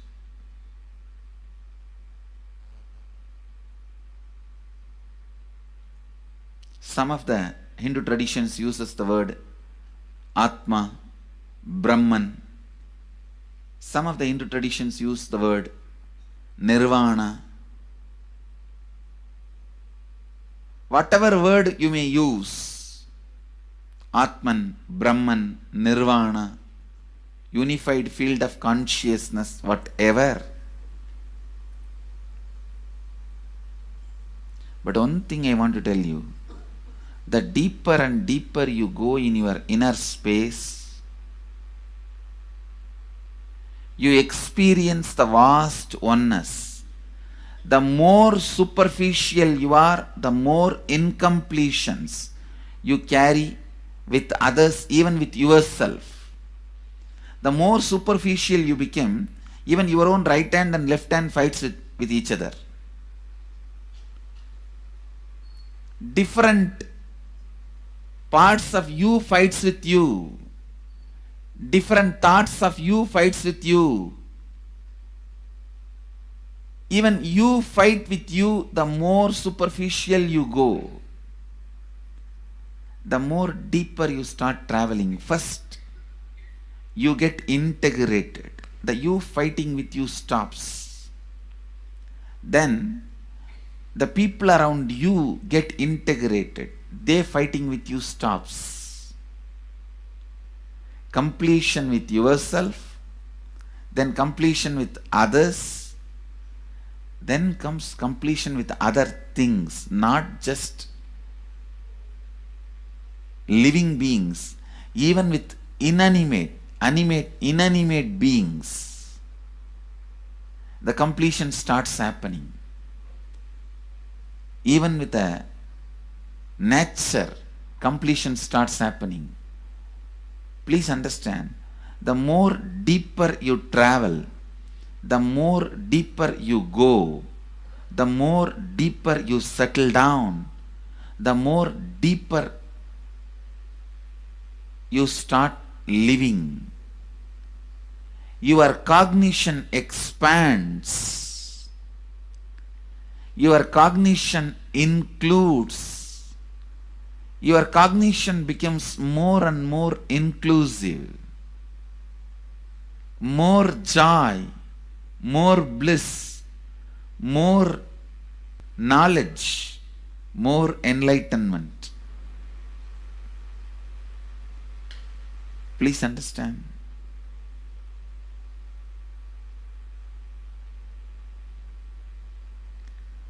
The more and more completion happens in you, you will see everyone around you feels complete with you. That is why I am saying, whether they have body or they are disembodied, in the deepest corners of your being, deepermost layers of your being, deepest parts of your being, you experience such powerful awareness, such joy.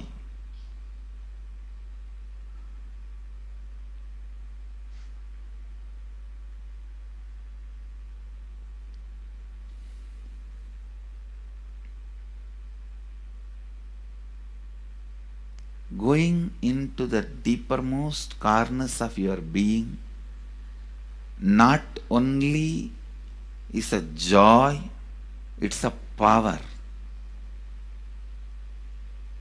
Because suddenly you will see everybody around you, everything around you listens to you.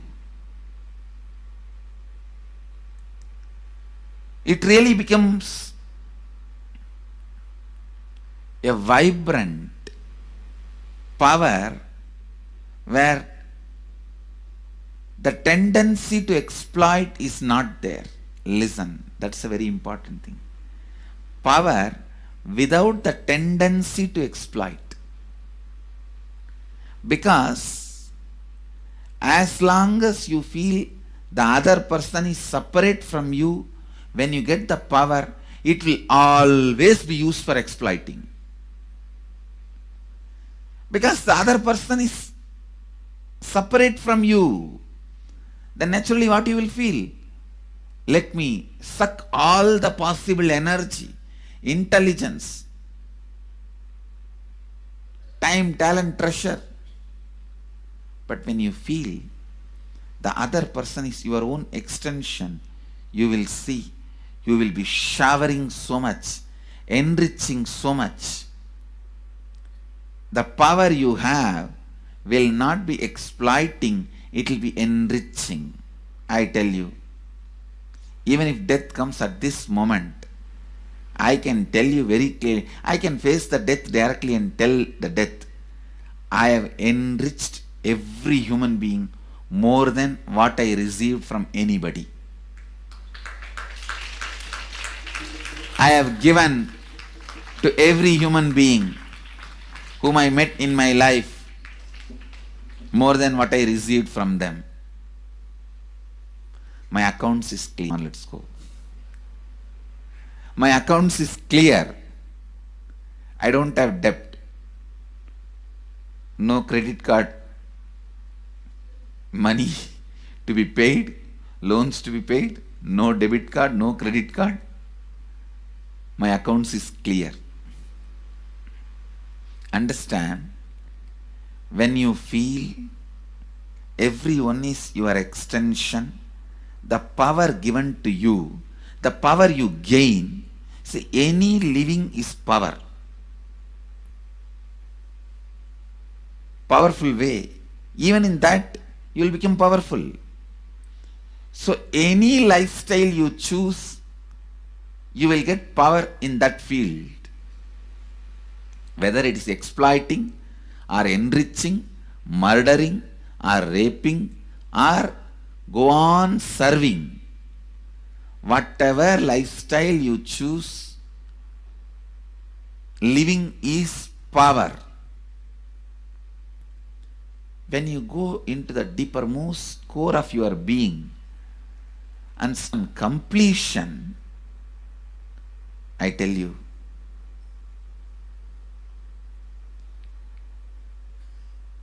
the first power you will experience is everything around you listens to you. That power will simply make you enrich everyone.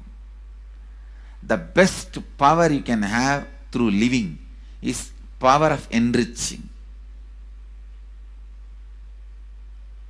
Whatever you do, as I said, whether you live the life of enriching or exploiting, you will become powerful. I tell you, the power of exploiting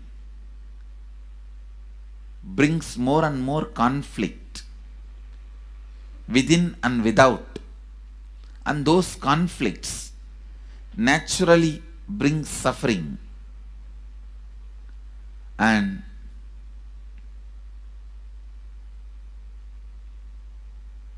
the power of enriching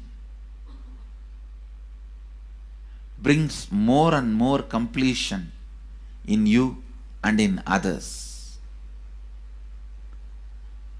This full month, Nithyananda Sangha all over the world. The other day I was seeing, we have officially presence in more than 50 countries. As devotees, group of devotees, we have presence in 100 countries. All over the world, we are going to celebrate this whole month for Global Peace Month, impacting global peace. All of us this whole month will live completion and do samskara dahana kriya, means burning the patterns which separates us from others, burning the patterns which are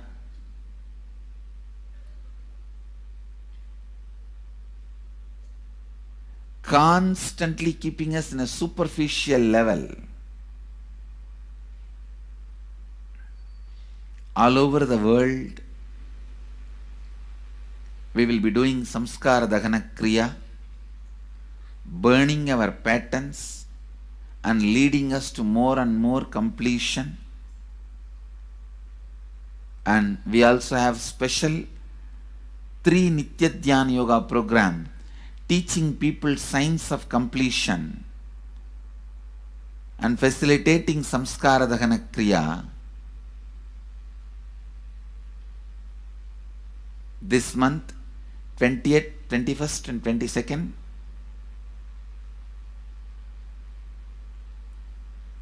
This whole month, all over the world, all our temples, ashrams, centers, yoga centers, schools, colleges, universities should do samskar, should do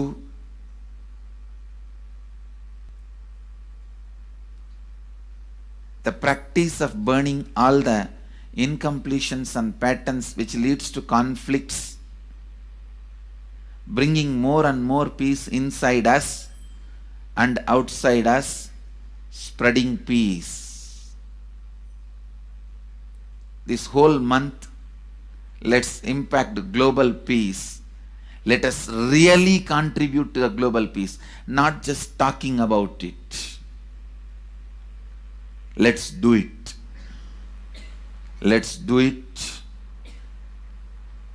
Not just talking about it. Let's do it.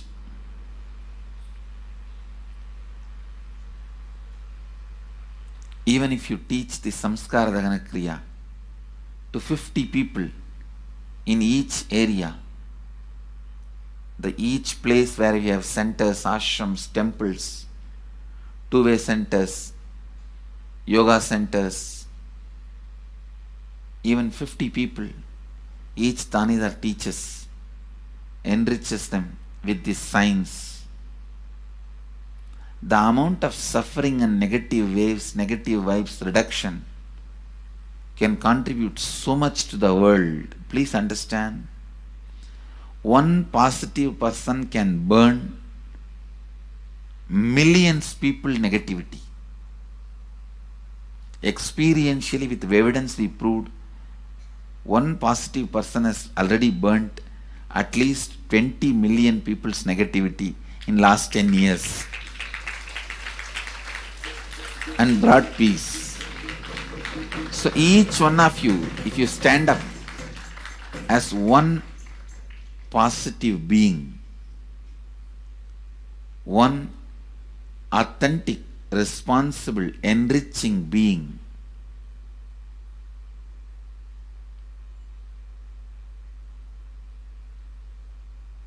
I tell you,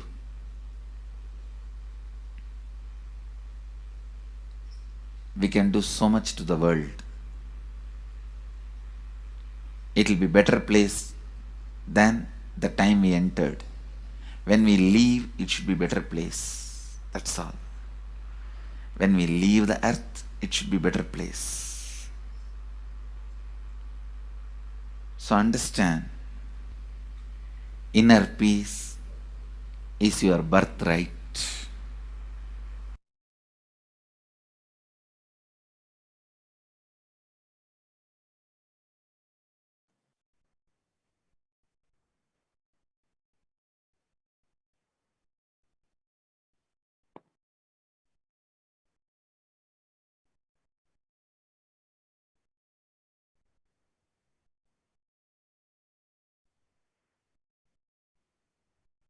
The sovereign order of Kailasa, led by the Supreme Pontiff of Hinduism and Nithyananda order of monks, nuns, and Hindu diaspora, are working for global peace and to give a super consciousness breakthrough to humanity. It is the Supreme Pontiff of Hinduism's mission to revive a conscious world where the global issues at the climate, economic, social, health, and humanitarian levels cease to exist for their very root. Problems of poverty, hunger, violence, discrimination into powerful living through the experience of oneness. The Supreme Pontiff of Hinduism has been working from the very grassroots level to usher in an era of peace at all levels, individual, societal, national, and global. His deep insights into the workings of the human mind body emotions have enabled him to powerfully and directly address various social and emotional problems facing humanity today. Some of the ways the Supreme Pontiff of Hinduism provides spiritual solutions to combat the pandemic and other issues. Since the beginning of the global lockdown, the amount of contribution and activism, the Kailasa has increased multifold through the Paramashivoham online program, bringing super consciousness breakthrough to the whole humanity. Paramashivoham program is an online free program according to the Vedic calendar. Every new moon and full moon, a new season starts, and it's a approximately 15 day and 16 hours a day, and all this program is works towards your spiritual conscious breakthrough. By starting the Akhanda Nirvikalpa Samadhi Jnana Yajna and contributing almost 3 million minutes now. Paramashiva Sankalpa chanting, the sacred Sanskrit mantra chanting to heal 24/7 via Zoom sessions. Spiritual healing to one and all 24/7. Healing humanity to cope up with insecurity, fear, disease, and empowering individuals to heal themselves and learn to cope up emotions like depression and tough situations in relationships. Providing alternative solutions to worldly problems through power manifestation. Initiating thousands every day into manifesting the innate super human capabilities in the Kailas courtyard sessions, providing healthy solutions like a technique to clear the stomach from the Ayurvedic solutions, which ultimately brings clarity out to the spiritual truths and gives a conscious breakthrough. In the long term, establishing self-sufficient communities. Continuing and intensifying the service of Annadan, the free food to Nithyananda Annalayas around the world, Tiruvannamalai and Los Angeles, paving way in the new world order, starting the agriculture-based communities and in Adi Kailas and several other locations. Peacekeepers of Kailasa offering various life solutions from the teachings of the Supreme Pontiff of Hinduism.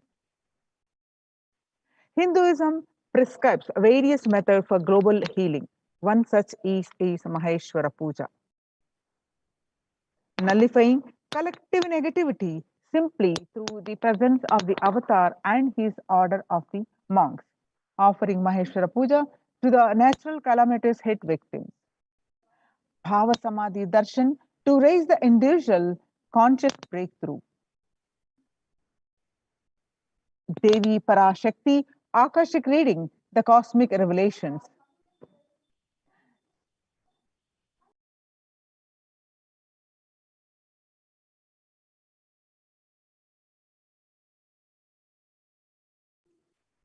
Society was created with the delusional ideas of too many human beings, blind spots, and their decisions made from those blind spots.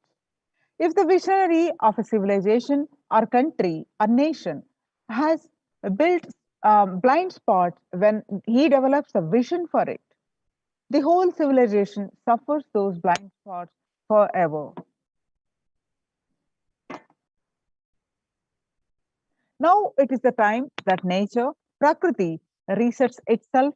Many of the blind spots based visions, ideas become important components of the society. This pralaya which is happening is melting down everything which is delusion based. The world as we know is gone. Let us celebrate God. This isolation which is seemingly endless with an unknown future which is compelling humanity to make a 100% lifestyle change is something to be deeply dwelled upon. All problems need to be addressed only with a spiritual solution and powerful cognitions. To stop people from mental breakdown, pandemic fatigue, collapsing, depression, destruction, and also give them super consciousness breakthrough and revive the enlightened civilization, Supreme Pontiff of Hinduism continuously gives spiritual solutions and powerful cognitions. Some of the spiritual solutions and powerful cognitions are unclutching and practicing completion, practicing oneness, practicing ajapa japa of Mahavakya, Om Nithyananda Paramashivoham. Next, consciously building deep feeling connection with the divine, and yoga, puja, vegetarian diet, and nirahara samyama. It's a time we all take responsibility to save humanity, to protect people from the pandemic fatigue and destruction. Let us try to enrich people for every one of these great spiritual solutions. Open this link and start sharing with as many people as possible. tinyurl.com/unclutchinginfo. It is free and open for all. And let us take a few moments now and share with as many people as possible. Let us save the world. Let us give them the experience of unclutching. Nirvikalpa Samadhi Jnana Yajna. The pandemic fatigue, the people from pandemic fatigue, epidemic fatigue, destruction and delusion, the Maya matrix, help people to have a super consciousness breakthrough and sail through this pralaya.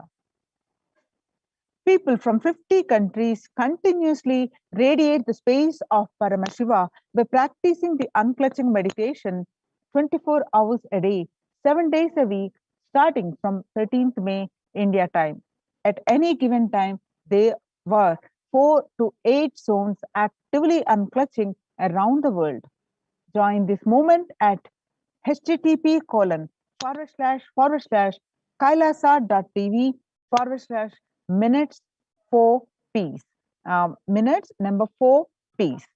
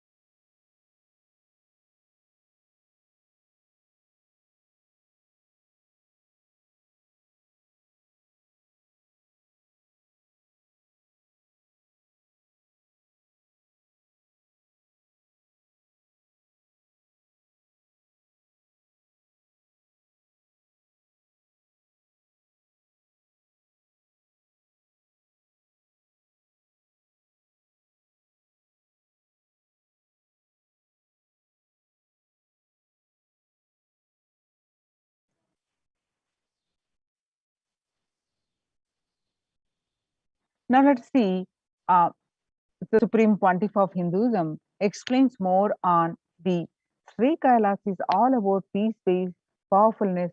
Listen carefully. The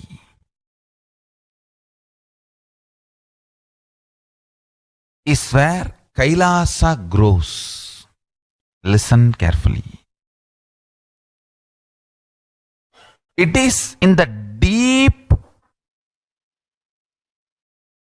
powerfulness of peace, or peace-centered powerfulness is the ground, breeding ground for Paramashivatva to manifest. Please understand. Like how pure mirror reflects everything, pure Shanti-based Shakti, peace-based powerfulness reflects Paramashiva. Paramashiva manifests in peace-based powerfulness. Please understand. Neither violence nor powerlessness. Powerlessness is weakness. Violence is abusive. Peace-centered powerfulness. Powerfulness-centered peace. All the Upanishads starts with peace, completes with peace. Shanti mantra. Starts with Shanti mantra, gets completed with Shanti mantra.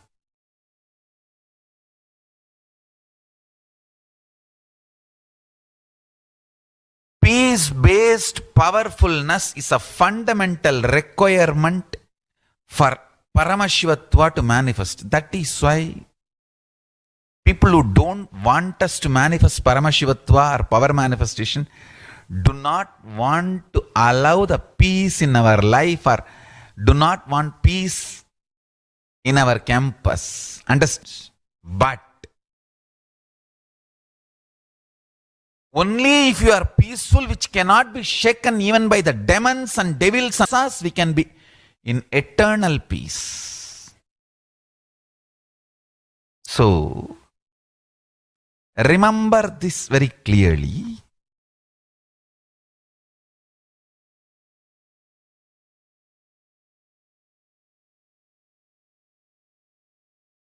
Peace alters the very DNA structure, genetic structure, the core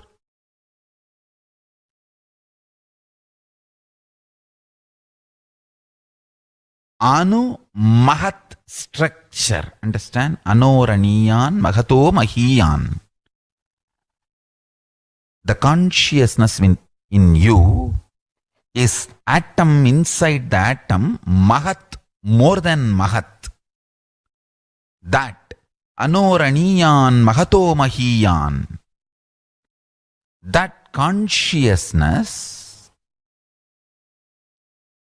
starts growing in you with more and more peace-based powerfulness developing in you. Nothing can be compared to unclutching. Spend more and more time, energy in unclutching. It will never be wasted. Time spent on unclutching is the most productive time for you in your life, because unclutching completely makes you altogether a different material. Understand? It makes your very biomemory, muscle memory, core structure, molecular structure, genetic structure, DNA structure, everything.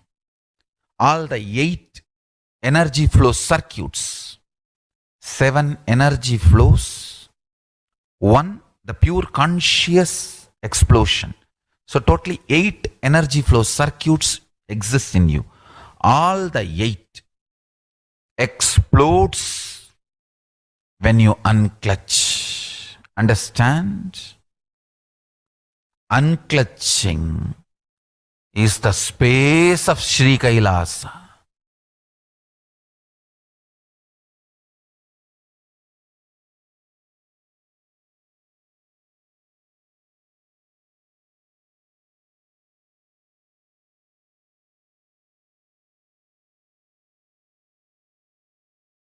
Listen carefully.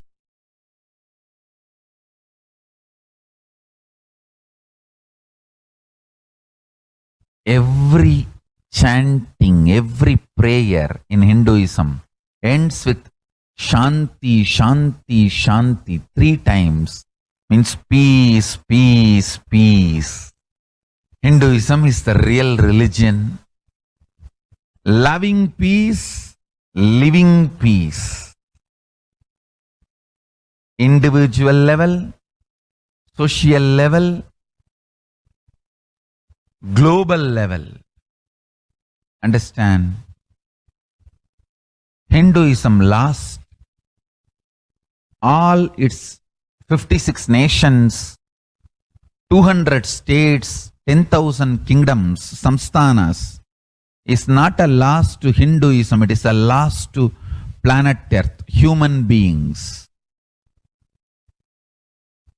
Wherever Hinduism is practiced, kept alive, the ideal of global peace is kept alive. Just do this one simple statistics. You yourself study. Google and study. Take the top 10 religions and list how many people they converted in last 200 years, how many people they killed. List for each religion. I can be 200% sure you yourself will realize Hinduism is the most peace-loving and peace-living religion, neither conversion nor terrorism. Neither conversion nor terrorism. Being the supreme pontiff of the most peace-loving, peace-living religion, I give you all my blessings on this International Peace Day. Understand? It is we Hindus need to kill peace as a living possibility, and we need to make this global peace as reality. Just talking about global peace will not work. Working for global peace only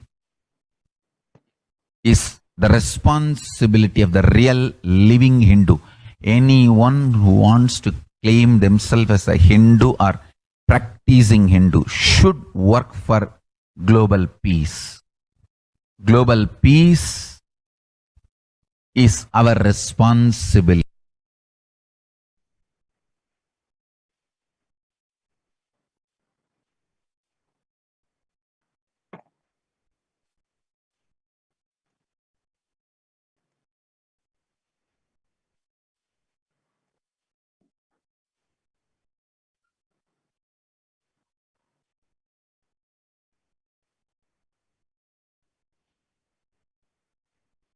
So,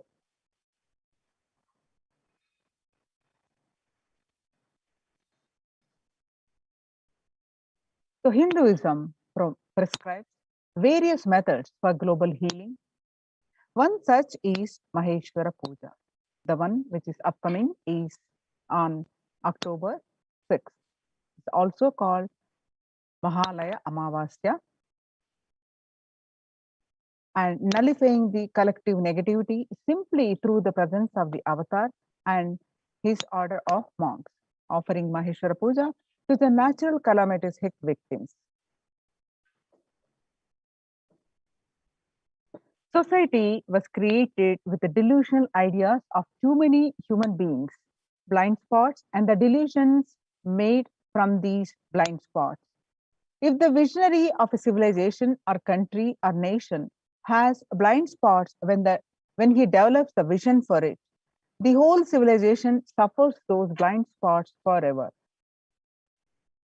Now it's the time that nature, Prakriti, resets itself. Many of the blind spots based visions, ideas become important components of the society. This pralaya which is happening is melting down everything which is delusion based. The world as we know is gone. Let us celebrate God.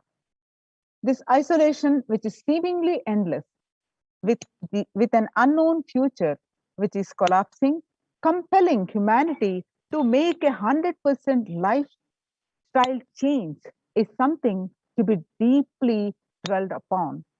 All problems need to be addressed only with spiritual solutions and powerful cognition.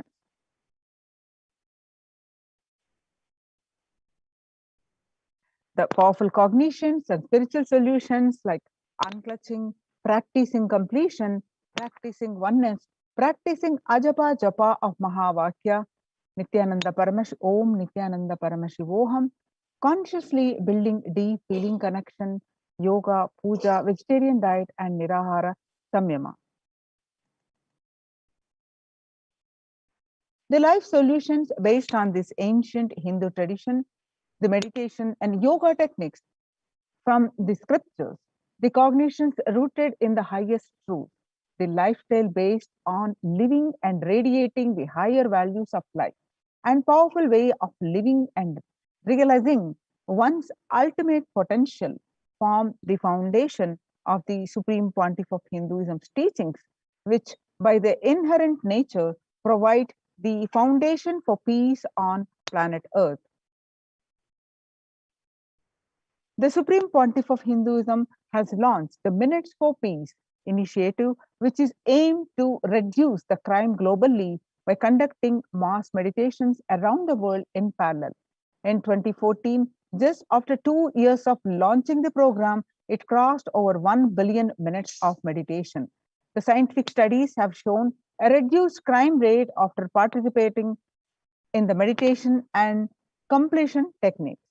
In 1976, it was found that when 1% of a community practiced meditation pujas, the crime rate was reduced by 16% on an average. The current tally on the Minutes for Peace website is more than 4.3 billion cumulative minutes of meditation logged, including all the events, programs, and festivals where people have gathered in large numbers and participated in meditations and rituals. The total count comes out to be a staggering 409 billion minutes for peace so far. You can see some of the glimpses. About 5,000 devotees gathered and participated in a 48-day meditation program called Shuddhatvaitam. The Supreme Pontiff of Hinduism has hosted Kumbh Mela in USA in Los Angeles since 2007. Nithyananda Sangha is entrusted as the only organization to host Kumbh Mela outside India by the Akhila Bharatiya Akhada Parishad. And so, in September 2006, and the Supreme Pontiff of Hinduism has organized the first conference for the world peace to honor the memory of those who lost their lives, saving others on September 11, 2001 at Irvine, California, United States. So the second conference for peace was held in Los Angeles in 2007 in collaboration with Vedanta Society, BAPS, ISKCON, Siddha Yoga, and other organizations. The Kumbh Mela festival spread fast to other countries, including Australia, Canada, etc.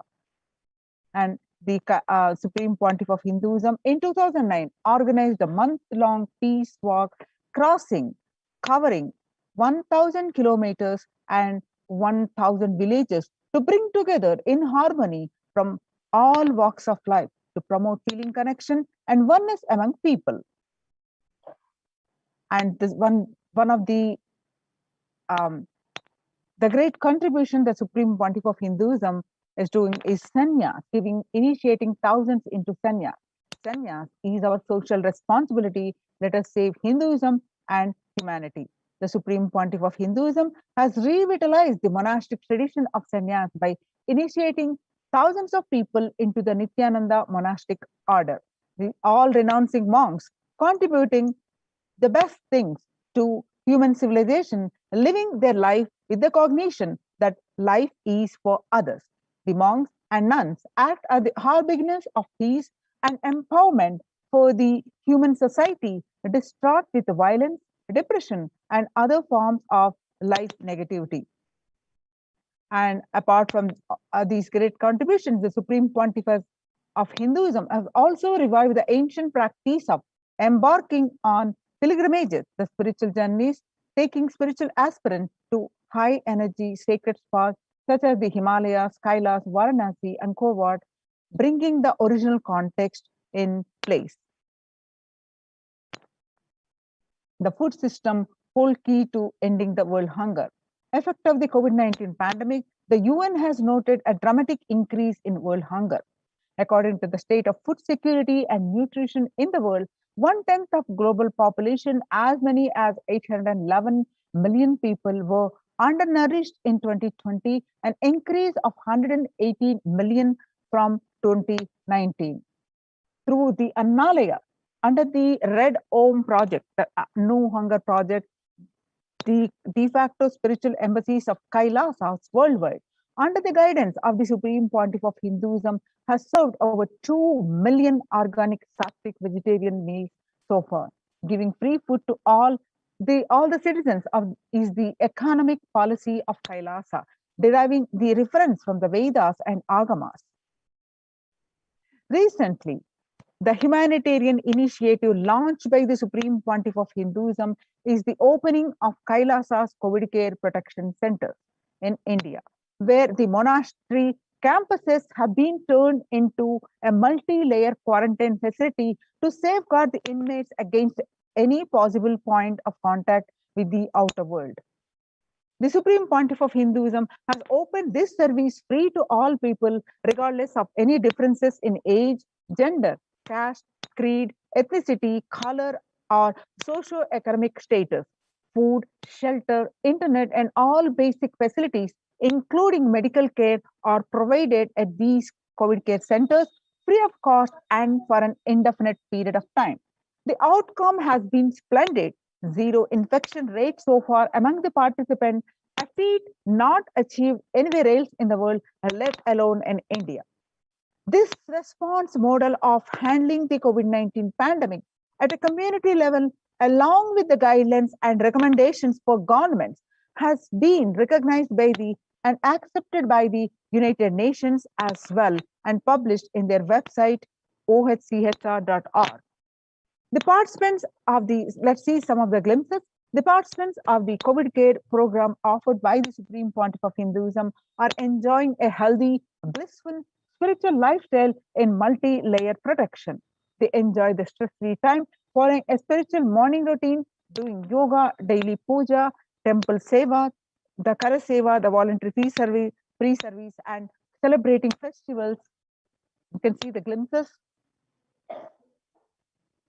Join the Kailasa's COVID Care Protection Center and register now through the link below https://kailasa.org/Kailasa Care.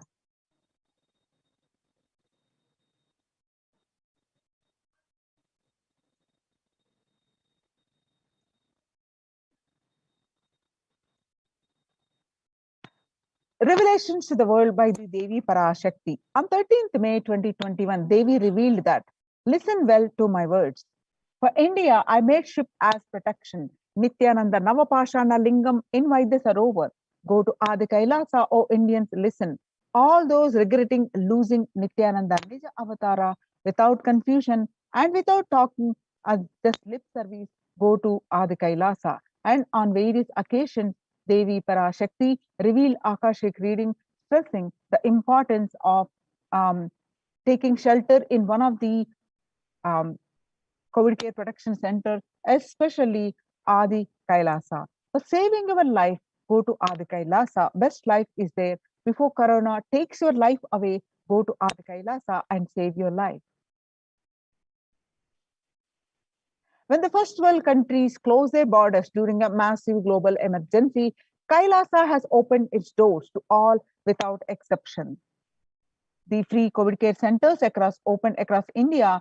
Various centers like Adi Kailas in Bidvi, Bangalore, Salem, Pattanam, Srirangapadi, Madurai, Avattipalem, Huzur, all are from Tamil Nadu, Baroda Adinam from Gujarat, and Sripuram Adinam from Hyderabad, and Puduvai Adinam from Pondicherry. Kailasa rushes to aid India as India finds itself on the verge of COVID-19 third wave. Multiple free COVID care centers opened across India. Various social services offered during the pandemic in Kailasa's de facto spiritual embassies across India. Spiritual services offered during the pandemic in Kailasa's de facto spiritual embassies across India, and cosmic revelations on global pandemic. The free social services offered during the pandemic in Kailasa's de facto spiritual embassies across India are medical care, allopathy, Ayurvedic, and Siddha medicine, infrastructure to accommodate thousands, accommodation in multi-layered quarantine emergency ambulances, ICU on wheels, personal protective medical equipment, food security management through food bank, and organic farming. So join the Kailasa's COVID Care Protection Centers. Register now through the link below https://kailasa.org/Kailasa Care. With this, we're going to move on to the next part of the segment after a very short break.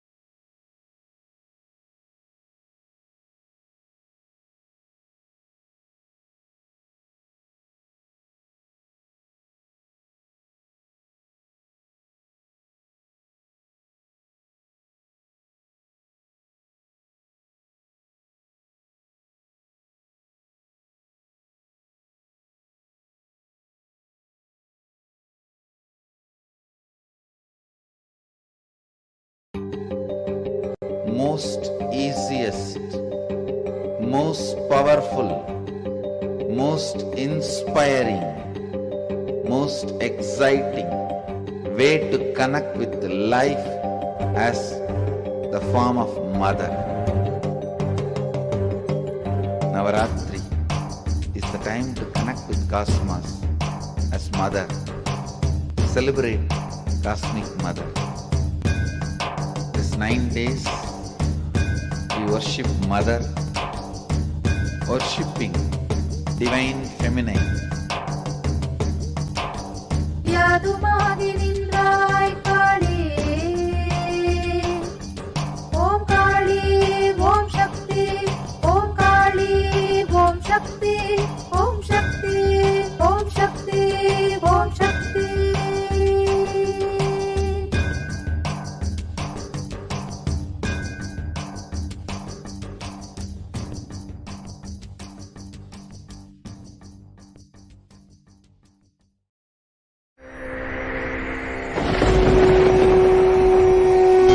Ultimate divine descends in human body and expresses powers and experiences playfully. Sundareshwara is the embodiment of this statement. He is not Shiva as you understand, sitting in the Himalayas, frozen in the ice, in Samadhi. Sundareshwara is an artist with tremendous heart, ready to listen to human suffering, ready to bend for human emotions. The one and only thing you need to obtain His grace is simple feeling connection. That's all. He bends for anybody, to any level. Even the word compassion is too small. He is still available. Even now, He is there. He assumes human body and relates with you, answers you, responds to you, raises you.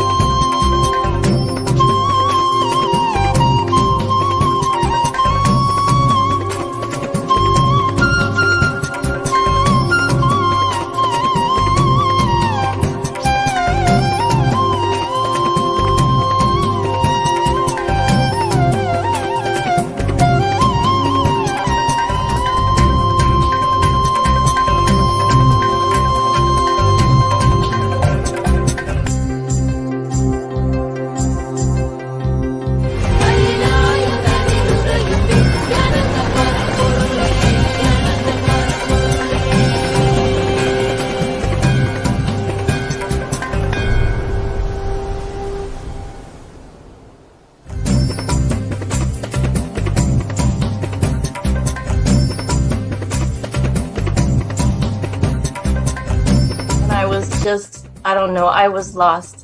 And then he was done speaking, and just tears just started pouring out of my face. I'm just like, ugh, I don't know what just happened. It was just like unbelievable, just unbelievable. I was just, I'm shaking now just remembering it.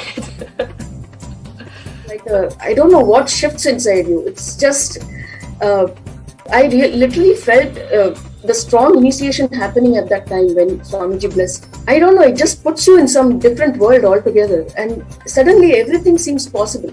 Everything seems, like that impossibilities in that 1 second, fraction of a second, that impossibility drops from you. And you just, everything seems possible, that you get into that space of possibility. And I think, that is the greatest, dropping the impossibilities is really, and something changes in you, something shifts in you. You can physically feel the change. And the energy that is generated, it really, it's phenomenal.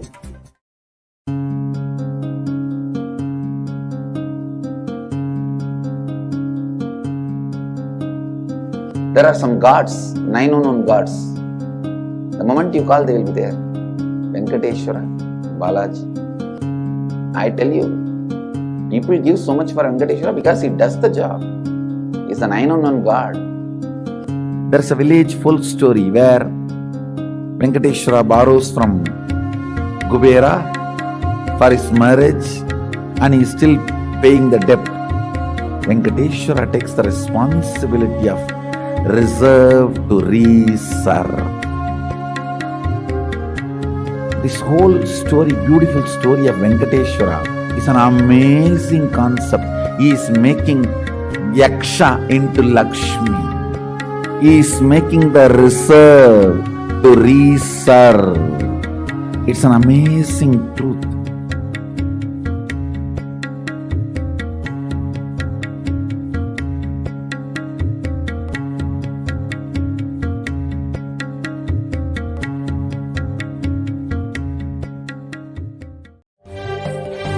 காளியின் ஆட்டத்தை ஆனந்தத்தை ஆனந்தத்தொடு ஆடிய ஆட்டத்தை கண்டோர் உயிருக்குளெல்லாம் இறங்கி குண்டலினி உயிர்ப்பிக்கச் செய்து மாய மனத்தின் இருளை அகற்றி மாயம் அழித்து மங்களம் தந்து குரு பக்தியும் சிவ பக்தியும் பரமசிவ பக்தியும் பரமசிவ சக்தியும் அளிக்கின்றேன். மனமாயை விடுத்து குரு பதத்தை பற்றுங்கள். நித்யானந்தமாய் நிஜாவதாரமாய் வந்துதித்த என்னை பற்றி வாழ்வில் எல்லா நலமும் பெற்றிடுங்கள். ஓம் ஓம் ஓம். யாதுமாகி நின்றாய் காளி, ஓம் காளி ஓம் சக்தி, ஓம் காளி ஓம் சக்தி, ஓம் சக்தி ஓம் சக்தி ஓம் சக்தி. ஓம் ஓம் ஓம் ஓம்.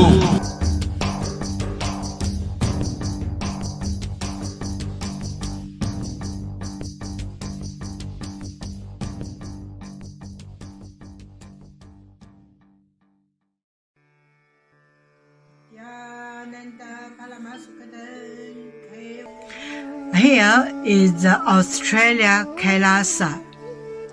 How can I be so lucky and have a happy life in Kailasa? It's a long story. My name is Li Qi. My guru is His Divine Holiness Bhagwan Nithyananda Paramashiva. Since I was very little, I already wonder what life for. I really want to know the result, the reason. A long time ago, I think if I earn enough money, I will be very happy person, and then life is for happy. I tried to earn money, and then I really rich, but money didn't give me happy. Then I tried to get the happy life in romantic love. Then the really romantic love take me go lots of place. Too many stories during this time. But I still don't feel I get the result, get the life reason. Then I start study from book, from video, from religion in many different ways.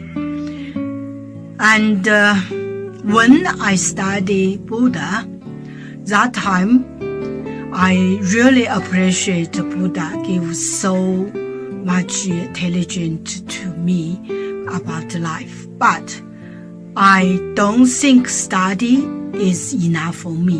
I want to be Buddha. But I don't know how. Who can let me get there? One day I found the video in YouTube, introduce Swamiji in that video. I suddenly, my eyes open wide. I get it. He must be my guru. I can get there. He can let me get what I want to know. And he can take me home, real home. This kind of feeling, then I start study from Nithyananda Sangha. One day, Swamiji Satsang said he need people devote land, home, money to build up Kailasa. Then I discussed with my husband, decide to give the whole farm to Nithyananda. That time, because both of us believe help Swamiji means help whole world. It's a big decision, but we just discussed so short time already. Decide. I really appreciate my husband love me so much and believe me, trust Swamiji so much. Soon here will be big temple, Goshena, and library. Introduce this my story to you, just me. Don't give up any chance to be fountain father of Kailasa. It's best thing you can do in your life.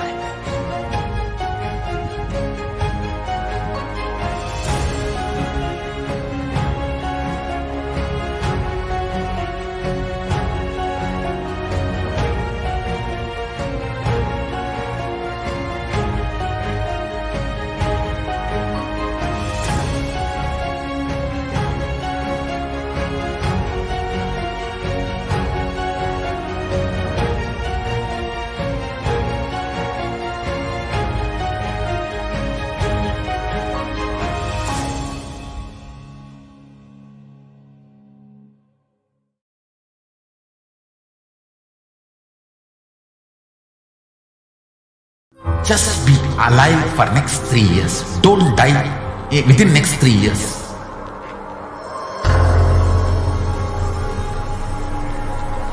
Just don't die within next 3 years. Be alive. Somehow be alive. I'm working sincerely.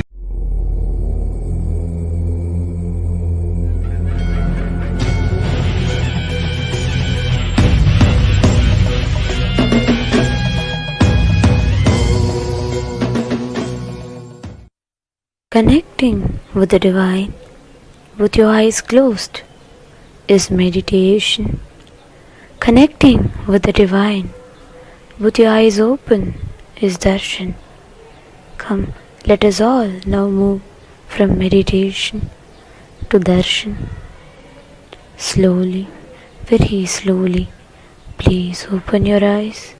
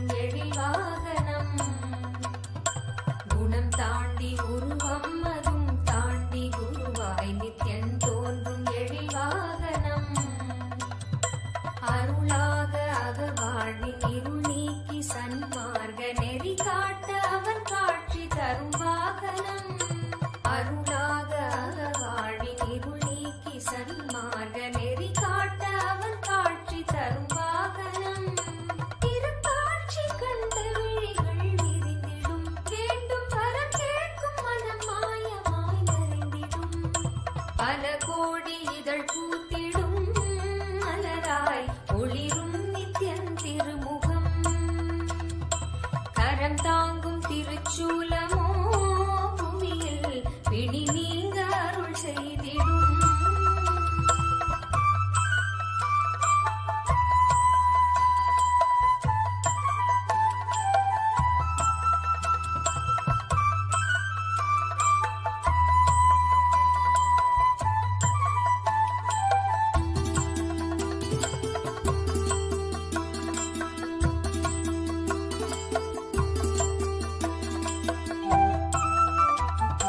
அபயக்கரம் தாங்கி நித்யனும் அமர்ந்ததோ சூரிய பிரபை வாகனம் அபயக்கரம் தாங்கி நித்யனும் அமர்ந்ததோ சூரிய பிரபை வாகனம் கருணை கடல் குழந்தை முகம் கொண்டு எழிலாய் புன்னகையோடு புவிக்கே தரும் தரிசனம் கருணை கடல் குழந்தை முகம் கொண்டு எழிலாய் புன்னகையோடு புவிக்கே தரும் தரிசனம் கவி பாட உரை தன்னை உயிர் தேடிடும் தேடியதை கூறினாலும் இதழ் நெடிநீரிடும் பல கோடி இதழ் பூத்திடும் மலராய் ஒளிரும் நித்தியன் திருமுகம் கரம் தாங்கும் திருச்சூலமோ பிடி நீங்க அருள் செய்திடும் மறுகையில் அபயம் திருக்காட்சி உதயம் நித்யானந்தன் தோன்றிடும் இது ஸ்வர்ண சூரிய பிரபை வாகனம்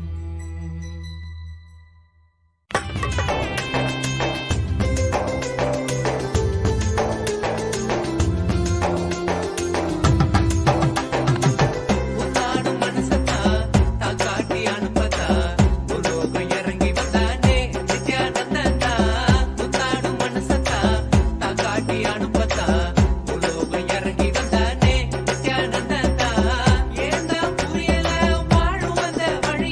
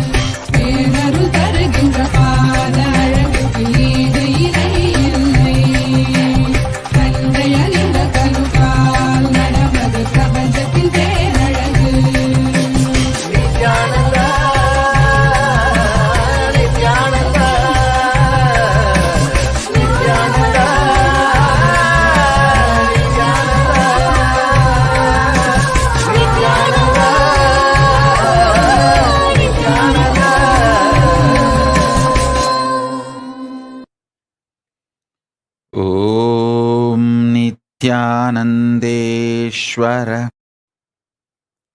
परमशिवसमारम्भाम् नित्यानन्देश्वरि परमशक्तिमध्यमाम् अस्मदाचार्यपर्यन्ताम् वन्दे गुरुपरम्पराम्.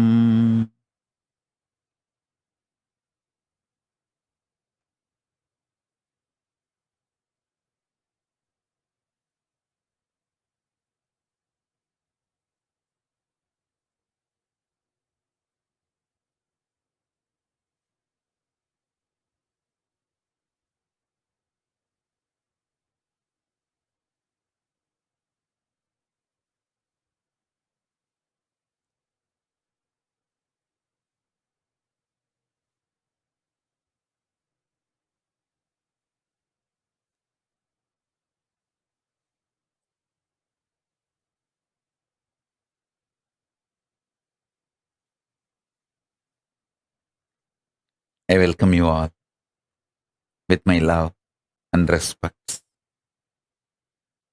I welcome all the devotees, disciples, Samajis, Satsangis, Tanedar Kotari, visitors, viewers,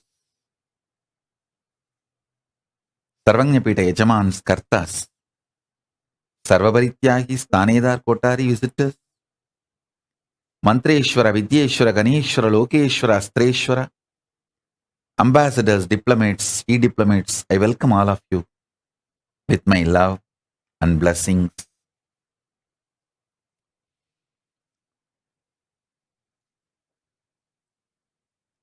Paramashiva's message directly from Kailasa. Listen.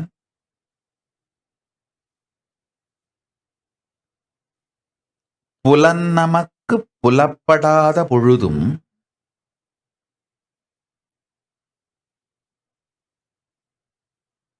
உயிர் உயிர்த்திருக்கும் உத்தமத்தன்மைக்கு நம்மை புலப்படுத்திக் கொள்ளலே சத்திய பிரத்யாகாரம்.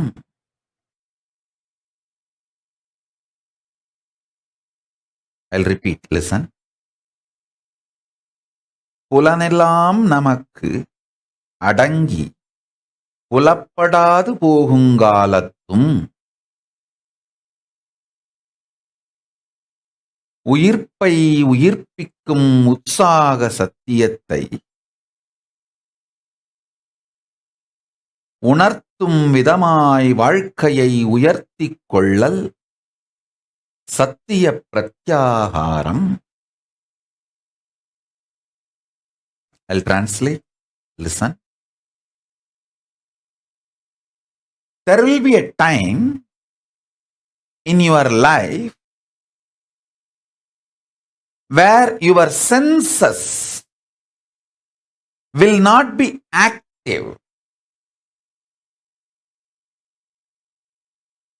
Now itself, declaring your conscious sovereignty over your senses, and even when they are not active, when they are not alive, when they are not excited, when they are not functioning, you remaining alive, active, powerful is pratyahara.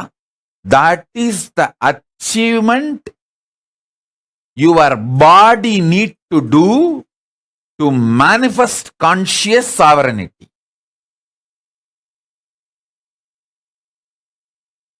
This teaching I directly received from Arunagiri Yogeshwara, Paramashiva himself.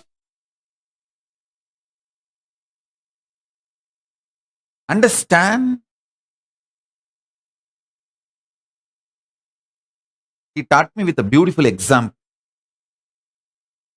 He said, how people die in the old age. He explained how one by one the senses stop functioning, like eyes slowly become dim. The skin loses its capacity to experience sex, then to experience even sensuality. Then it stops its ability to experience even a love, a loving touch or care. Then slowly it loses its experience even to sense. Then tongue, how it loses its ability to taste and its ability to verbalize what goes on inside you. Ears, how it loses its ability to receive sounds or information and process. Listen, even while all these senses don't function well, are excited, active, inspired, to be alive, if you are alive, that is what is power of conscious sovereignty, preparing your body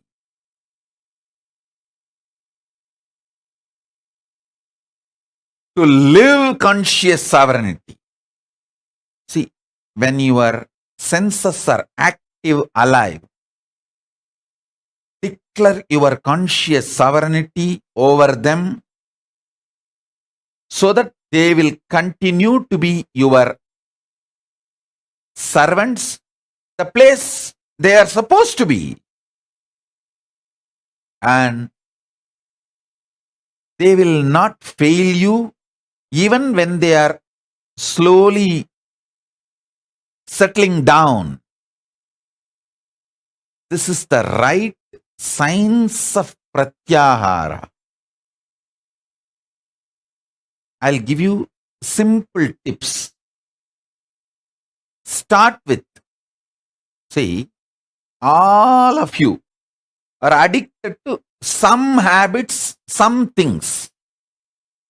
Some people will be addicted to coffee. At particular time, they have to take coffee, only then they will be active in the office. If you are addicted to coffee, just one day try the time you are supposed to take coffee, use Mahavagya inside you to create the energy, excitement, inspiration you need to carry on with your life, which you get only from coffee. One day, without coffee, just through Mahavagya, try to have. If you are choosing to be my disciple, it means if you are choosing to connect with the introduction I am giving about me, then the best Mahavagya for you is Om Nityananda, because it directly connects you with the living manifestation, like live spiritual umbilical cord.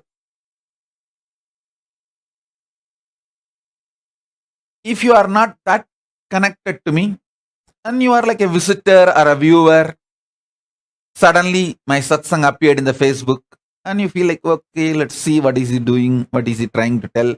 He's wearing so much gold. Come on, let me see what he is trying to convey. For some reason, if you are watching the satsang but not disciple, then use Om or Aham Brahmasmi, Tattvamasi, Shivoham, any one Mahavagya which you feel connected. Try to replace Mahavagya instead of coffee. Same way, if you are addicted to your gadget,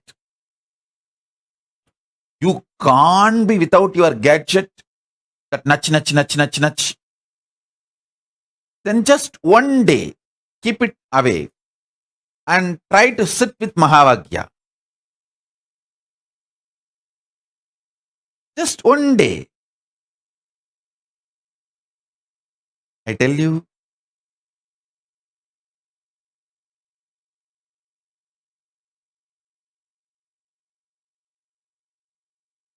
this simple way, start the pratyahara. If you are absolutely addicted to this comfortable cushion bed, just one day, try to sleep on the floor. Wherever you feel uncomfortable, try to use Mahavagya to make you feel comfortable. If you are addicted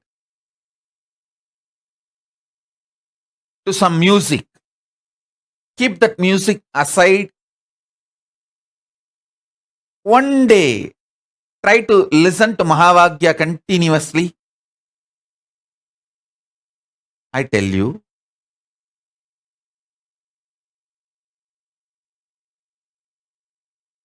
just replacing few of your addictions with Mahavagya and feeling the freedom will give you tremendous strength and power. You will be able to replace even your food with Mahavagya. I did it. I did it. Practically last 3 years I am doing it. You can see how healthily I lost 30 kg. Very healthy way of losing 30 kg. When you replace your food with Mahavagya. Let me very clearly spell it out. Using Mahavagya in your stomach and not putting any external food into it, or reducing the quantity drastically, 90%. When that kind of pratyahara starts happening in you, dry fasting, just water fasting, all this becomes too easy. Not only that, listen, it is not just for weight loss. Please understand, I am not teaching you weight loss technique. No. You make your whole body deeply purify itself to the core biomemory level. I tell you, when you get out of the addictions like a coffee, tea, you get out of actually the addictions like continuous irritation. You see, continuous irritation is kind of a drug. You feel compelled only if you have the drug, you can work. No, not required. Not at all required. You don't need a continuous irritation as a drug for you to function. Understand very clearly. So when you break one addiction, you break multiple addictions.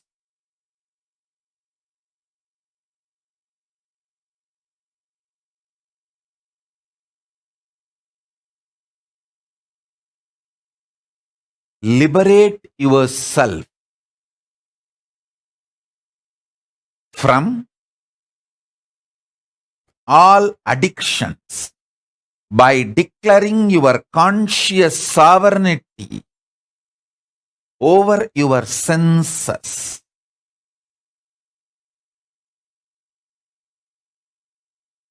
Betel leaf and betel nut can be a powerful de-addicting herb. People try to tell, oh, betel leaf and betel nut is addictive. No. Cigarette is addictive. Alcohol is addictive because they destroy your health. Betel leaf and betel nut never destroys your health.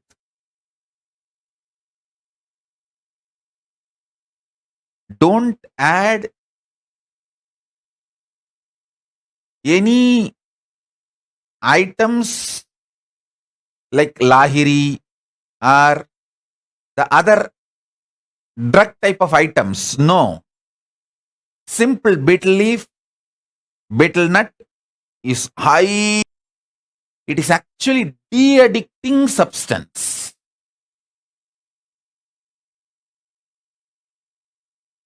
Listen. Food should be nourishing, tasty, making you healthy. Nourishing means you should feel fresh after eating. Tasty. You should feel very pleasant while you are eating and after eating. Healthy. It should keep you health for a long time. Listen. These are the definitions of Ayurveda. Don't eat which is not nourishing after eating. If you feel tired, giddy, don't eat that food. Same way, don't eat which is not tasty. Because you will not continue the diet. if it is not tasty. It should be nourishing, tasty. It should keep you healthy for a long time, long-term healthy. Betel leaf, betel nut and all will fall in this category. Nourishing, tasty, keeps you long time healthy. Listen.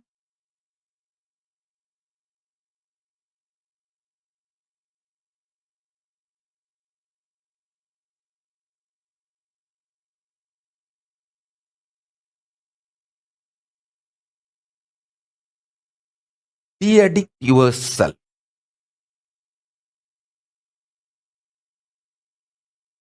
From all the sense-based addictions.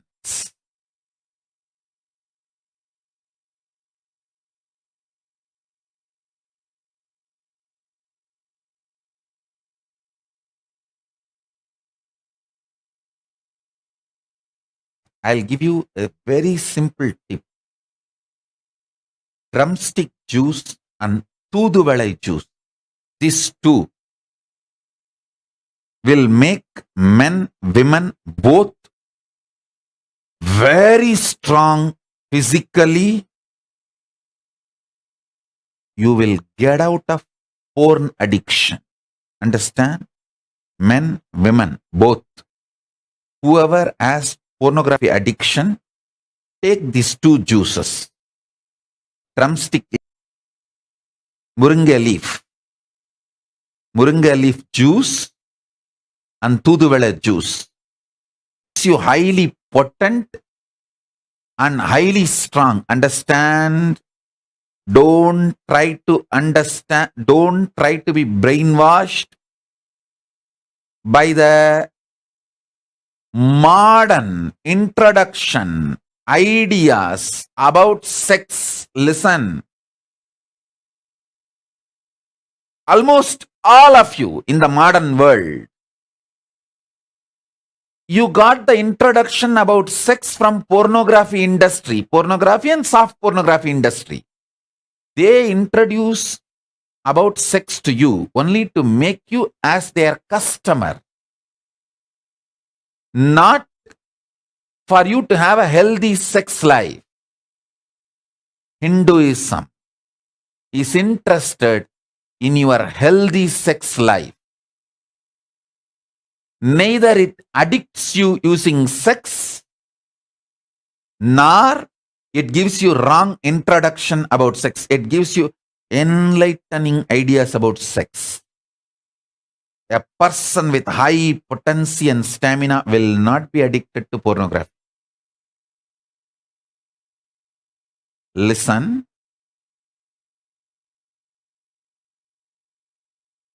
These two, Moringa leaf juice, Tooduvalai juice, can absolutely de-addict you from all porn addictions.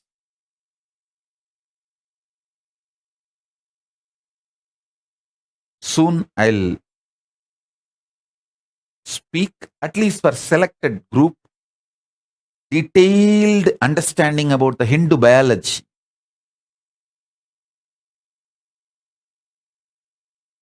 Those revelations need to be told to the world because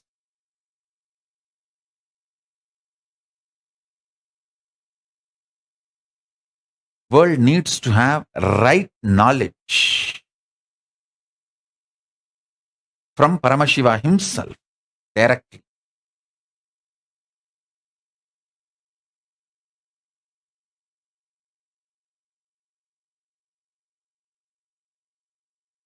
In every level, de-addict yourself.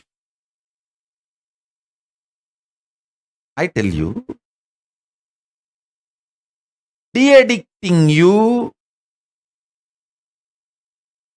in biomemory level will simply make your whole energy focused and make you genius. To become genius, you don't need to do anything special. Just if you de-addict yourself from all the addictions, your whole energy will be so focused alive, awakened, you will simply become genius.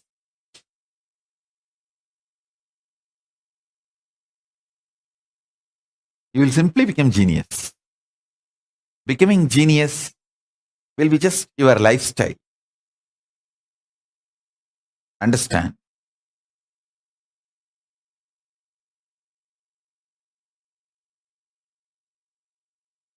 I'll give you now one simple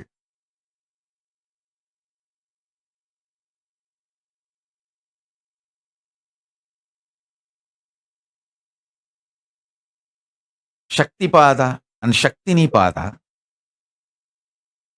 Sit with the truth, Paramashiva, with his Purna manifestation, with his Purnatva, with all his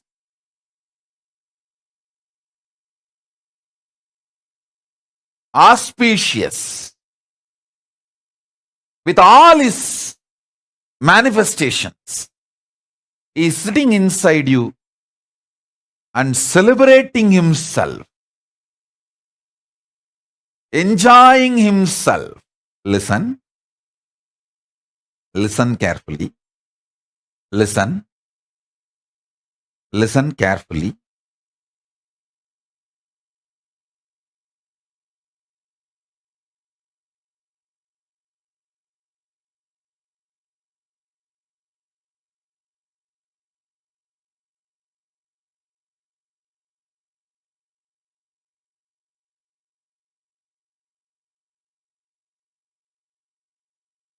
End of the day, conscious sovereignty itself is nothing but de-addicting you from whatever can be taken away from you. See, whatever can be taken away from you, you don't need to renounce them, give up now itself. But don't be addicted. So when they are removed, you won't have any problem or difficulty. Listen.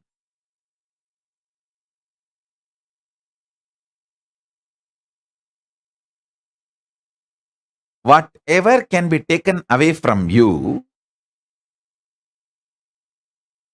only remove the addiction.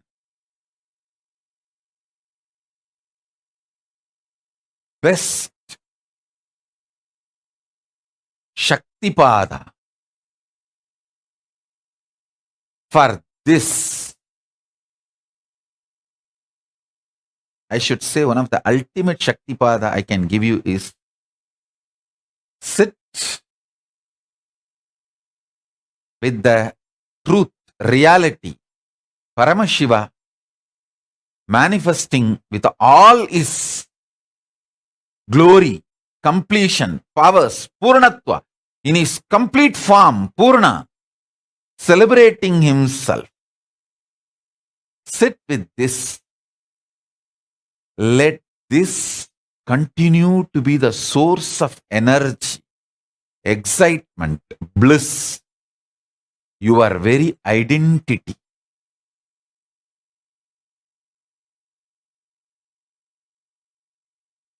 You will manifest conscious sovereignty.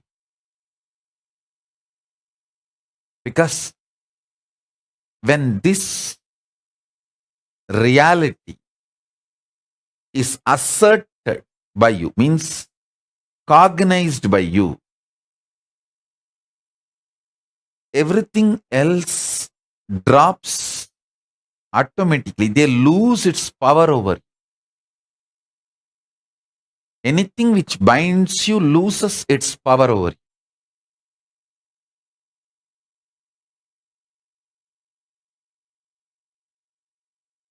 And I have seen how people get addicted, how people lose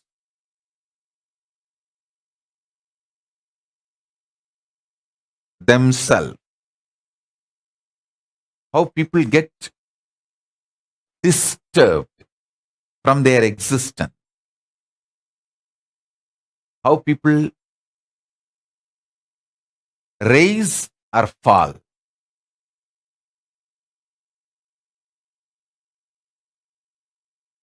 Just remove addictions, you will become genius. That is why our Gurukul education insists on not getting addicted to anything. Actually, the real education you need to have is not getting addicted to anything, keeping your consciousness alive, vibrant. You just need only completion signs when you grow up, not any information or facts.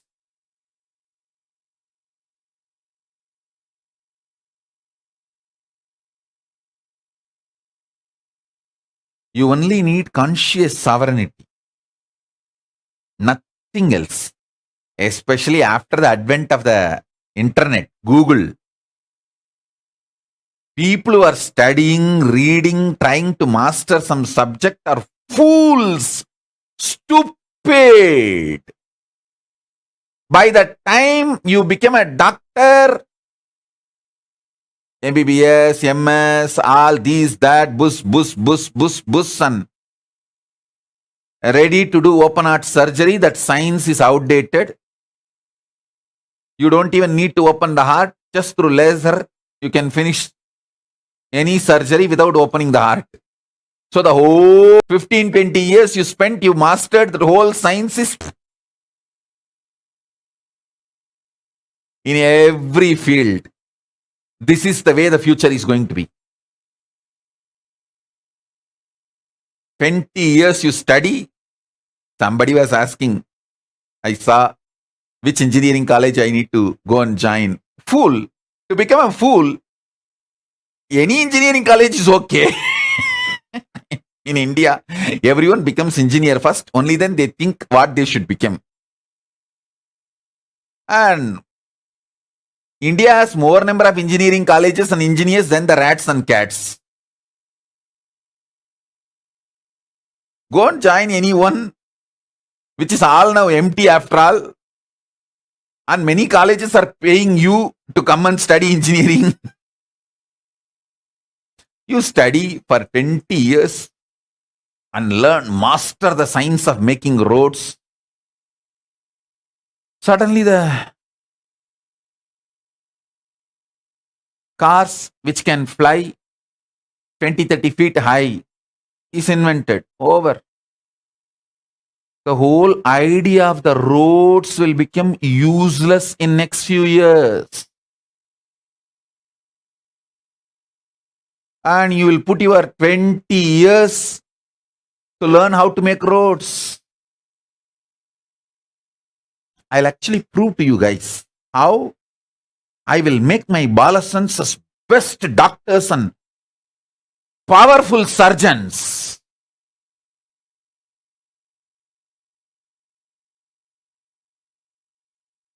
In Kailash, I'm going to do it.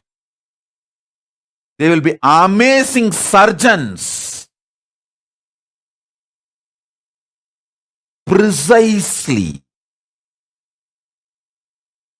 They will diagnose using the powers and they will do the healing, the Hindu medicinal methods.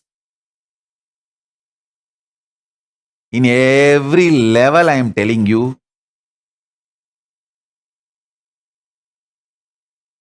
the conscious sovereignty is the real education you need to have. Sarvanyatva is the real education you need to have. Becoming genius is the real education you need to have. Not the facts, figures, numbers, details. All those things are going to be, all that system itself is going to be outdated. What a doctor who studied for 10 years and practiced for 20 years can't give you. That solution, you can get it just by Googling in 3 seconds. The whole system has become different. So don't waste your time unscientifically, stupidly in outdated so-called schooling methodologies. I am telling you,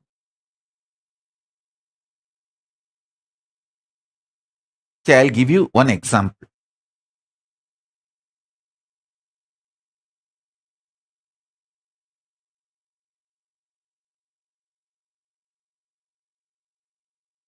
All the jewels you are wearing, anyone can make it for you.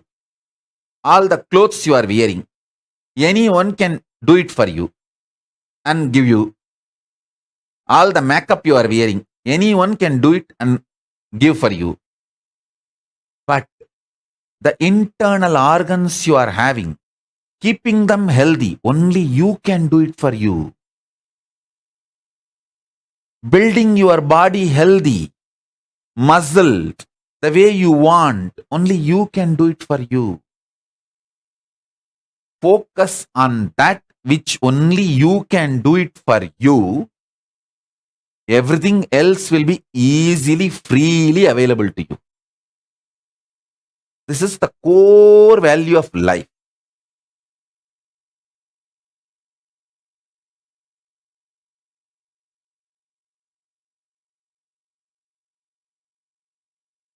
Listen, core value of life.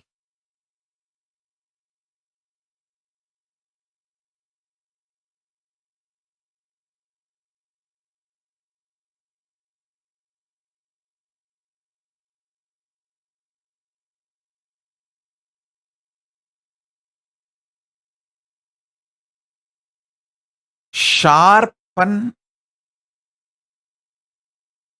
your consciousness, your ability to stay in higher states of awareness, your ability to run the life without the drug called fear, confusion.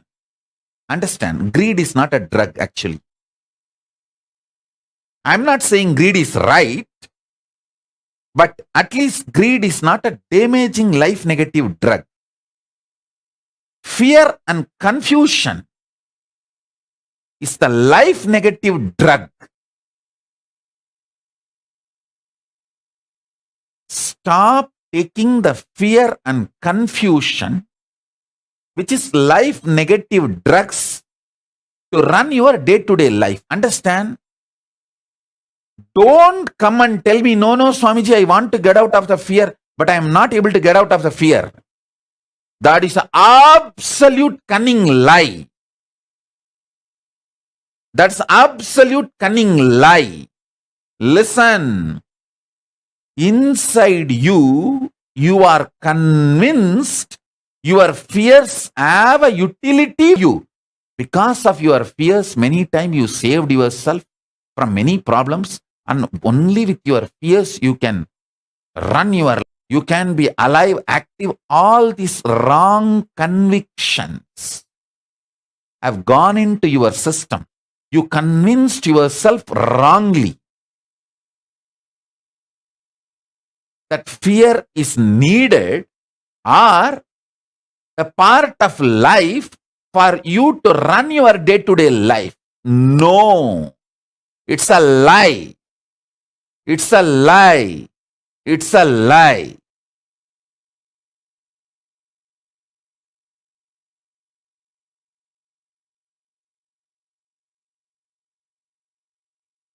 You saying you want to get out of the fear, but still you have fears, is cunningness.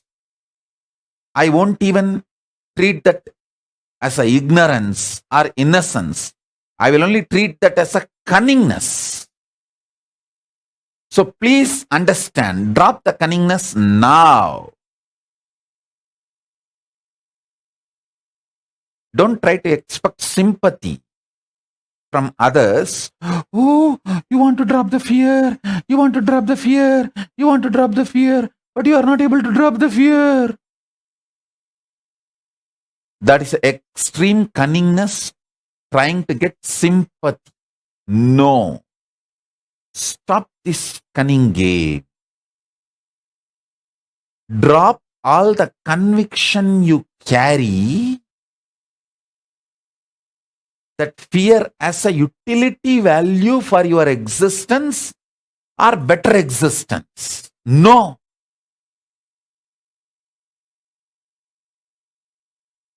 At least greed, I will approach with a little tolerating, okay. May not be accepting, I won't accept greed, but tolerate. But the fear and confusion has no right to exist in you. Both of them are life negative drugs. That is worst addiction.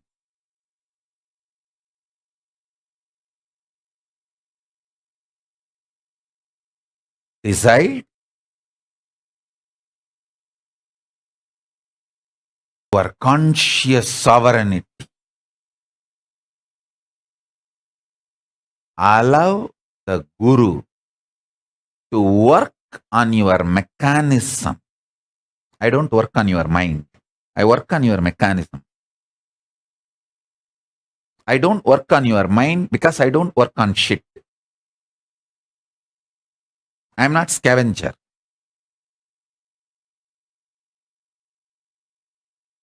I work on real things on which I need to work to bring permanent transformation and conscious sovereignty in you.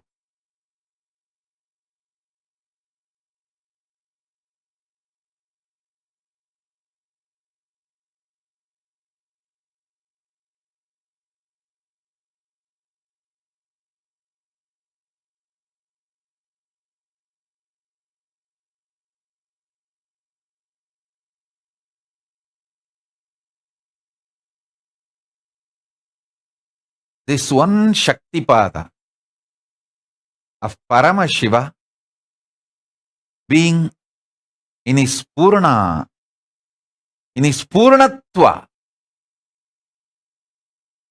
in his complete manifestation, Purna, ultimate, and celebrating his own existence.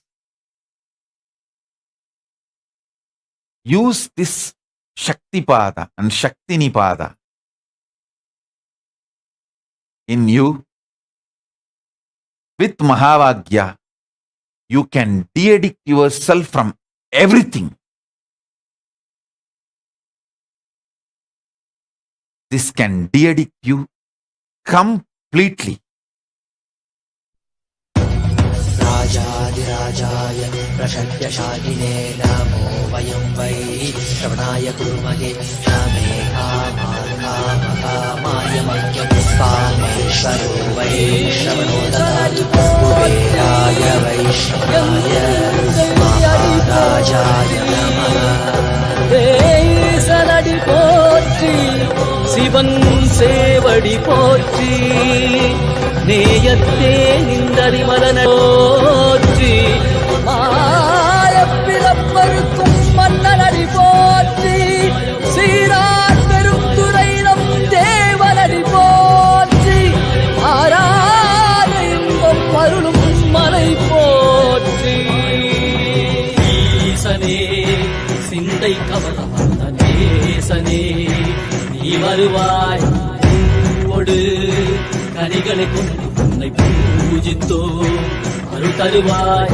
கலி என்னும் கடலினில் மூழ்கிட்டேயும் இனி கரம் வந்து காத்திட்டு கருணையும் பொய்கையில் அலர்ந்திட்ட அளவர்க்கும் போல உன் திருவடியில் வாழ்ந்திட வாராய் அருணாச்சலனே நீ வாராய் அகண்ட ஜோதியனே வாராய் அல்லல் நீக்கிடவே வாராய் அகிலம் தோற்றுகின்ற ஈசனே சிந்தை கவர்ந்த நேசனே நீ வருவாய் பூவோடு கனிகளை கொண்டு பூஜித்தோ அருள் தருவாய்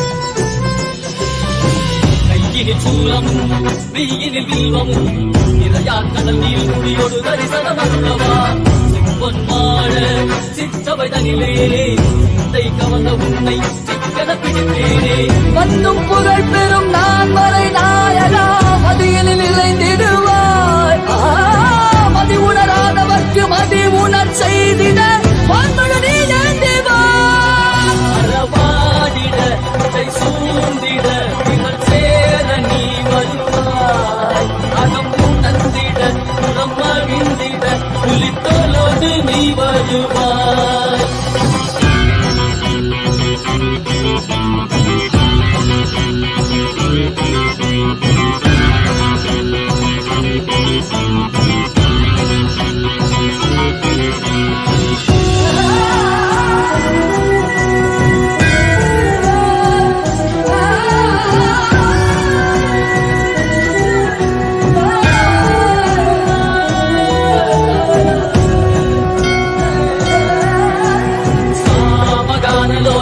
विमुक्ति कारणे नादिकेश दिव्य ब्रह्मरूपने मीनाक्षि शक्ति सहित सुन्दरेशने अण्णामलै उदित नित्यनन्दने चित्त अचित्तெல்லாம் முன்னாலே இயக்கும் முன்னாலே உந்தன் கண்ணாலே சிகையில் அணிந்திட்ட மதியாலே மதியின் மொழியாலே தெளிந்திடும் வழியாலே ஜீவன் முக்தி பெற விழைந்தோமே திருவடியில் தொழுதோமே ஆகினாய் ஆகினாய் கேள்வி காண பதிலுமாகினாய் மொழியாகினாய் உலகமாகினாய் அதுமாகி அறுபடை தருக்கல்வ வினைகள் தீர்க்கும் காசிநாதனே எங்கள் கல்வம் போக்கி எவ்வையாலும் நேசனே ஏகாந்தமாக ஏக பாதம் தூக்கியே மதியாரை காக்க வேண்டும் நித்யநந்தனே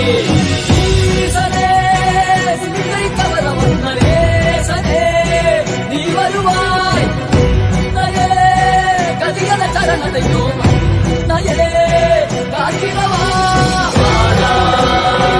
அருணாச்சலனே நீ வாராய் அகண்ட ஜோதிகளே வாராய் அகிலம் போற்றிடவே வாராய் நித்யானந்தனே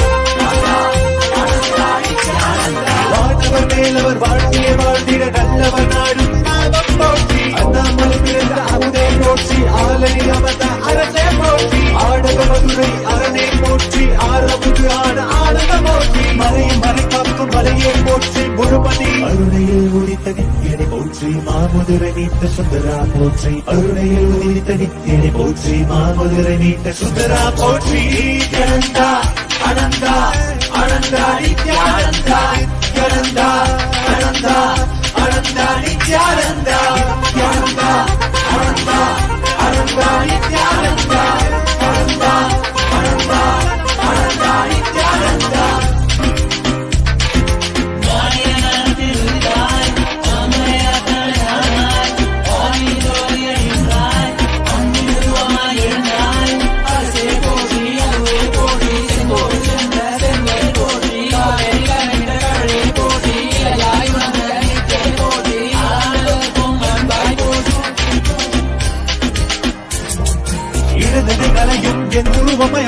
ஐயா போற்றி நாதமனாவிலே நின்றாய் போற்றி கீதமவானிலே ஆனாய் போற்றி நித்யானந்தா அனந்தா நினைத்தால் நெஞ்சில் நிறைவாய் நித்யானந்தா அனந்தா நினைத்தால் நெஞ்சில் நிறைவாய் நஞ்சிய முதாய் நயந்தாய் போற்றி கனவிலும் அன்பற்கு ஆனாய் போற்றி கலியுகம் காத்த காலமே போற்றி உணர்வில் ஒன்றான உயிரே போற்றி உயிர் தாண்டி வந்த துணையே போற்றி அருமையில் எளிய அழகே போற்றி கோடியில் என கொண்ட நித்யனை போற்றி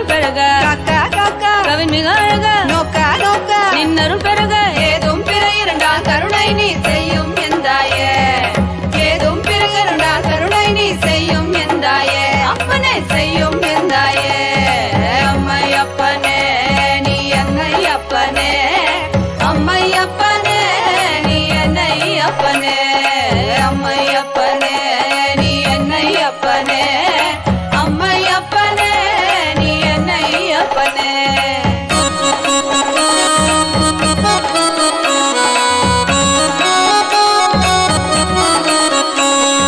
மக்களுக்காக மறுபடியும் நீ அவதரித்தானே மக்களுக்காக மறுபடியும் நீ அவதரித்தானே என்னை அம்மை அப்பனே அம்மை அப்பனே நீ என்னை அப்பனே அம்மை அப்பனே நீ என்னை அப்பனே அம்மை அப்பனே நீ என்னை அப்பனே அம்மை அப்பனே நீ என்னை அப்பனே அம்மை அப்பனே நீ என்னை அப்பனே அம்மை அப்பனே நீ என்னை அப்பனே நீ என்னை அப்பனே அம்மை அப்பனே நீ என்னை அப்பனே மாமலகே மணிகே மாணிக்கமே மரகதமே வைரமே பொன்னே புகழ் சேர் பொன்மலகே சோதி வடிவான ரூபனே என் குருநாதா என் குருநாதா என் குருநாதா அஞ்ஞான கடல் நீங்கி கணக்கு ஆத்ம ஞானம் அளிப்பாய் குருநாதா நித்யானந்தா ஆத்ம ஞானம் அளிப்பாய் நித்யா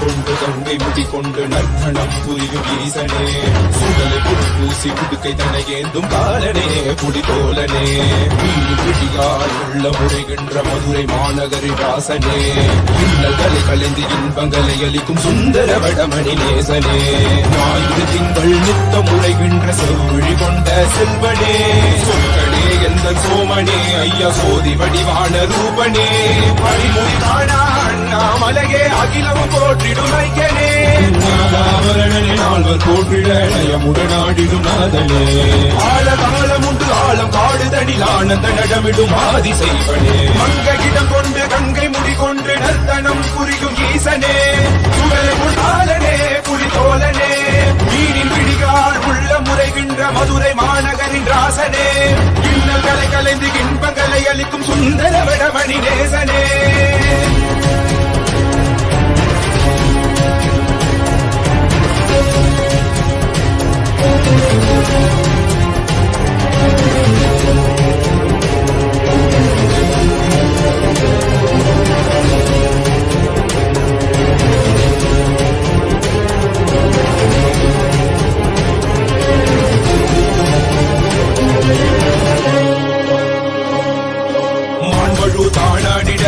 மங்கையவளிடம் கொண்டு நீயாடி வாடியாக்கு இருவினைகள் தீர்த்தருளவே நித்யனே இடவத்தின் மேலேறிவா என்றென்றும் வீரனை தானாடிட புவிதனில் சுந்தரனை நீயாடிவா தினமும் நீ விசும்பு தந்தருளவே நேசனே விமலனே நீயாடிவா இவையோர்கள் இன்னலை கலந்திடும் தேவா தேவாதி தேவா சதா சிவா பாபா குருவாக வந்து திருவருள் புரிவாய் நித்யானந்தனே முக்தி தரவாவா இடதியில் உரைகின்ற பிரமணே நீயாடிவா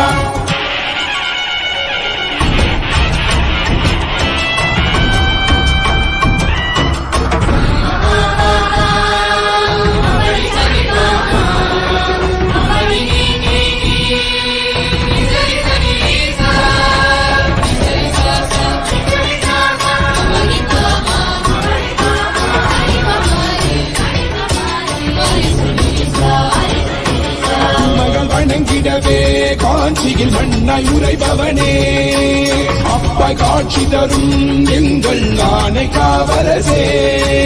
ஆதியந்தமிழாத ஜோதிய அருணகிரி உரைநாதனே, உலகை இயக்கிடும் வாயு வடிவே காலசக்தி ஈசனே. பொழுதிடத்தில்லை நகர்தனி வானில் ஆடும் கூத்தனே, பஞ்சபூதமும் நித்தம் பணியும் பரமனே பரமேசனே. நித்ய ரசித நித்ய வைபவ குப்த கைலை வாசனே, ஈசனே சர்வேசனே பரமேசனே ஜெகதீசனே. நித்யனே ஆனந்தனே என் ஜீவனே குரு சேவனே. நித்யனே ஆனந்தனே என் ஜீவனே குரு சேவனே. நித்யனே ஆனந்தனே என் ஜீவனே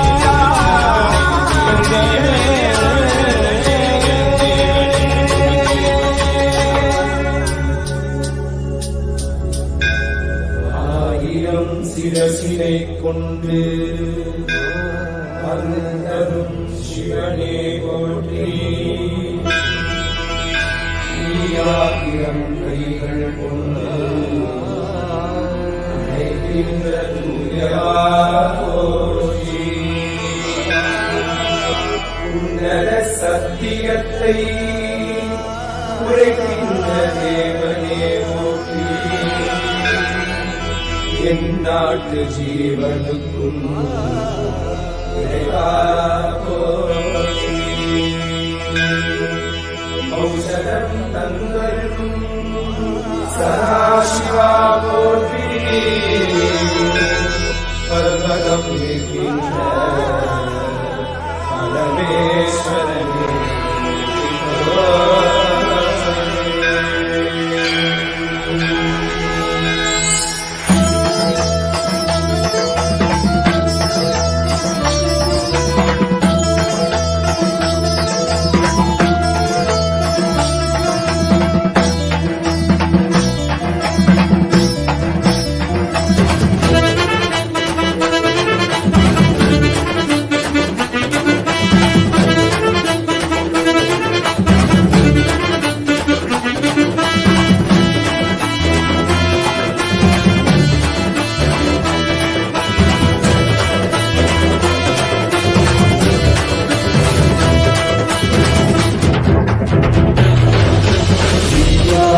Nityananda Satya Nityarupa Nityananda Satya Nityarupa